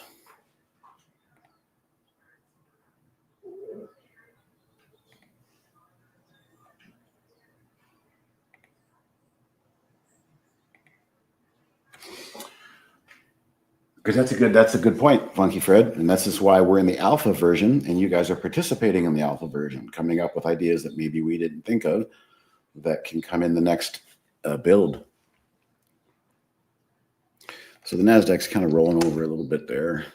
Spiders too. And I'm seeing a lot of red come through my tickers. Yep. Oh, this UABS is hurting me. I'm going to stay with it though. I'm going to trust the daily. Sometimes it takes 3 days of red on the daily. It's just a perfect pivot point. Let me get rid of some of that stuff. So I'm watching this. This is probably my worst case scenario right there. But I feel like this is the anchored VWAP that it broke out from. And when you have a major breakout, oftentimes it literally wants to come back and kiss it and then hopefully go. So I'll sit through a loser on this one. I entered it too early. I chased it on the open. This is why I hate chasing stuff on the open.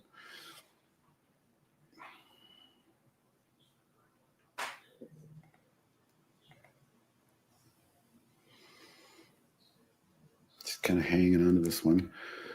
But for the moment, S&Ps and NASDAQ, they don't look very good right here in the S&Ps. We're getting that pinch play. We're getting pinched between the 10 SMA and the 5-day. I don't like that. I'm going to show you something. Okay. Funky Fred, the best opinion of what market health. Anything above the 50-day, which is the blue line here on the daily. So we're well above. We're very healthy, but that's a big drop to get to that level. And then on the intraday, I use this blue line, same color, same concept, health. So as I'm watching this pinch play here, If we break down, then we've lost the health on the interim, on the 15-minute chart, but we're still very healthy on the daily chart. But this market's been kind of riding the 5-day moving average higher. Here's what concerns me. And this is old school. So we take a chart and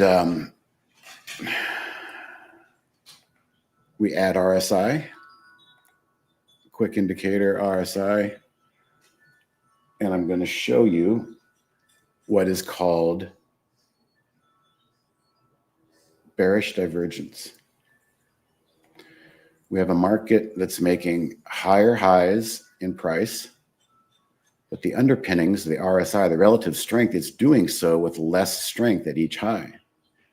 That's called, it's diverging. The underpinnings of the market are making new highs with less oomph each time. These are 3 lower peaks, believe it or not, as the market moves higher. This concerns me. This makes me want to go home and cash almost every night, because the worst possible reversal is not an intraday reversal. It's a thief in the night that gaps down significantly and then just hits the sell button from the open. Those hurt so bad. That's a rug pull. And being involved in a rug pull is not fun if you've got a lot of heavy risk on. I don't know if I expect, I started talking to myself, maybe miners should go up and defense stocks should go up and gold maybe is a different story, but trying to figure out where the rotation is going to go if the market starts to sell off, in terms of, there's always a bull market somewhere. And that's true. There's always some money flow that goes somewhere. But, my dad traded, and I kind of learned a lot from him. And he told me, he said, when the truck comes to take everyone, they take the pretty ones too. They take them all. And a stock is a stock, and equity is an equity. And it's the same asset class, regardless of if it's a energy stock or a mining stock or a tech stock. When the market breaks, when the rug gets pulled, they take all of them. There's no hiding. The only way to really hide is to go to cash. And that's why I say cash is a position. And that will be my position over the weekend, because I'm not going to stick around for a thief in the night rug pull. And I'm not predicting it, but this really concerns me. Again, higher highs in price and lower highs in relative strength. There's a better line right there. All right, let's check in on the money machine. We've turned our back on it for a moment. It's still kind of just hanging in there. They're not really bouncing, but the market's not really helping unless we get unless these NASDAQs push above 610, our money machine might just falter. Now, I have an inverse setting for this. When and if the market does break, it does the exact opposite. It looks to sell things at the 5-day moving average from underneath as a short sell. But I haven't turned that on today, because if I did that, one good market bounce and that strategy that I selected would not work. So as you can see, it really does come down to strategy selection. 1, your direction, and 2, are you going to be chasing new highs with volatility, or are you going to be looking to bid into slow pullbacks?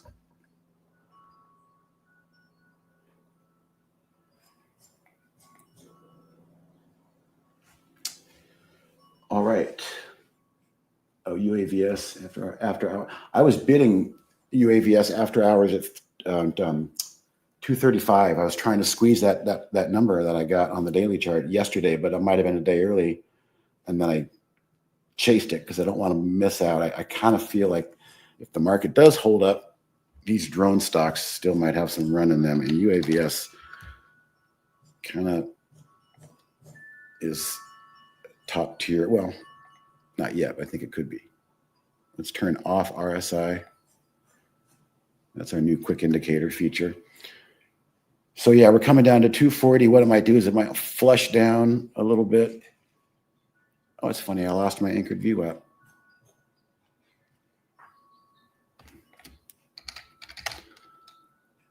There it is. I guess I have to type it. That's good to know. The sentiment feels frothy. I agree, Fred. The air is so thin up here. It's like, an airplane has a hard time maneuvering because the air is so thin. It doesn't really turn on a dime. It's real sloppy. What do I think of Bitcoin and crypto? Let's go to the daily. I'm a bull all across the board, 100% on gold, silver, crypto, anything that's not fiat US dollar. But my bias is the X family, which is the ISO 200. I'll write that down for those of you that want to run this through AI. I recommend it. ISO 20022. I think that's it. ISO 2002. Anyway, that is the new messaging system globally for digital currencies transporting from country to country. And if you think about the whole tariff thing, how's that money going to transfer around? It's not going to be coming through the SWIFT system with wires. It's going to be coming through digital currency and then settling with stable coins. So I am not a Bitcoin maxi. I like Bitcoin. It's like digital gold. It's a store of value. It's obviously the winner. It looks like it's consolidating here. Might want to push higher. But you can't use Bitcoin for transactions and making payments, and even peer-to-peer. Like now we use Venmo and Zelle. Well, in the future, we might use what's called XLM. And I pull out my ledger and I send it to your ledger, and there's no bank in between. That's the future, I believe. And again, it's ISO 200. Let's make sure that's right. Let's do this together. What is, let's see. What is ISO 20022? I think that's it.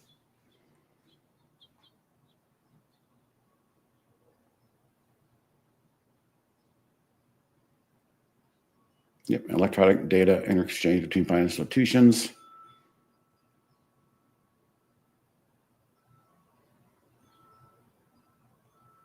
It allows banks and payment systems around the world, pretty much everything I've been saying. So I'm not going to go through all this. This is the main thing, though. SWIFT is trying to catch up, but they can't. And currently, SWIFT takes 3 days, 4 days to get your money overseas, whereas XRP from Ripple, using the XRP ledger and the RLUSD stablecoin for settlement, or a digital, you can settle in anything. That's the point, and you can settle in one currency to another. But going from like yen to dollars can be done in 3 to 5 seconds.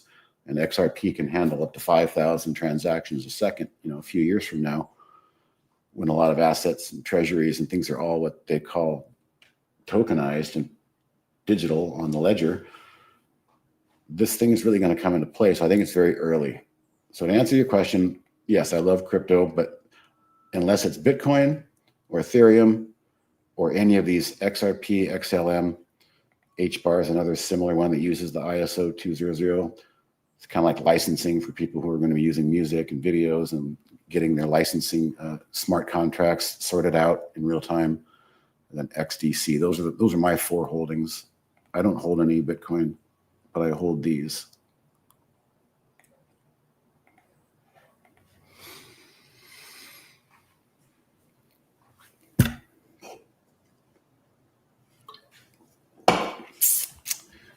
All right. That sore is just not doing anything for me.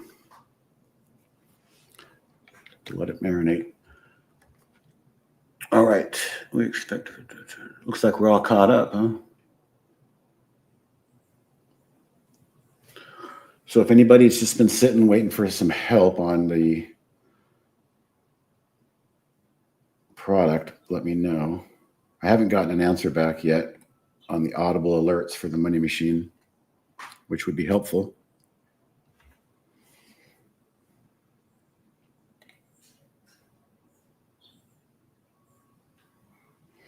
Sometimes I ask a question and he berates me for saying, we already have that. So I need to look and see.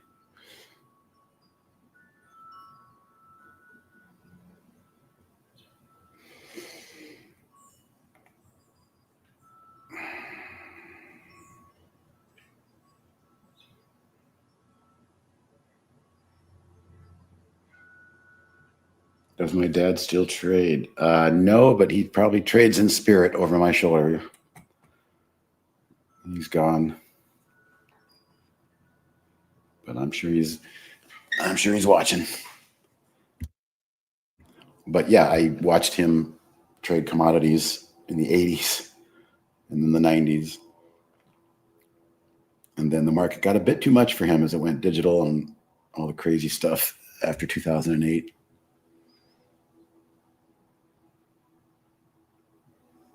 But it's definitely in my DNA.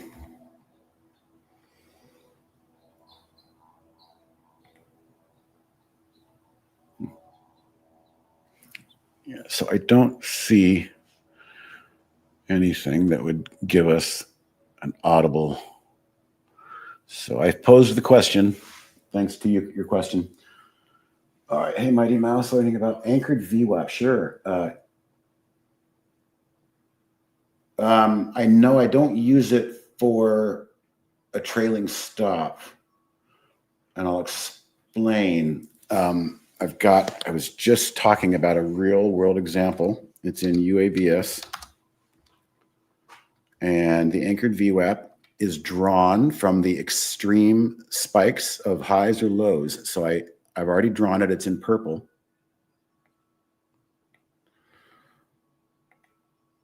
Put that on too, so we can see where UAVS has come from. It's come a long way. This thing has potential is what I'm saying.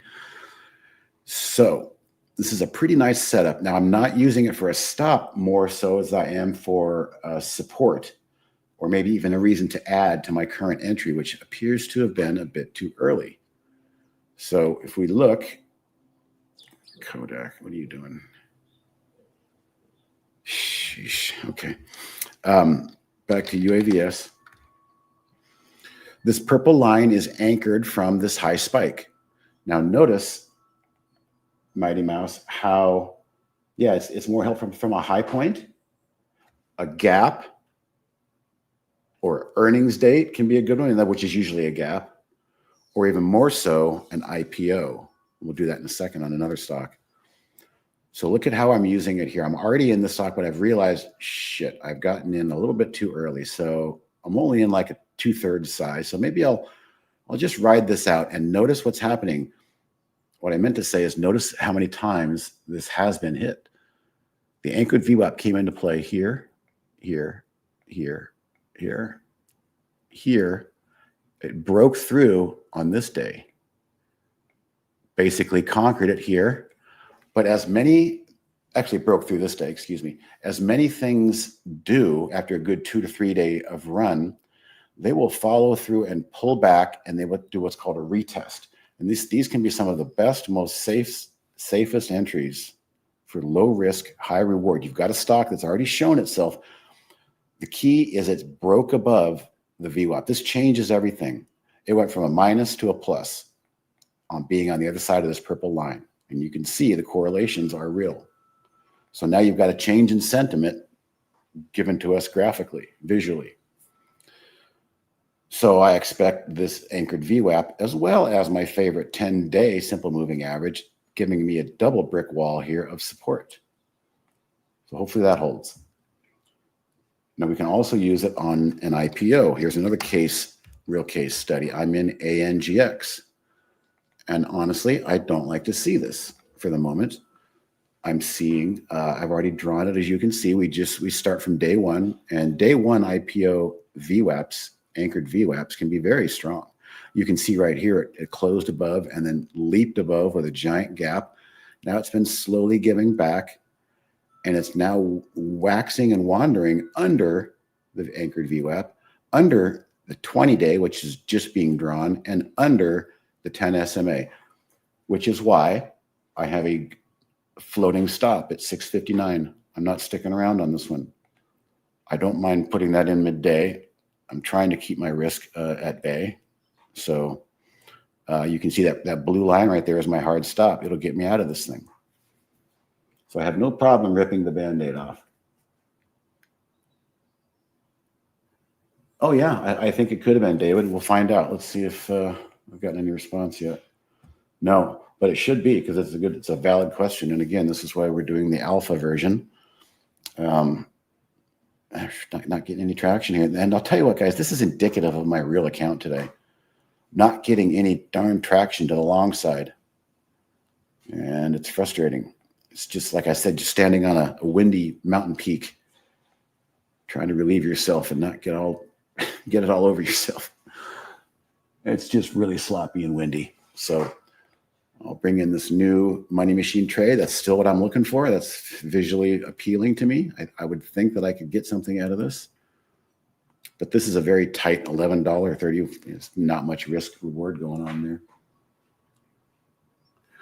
So Mighty Mouse, I use them primarily from gaps and low points and high points. That UAVS example is probably the best example I can give, because it was so prominent in how it showed the numerous attempts to get above with the rejections. Once areas of rejections become conquered, watch out. And you can ride that up, but not for long, because it might come. Oh, there's the retest right there as we speak. Coming back and retesting. And look how Trade Ideas immediately saw the red candle, and it helps us look left, and it says, hey, you might want to be aware this should be a level of support based on this wick right here. But I'm looking at this general area. We'll see if it holds. But what I'm getting at is this darn money machine is very indicative of my trades today. Trying to get things to bounce up and get into profit is literally like pulling teeth. So, yeah, I agree. Alerts would help. Agree, because I looked down and saw a new one. It would help me too. Let's see.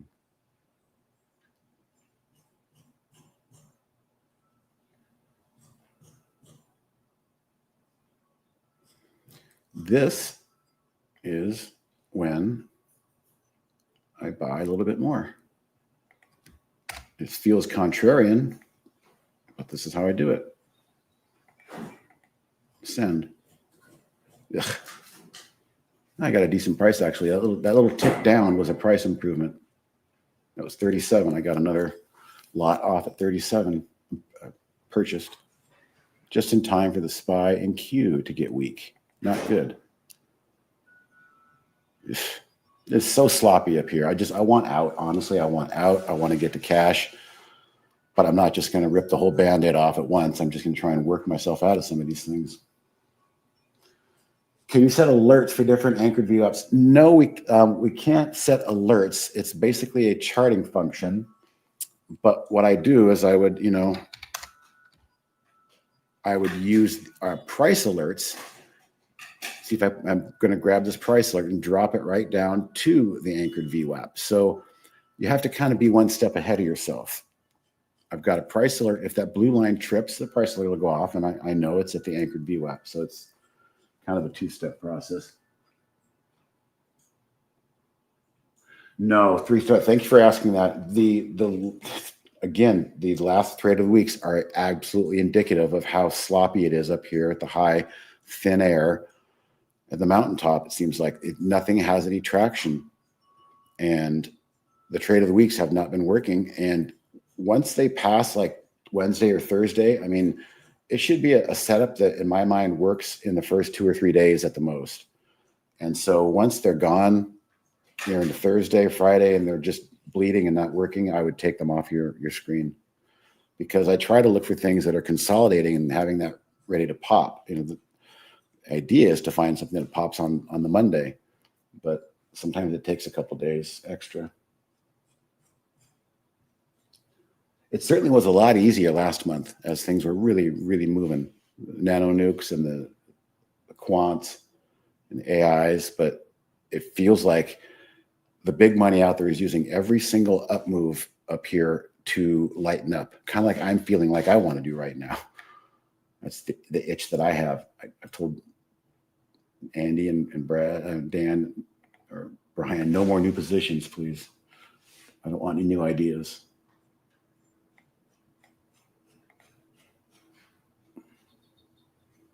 Yeah, this day is just bleeding away. I don't like it. It's just too hard to get anything to go. Nothing follows through.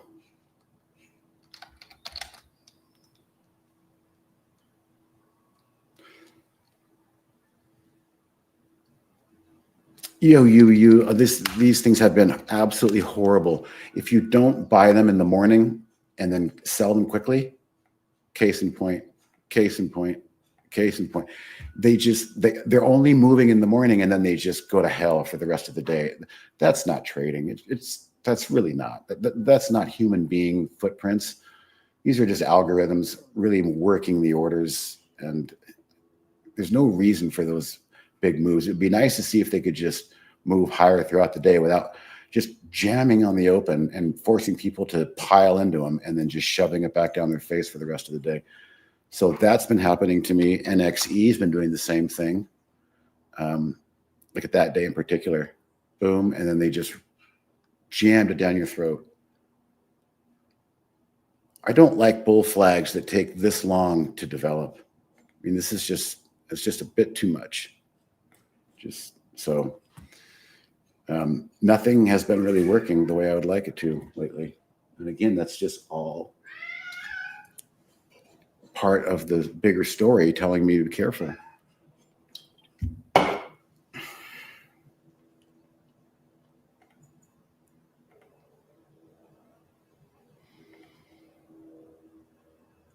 This was the only one working for me. Sore.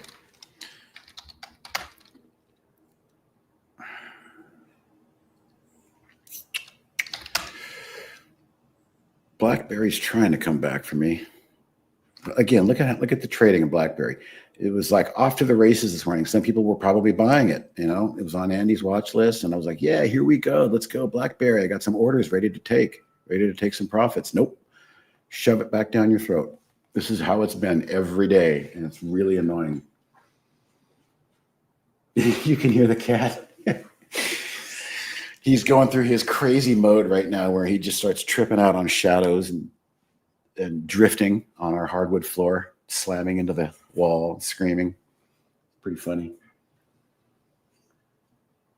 Yeah, it was a good trade for about a day, 3 sharp. It seems like that but it's just, I don't like the action up here, and I'm just trying like hell to unwind out of these positions I'm in for the best possible scenario rather than just go basket sell, get me out. I usually regret that. Favorite podcast? You mean for trading? Not really. Outside of what Brian Shannon has to offer. If you see Brian like going on StockTwits, Alpha Trends on X, and you might see him saying, "Hey, I'm going to go on StockTwits tonight and do some free market analysis." You want to listen to Brian? He's my friend, and we both think alike. Yeah, it's boring because it's not moving. It's not following through. So, no new positions for me. Closing positions only as we head into the weekend. I'm actually taking tomorrow off, and I don't really want to be around the computer. So I've got stops in, and cash is a position. I just don't want to be in risk on mode when the thief in the night comes that could come. I'm not calling it, but I feel it.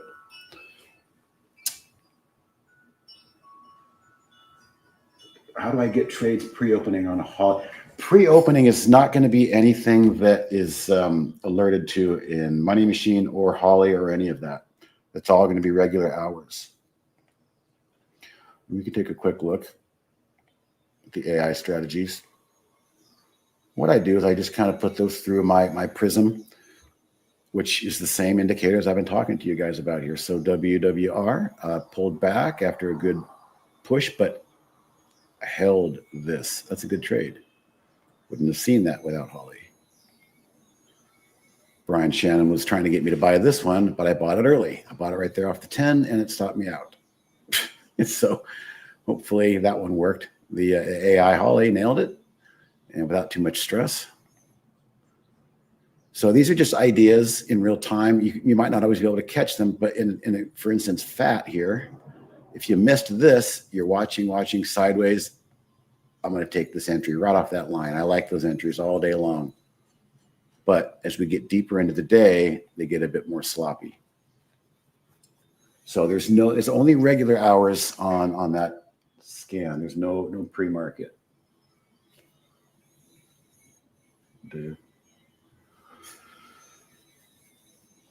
Oh boy, I've been I don't trade options, you guys, but I've applied for the option in my 401k with no leverage, just basic buy calls and puts. And one of the first things I wanted to look at was maybe buying some call options on Southwest Air.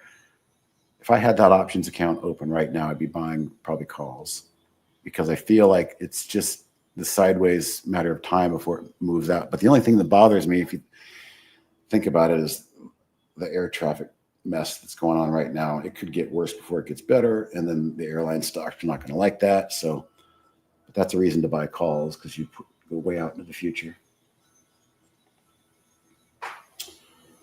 All right, I'll be here another 5 minutes, it seems.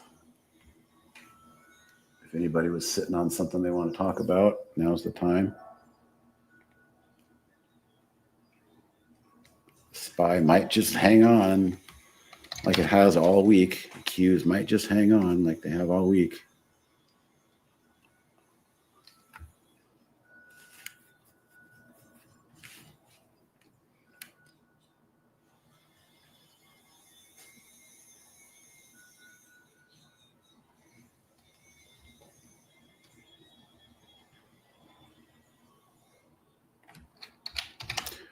So my biggest loser is this guy right here, UAVS. It looks like I'm going to have to take home a loser, because I'm not selling it here.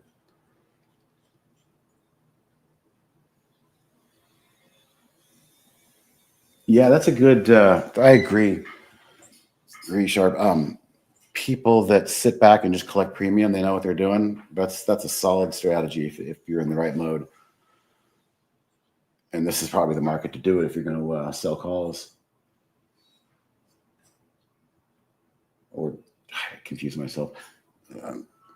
Sell puts to the people who are buying puts, whatever. All right, so here's that critical area in UAVS. I hope it holds. We'll see. Because I am bullish on this thing. I'm going to try and hold on to it. What strategy are you using? I'm using Holly signal. I'm using my own signal. It is the Money Machine, and I didn't give this out, so I'm happy to give this out. Here is the cloud link to the pullback. So these are the palette of symbols that the scan that the Money Machine is running off of is drawing from. I'll give you the cloud link if you want to play with it. You have to convert it to a collaboration link to plug it into the Money Machine. Selling in the money call. See, I know I am not an options guy. I will not pretend I know anything about options, because I don't. They're totally confusing, because I'm a visual person. I trade charts and momentum and volume and what's happening in the now. As I had said earlier, the Money Machine setup, I'm not really adept at just trying to figure out all these different configurations and data points. And to me, that's what options is. Options is just a bunch of numbers. I did really shitty in math. I was a communications major. Surprising.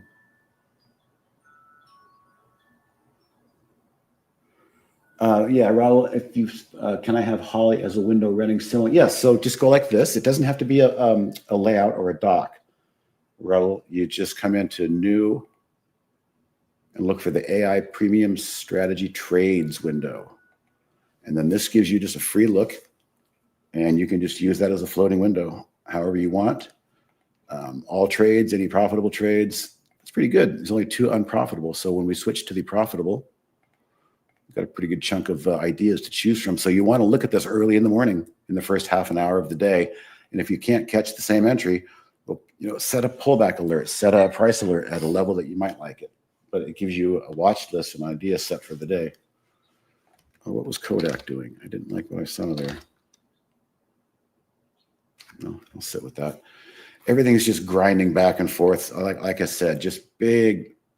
Look at this. So you zoom out here and you just start to see this is the price action of certain stocks.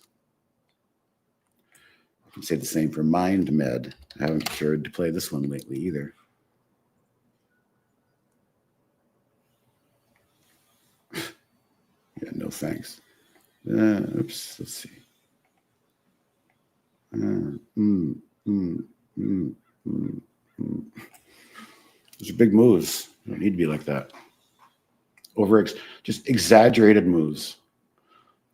And I will say, it's kind of indicative. This price action is also kind of indicative. You check the box of market tops. You have this euphoric tug of war between the buyers and sellers up here. The buyers haven't given up, and the sellers are like, "Oh, you're missing the point," and they just keep pushing each other back and forth. I've seen it.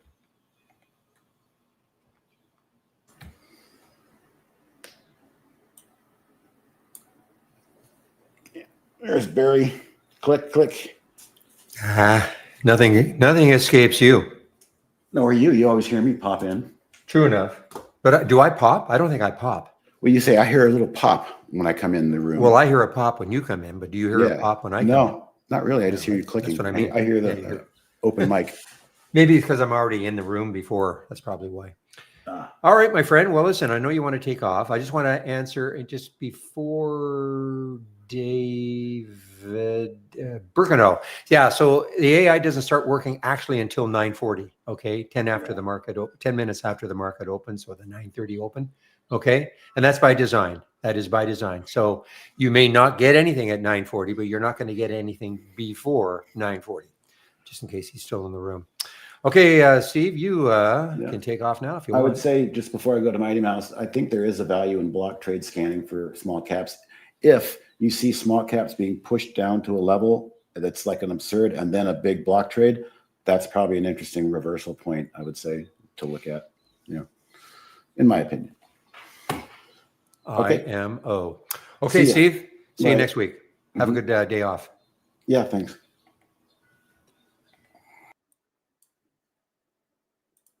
Okay, guys, I am now back in both rooms. Just give me one moment, get rid of my message.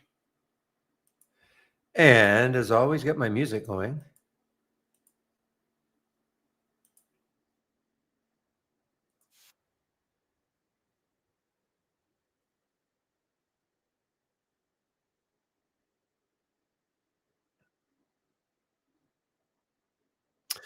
Okay, so I've done very, very, very little today, guys. Very little.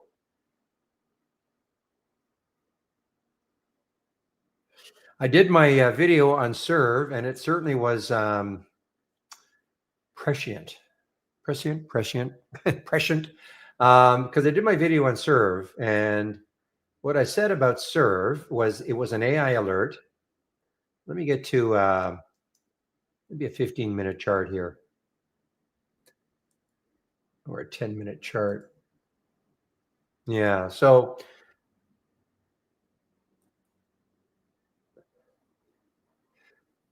you can't see it quite as well. But the fact of the matter is, when you got the alert, it had a nice run, and then it came right back to the alert price. It had an even better run. And then as I was doing my video, I said, well, guys, watch this. See how it's transitioning? If it takes out the VWAP, again, this could go on a run. And boy, took out the VWAP, and it went on a run.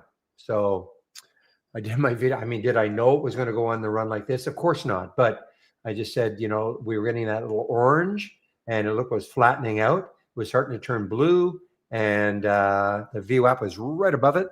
So I said, watch for a VWAP break. So this has been a great trade, guys, on both sides of the ball. Seriously. Long side, short side, long side again. And that is Serve, SERV.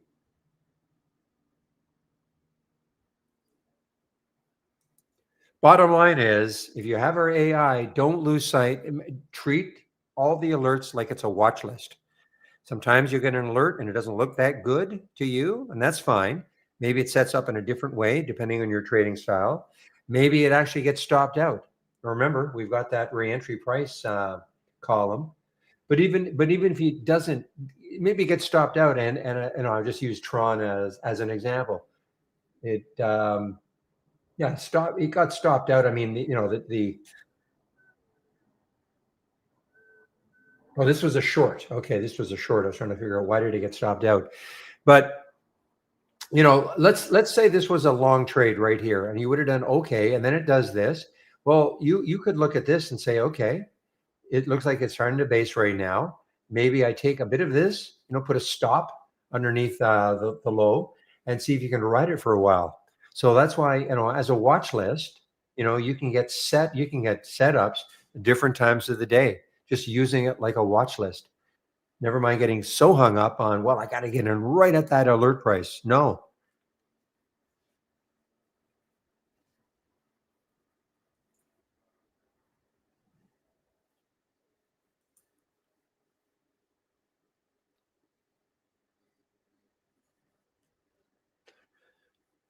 That's a great song, isn't it, William?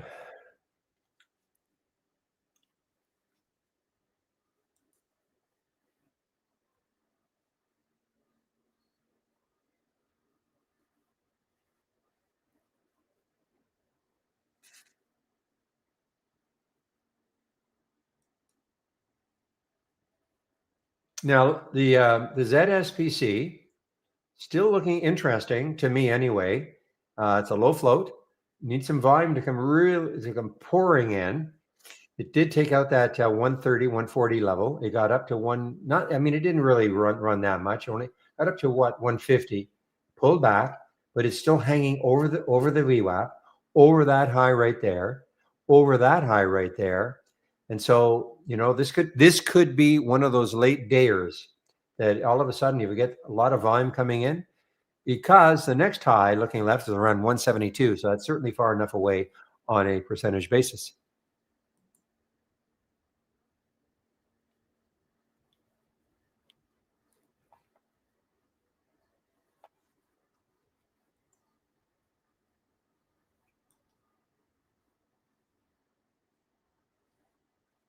Yeah, Bitcoin's down 3,300.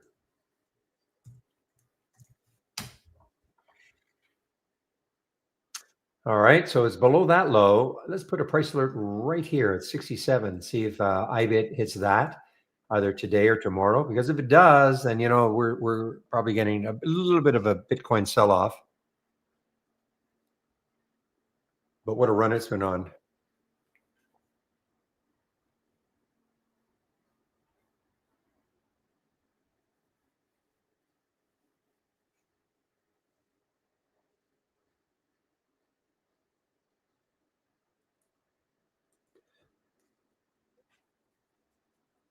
I don't think so, but Mighty Mouse asked the question in our YouTube room. This doesn't decay though, right?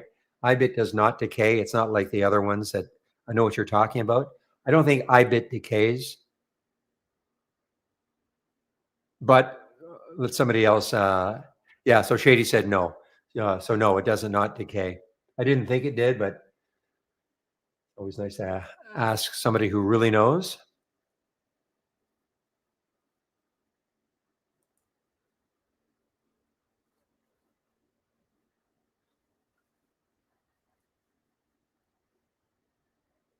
Which means you can hold it, overnight. You're not going to have to worry about, the decaying aspect of a lot of these ETFs.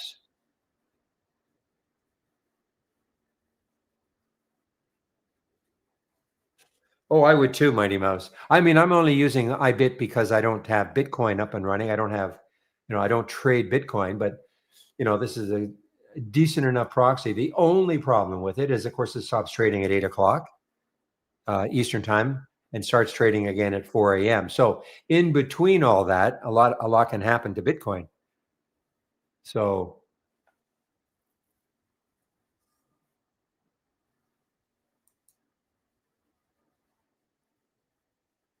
that's the only reason, I suppose, that.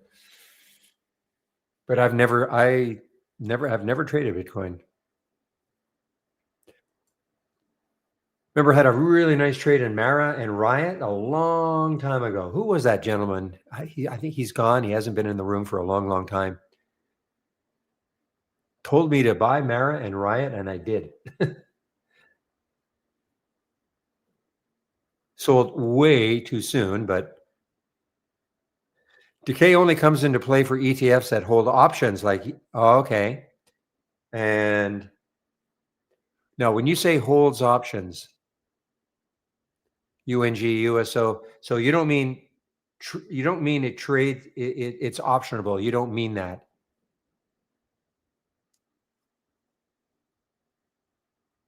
You don't mean that because obviously IBIT trades options.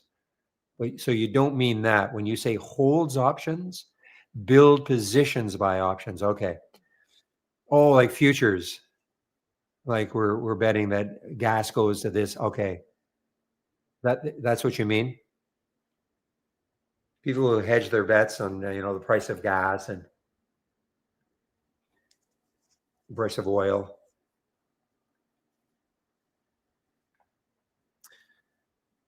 This is one of the all-time horrible songs. I'm sorry. Just screams at you. The Sugar Cube's Birthday. Sorry.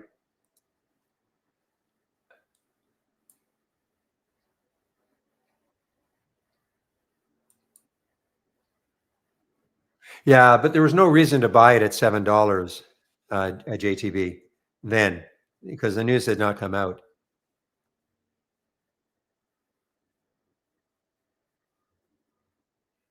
It's PRB, sorry. And I mean, this is when the news came out this day. So back here, I mean, it was flatlining forever. There was no reason to buy this unless the day before you knew somebody, a little birdie came and said, you know what? We think we're going to have a stupendous announcement. But you see what I'm saying?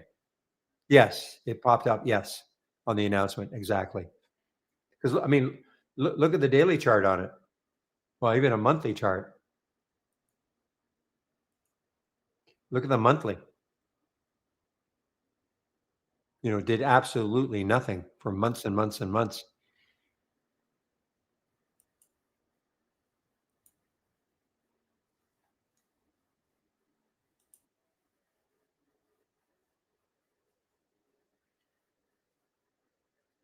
Okay, guys, it's 1:06. So I think for one more time, I will go over my homepage, including all the scans you can have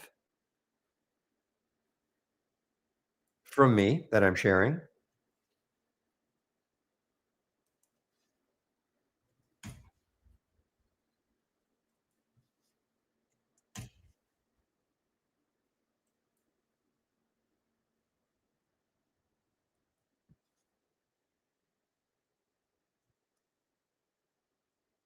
Oh, absolutely. The announcement, absolutely.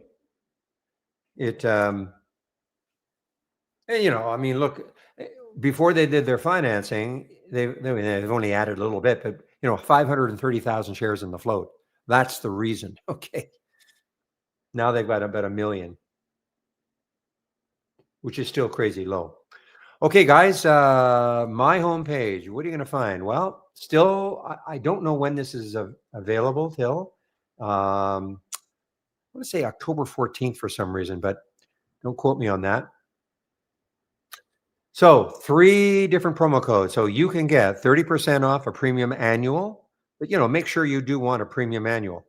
But if you do, 30% off. 22% off a premium monthly. That's for the first month only. And then the other 2 plans, a standard monthly, you can get 15% off. First month only, and then 15% off a standard annual. Okay, so those are the 3 promo codes I've got going right now.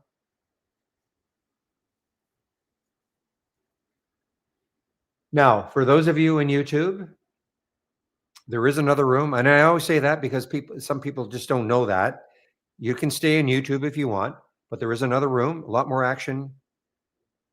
interaction amongst traders in the other room, and this is how you would get in. So you just save my homepage link, and also save my homepage link if you're coming into the room every day. I guess this is just as good a way to do it. Save my link and then click on the trading room. Okay.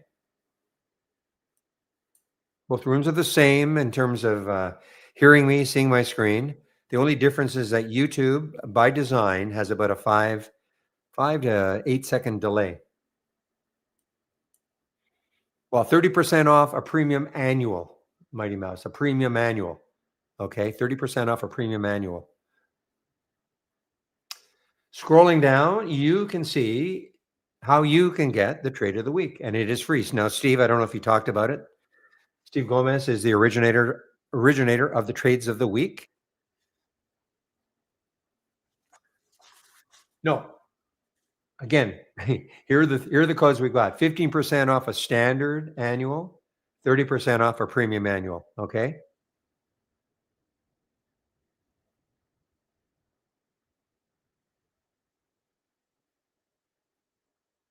How to save your settings from your Brokerage Plus.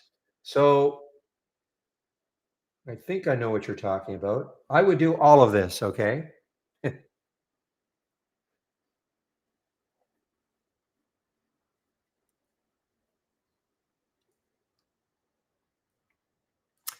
So I would do all of this. One of it's going to work. Windows. Okay, so in the Brokerage Plus, go to Windows and then save as default. Okay, I think that's all you have to do. Okay, I think. So if you've done anything, then just save as default. So go to Windows and then save as default. I would also right click and save as default. Okay. I know why you're asking, because I mean, some people they put strategies in and they disappear. But so I think, am I right, Pepe, that you got to do Windows and then save as default? That will absolutely do it. But I would also do this, right click, save as default. That should do it. Okay.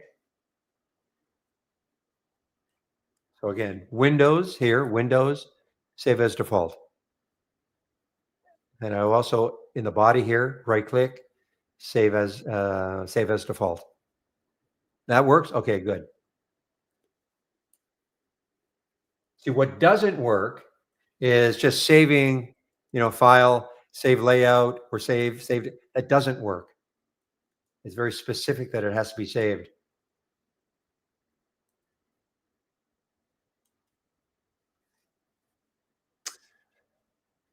All right, so back to here is trade of the week. You'll get it for free before the market opens every Monday morning. If you sign up for it and you don't think you're getting it, before you contact us, please check your spam folder. And if you have Gmail, check your promotions folder. Okay. You do take out a subscription. First thing to do, go down to the education section, click on the more info, and where it says getting started with trade ideas, some short videos that will get you started.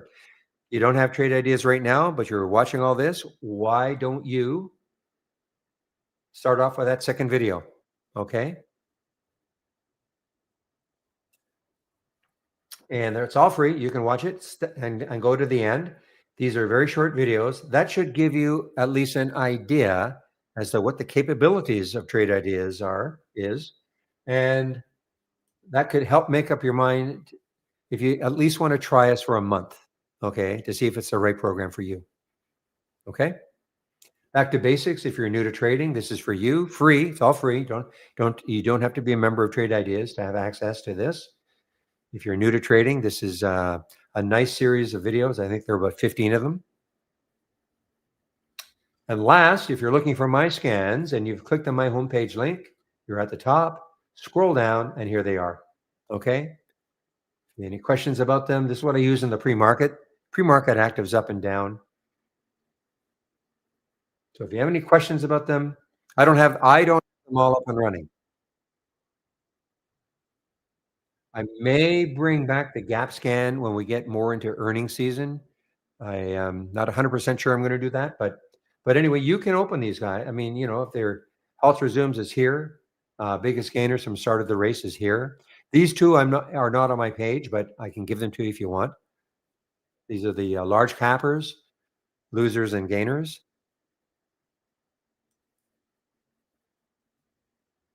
And remember, it's a trading room, but it's also a support room. So if you do have questions, as always, don't be shy. I always feel that a lot of people don't ask questions because they don't want to appear, and I hate to use the word dumb or stupid or whatever. There, honestly, if you're just starting out, there are no stupid questions. You don't know anything. I mean, where do you start?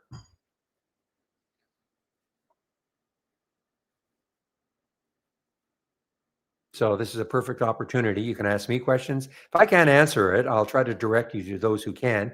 And a lot of times, somebody in the trading room can answer. The only thing I really can't answer is an accounting type question. All right. So you see this opened, ALH opened, just opened, and it was at 22. So it's a little bit above the IPO price. A lot of big guys are in this one, Goldman Sachs Plus, as I call it. I don't know what they mean. You know what? I've got to look at see what they do. I mean, it's a crazy name, Alliance Laundry. So what the heck did they do?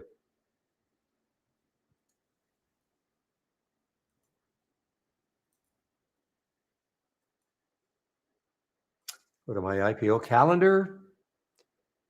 So Alliance, you know what? They do what I guess we thought they could have done. They are the largest designer and manufacturer of commercial laundry systems. Huh. Well, again, I'm glad they're not laundering money. I mean, I know they wouldn't have been, but well, that is interesting that these guys will go public and they get some big eyes behind them. The reason I say that is that it's such a well, certainly it's not a sector that anybody really thinks about. It's not a sexy sector. How's that? It's not crypto. It's not a bio.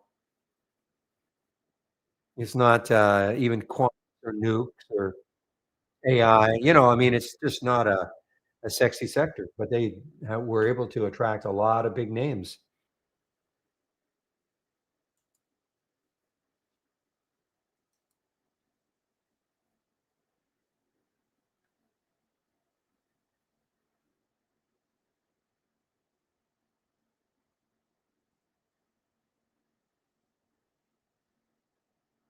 Absolutely. No, I know there's a huge market for that. Of course.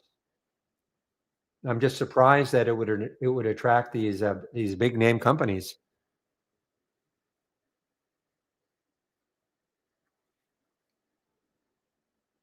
When they s- Wonder when they started.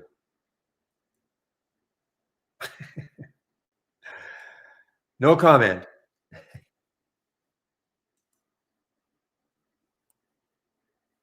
I mean, this is a great website, guys. I like it. I mean, I know there are other ones also, but when this gives you a real, obviously a real breakdown, and let's see what sort of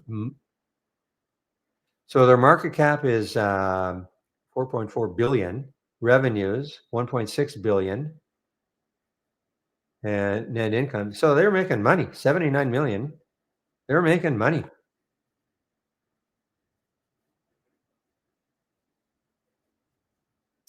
Why go public? Because now, well, it's the usual reason for people going public. JTB is, if the stock does well, all these guys, the owners, C-suiters, etc., they're going to have millions of shares, and that'll be a lot more than they can make doing this if it does well. Interesting. Where are they out of? Wisconsin. Cheeseheads.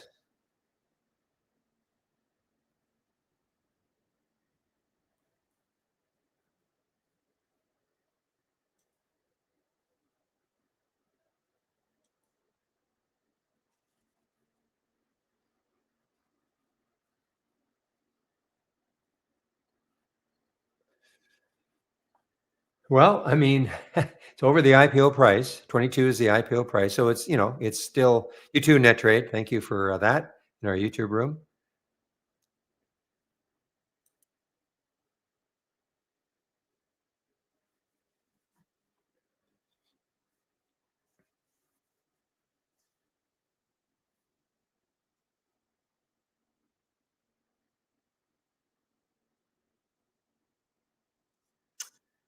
MRC seems to be very volatile. Any indicators as to where a person could get in? Well, certainly on a daily chart, it's just chopping around, so nothing that I can see. Are you talking about a day trade or are you talking about a swing trade, D Muscar? Well, yeah, I mean, it's still in a downtrend. Okay. If you want to follow the wave, orange wave, that is still in a downtrend. Depends on the time frame you're looking at, of course. 15-minute, of course, it still is. The VWAP is way up here, 1430. Well, it's not way up. So even if this started to curl, and it did turn blue, you'd be then having to worry about the VWAP, in my opinion. So I don't see a huge advantage of trying to trade this right now. My opinion only. So don't let me. If you think it looks good, take it. But right now, if you want to, the wave is telling you on this time frame. Let's take a look at a 1 minute. Let's see. It may be turning just a little bit on the one. Yeah, you see how it's flattening out on the one, but you do have that 200-day or that VWAP to contend with, which is what, 30 cents away, 20 cents away. It's only 20 cents away. I'm not saying that's going to stop it, but many will look at that and go, well, that could be resistance. So, yeah, I just don't see. Yeah, I just don't see any. Also, look at the volume. The volume is it's putrid. Okay, only 115,000 shares, and it's 120. So, that's 0.53 times normal up to this time of day. So, you're not looking at even the spread isn't terrible. Only a 3-cent spread, but you just don't have a lot of volume. So there's not a lot of enthusiasm right now. Now, if all of a sudden a bunch of volume came in, popped it, well, that might be a different story, but that's what I see anyway.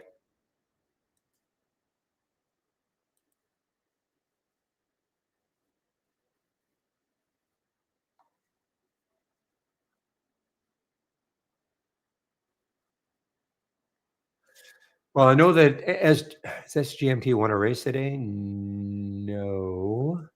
I know it's been super active.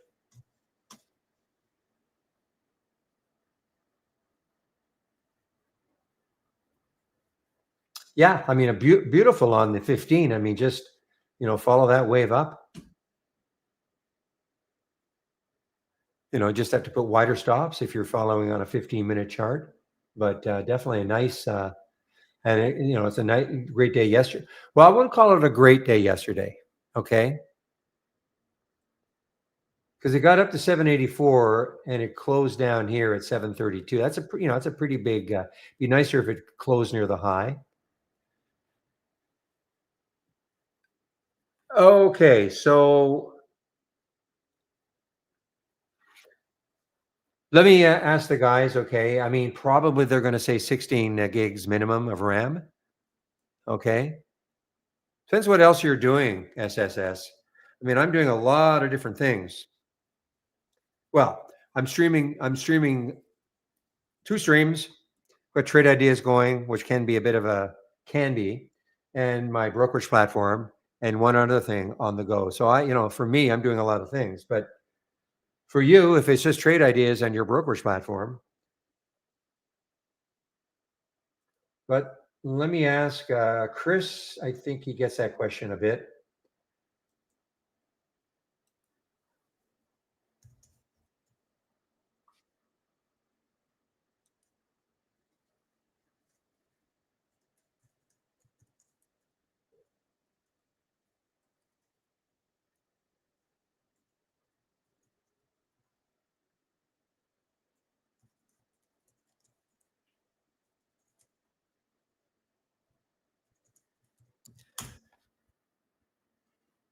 The more RAM though that you can get. Yeah, I was just going to say, Pepe. Well, I thought you were going to say 16 is too low. 16 min. I know in the old days we used to say 8, but that's when our program was not as wasn't as much of a load.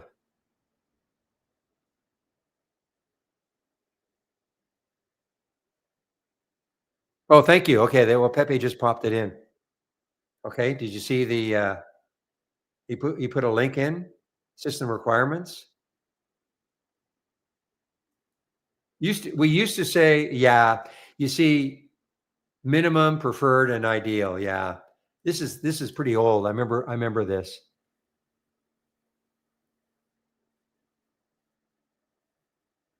So ideal is 32 and minimum is 16. I would forget this. First of all, Windows 10 is not being supported anymore, so that's we should get rid of this.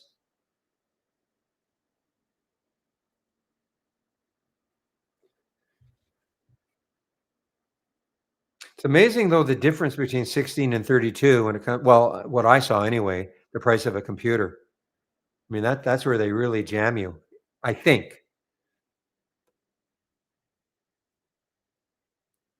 Probably want a pretty good graphics card too, or does that matter, Pepe? Yeah, definitely don't use Wi-Fi. I mean, have it hardwired, from your router into your. So yeah, good graphics card.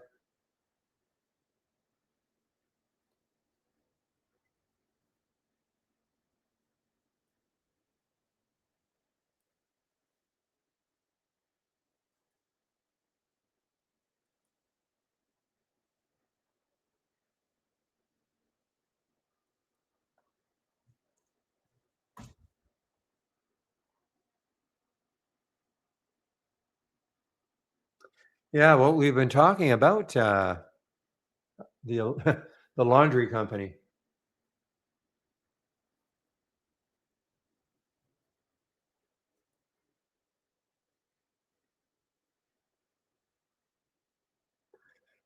Wow. Okay, but that is so. I mean, 3 years, 3 years of a lockout. Boy, you really, Obi, you only use Wi-Fi with no problems. Well, I don't think I could. I'm almost 100% sure I could not.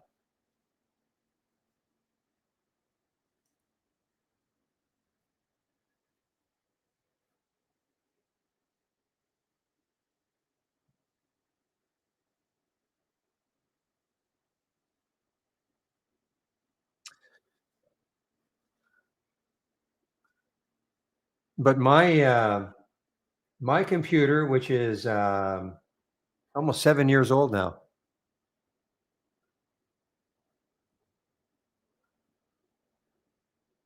it's at least 6 years old. I think it was 2018, maybe seven.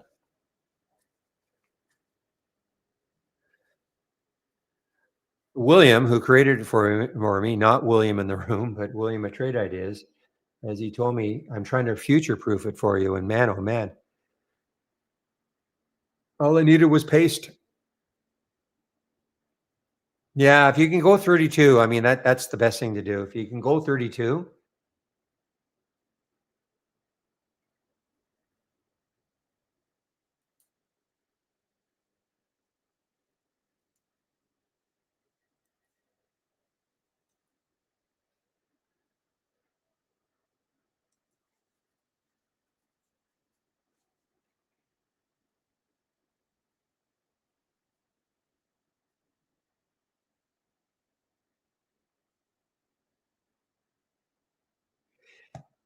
and all my products actually are Dell two. I have two Dell laptops, and I have and then on my desktop is a Dell product. I'm pretty happy with them. Yeah, still going.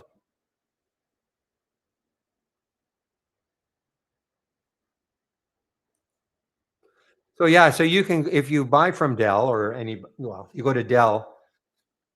I'm sure you know this already, but you can basically build your system. Add the 32 if you want. I probably wouldn't get like the biggest hard drive. I don't think you really, I don't think you need the biggest hard drive,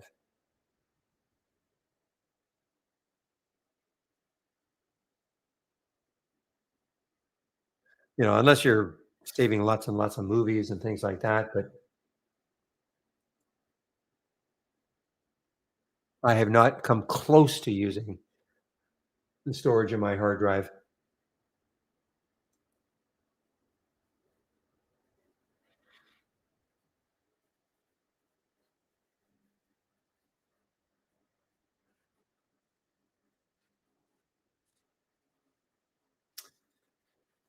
All right, guys. Well, yeah, the SPY. Yeah, the SPY. Now that's a decent move. We got very we were used to back in February and March and maybe even April. We were used to seeing massive moves in the SPY. Before that, though, if the SPY was up or down 3.5 points, that was a big move. That was a big move. Yeah, I was used to 6 months minimum, JTB. 6 months minimum. I'm sure that's plenty. I don't know what video card is there. Pepe probably would have a better idea about what the minimum specs in a video card would be. So, guys in YouTube, we're talking in our the main room about minimum requirements for using Trade Ideas as a PC.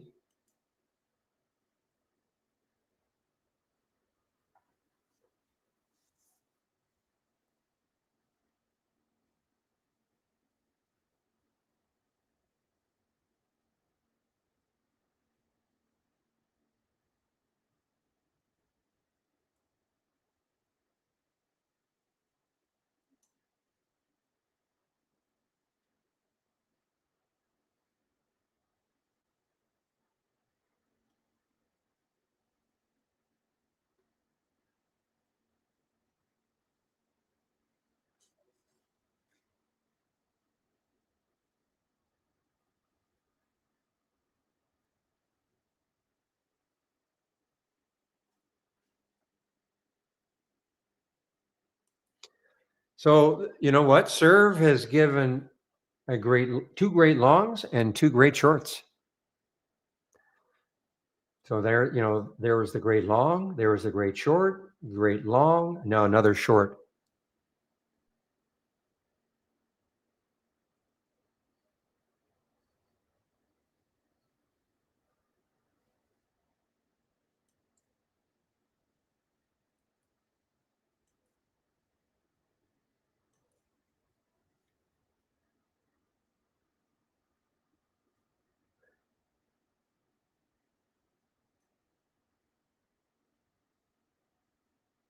Yeah, I was just saying, Shady, that in the old days, a 3.5, 4 point move in the SPY, up or down, we used to think that was a big move.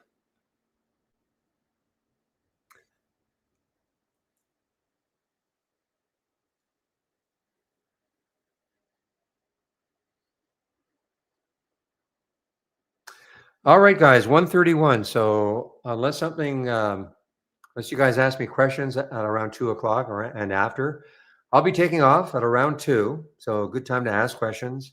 William says he'll keep the main room open till between 3:30 and 3:45.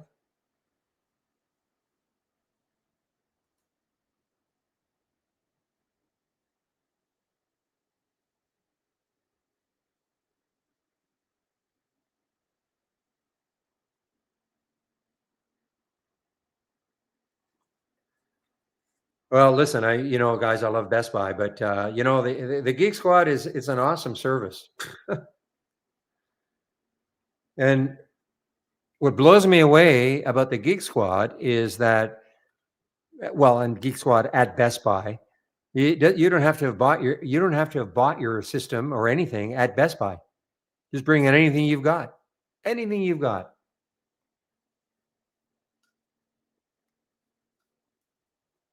Which I think is unbelievable.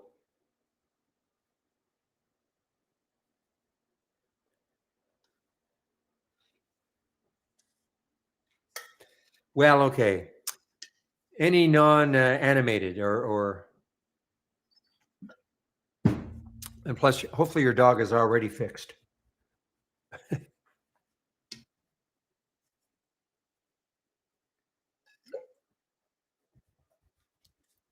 I had to ask the question a few times. I mean, I can bring in my well, most of the stuff I have bought from but my wife has got some things that she did not buy from Best Buy, and yeah, bring it in, guy says.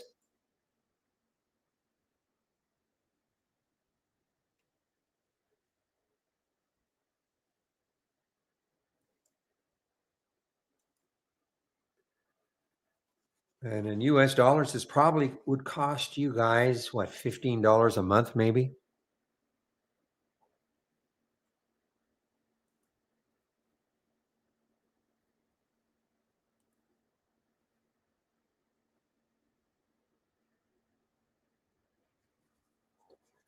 All right, guys. Well, we've drifted off into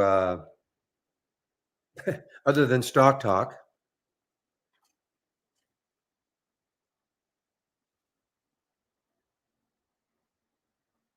BGDX is yeah, that's one I had on my list. Didn't trade it today, but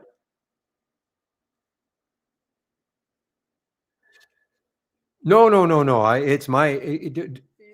It's okay. We're talking about computers and trade ideas. That's fine.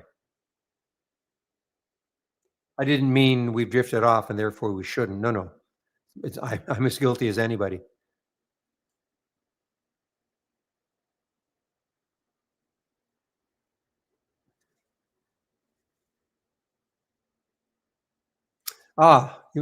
Somebody asked me to look at it. ABOS. Yeah, pretty ugly looking 1 minute chart. What's going on?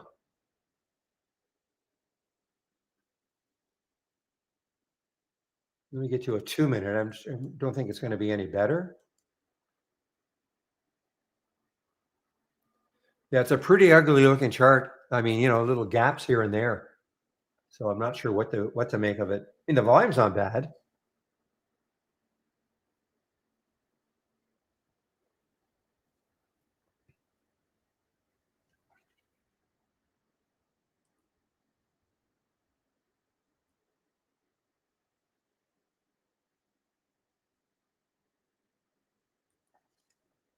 Is it really? I thought it. Let's see.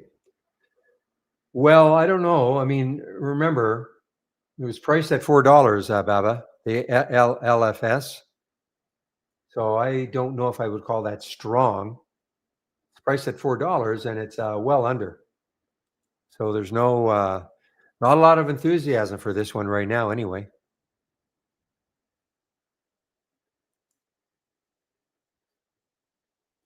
Now, it'd be interesting to me to see whether or not there are going to be shorts available for this one tomorrow.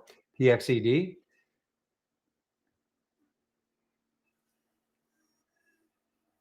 The party school, the University of Phoenix. Isn't this one of those ones where they offered online degrees? So if you said, "Oh, you're a lawyer. Where'd you get your degree from?" and you'd whisper, "University of Phoenix." What was that?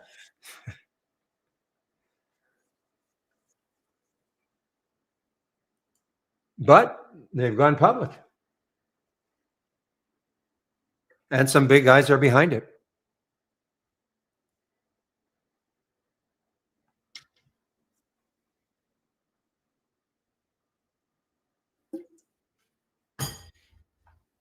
You got that right, RB.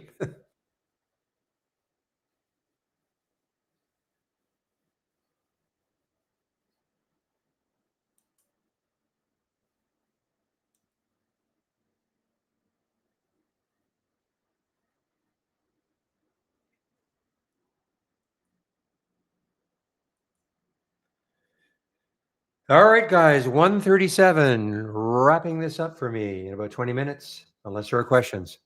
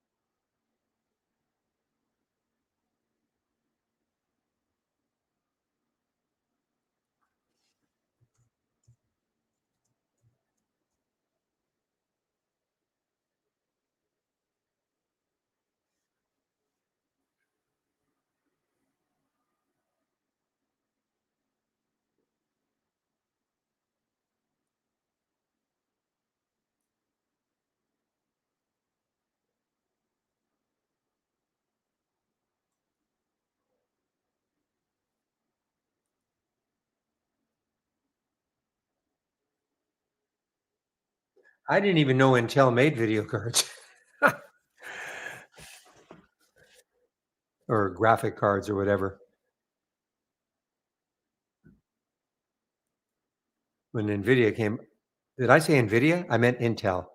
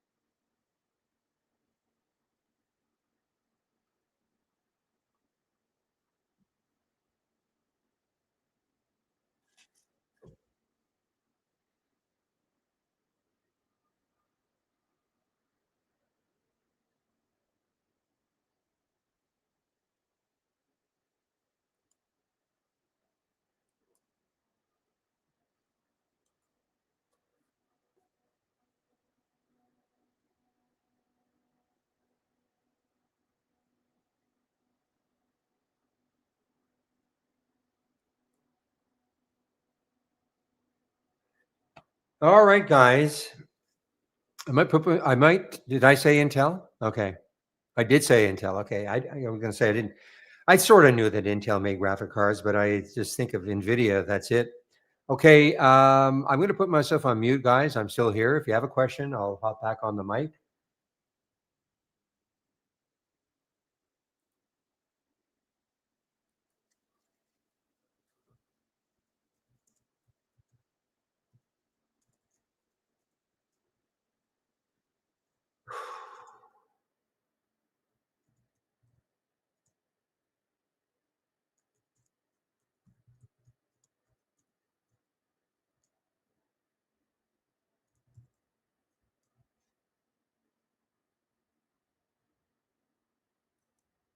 Okay. So I'm muting myself now.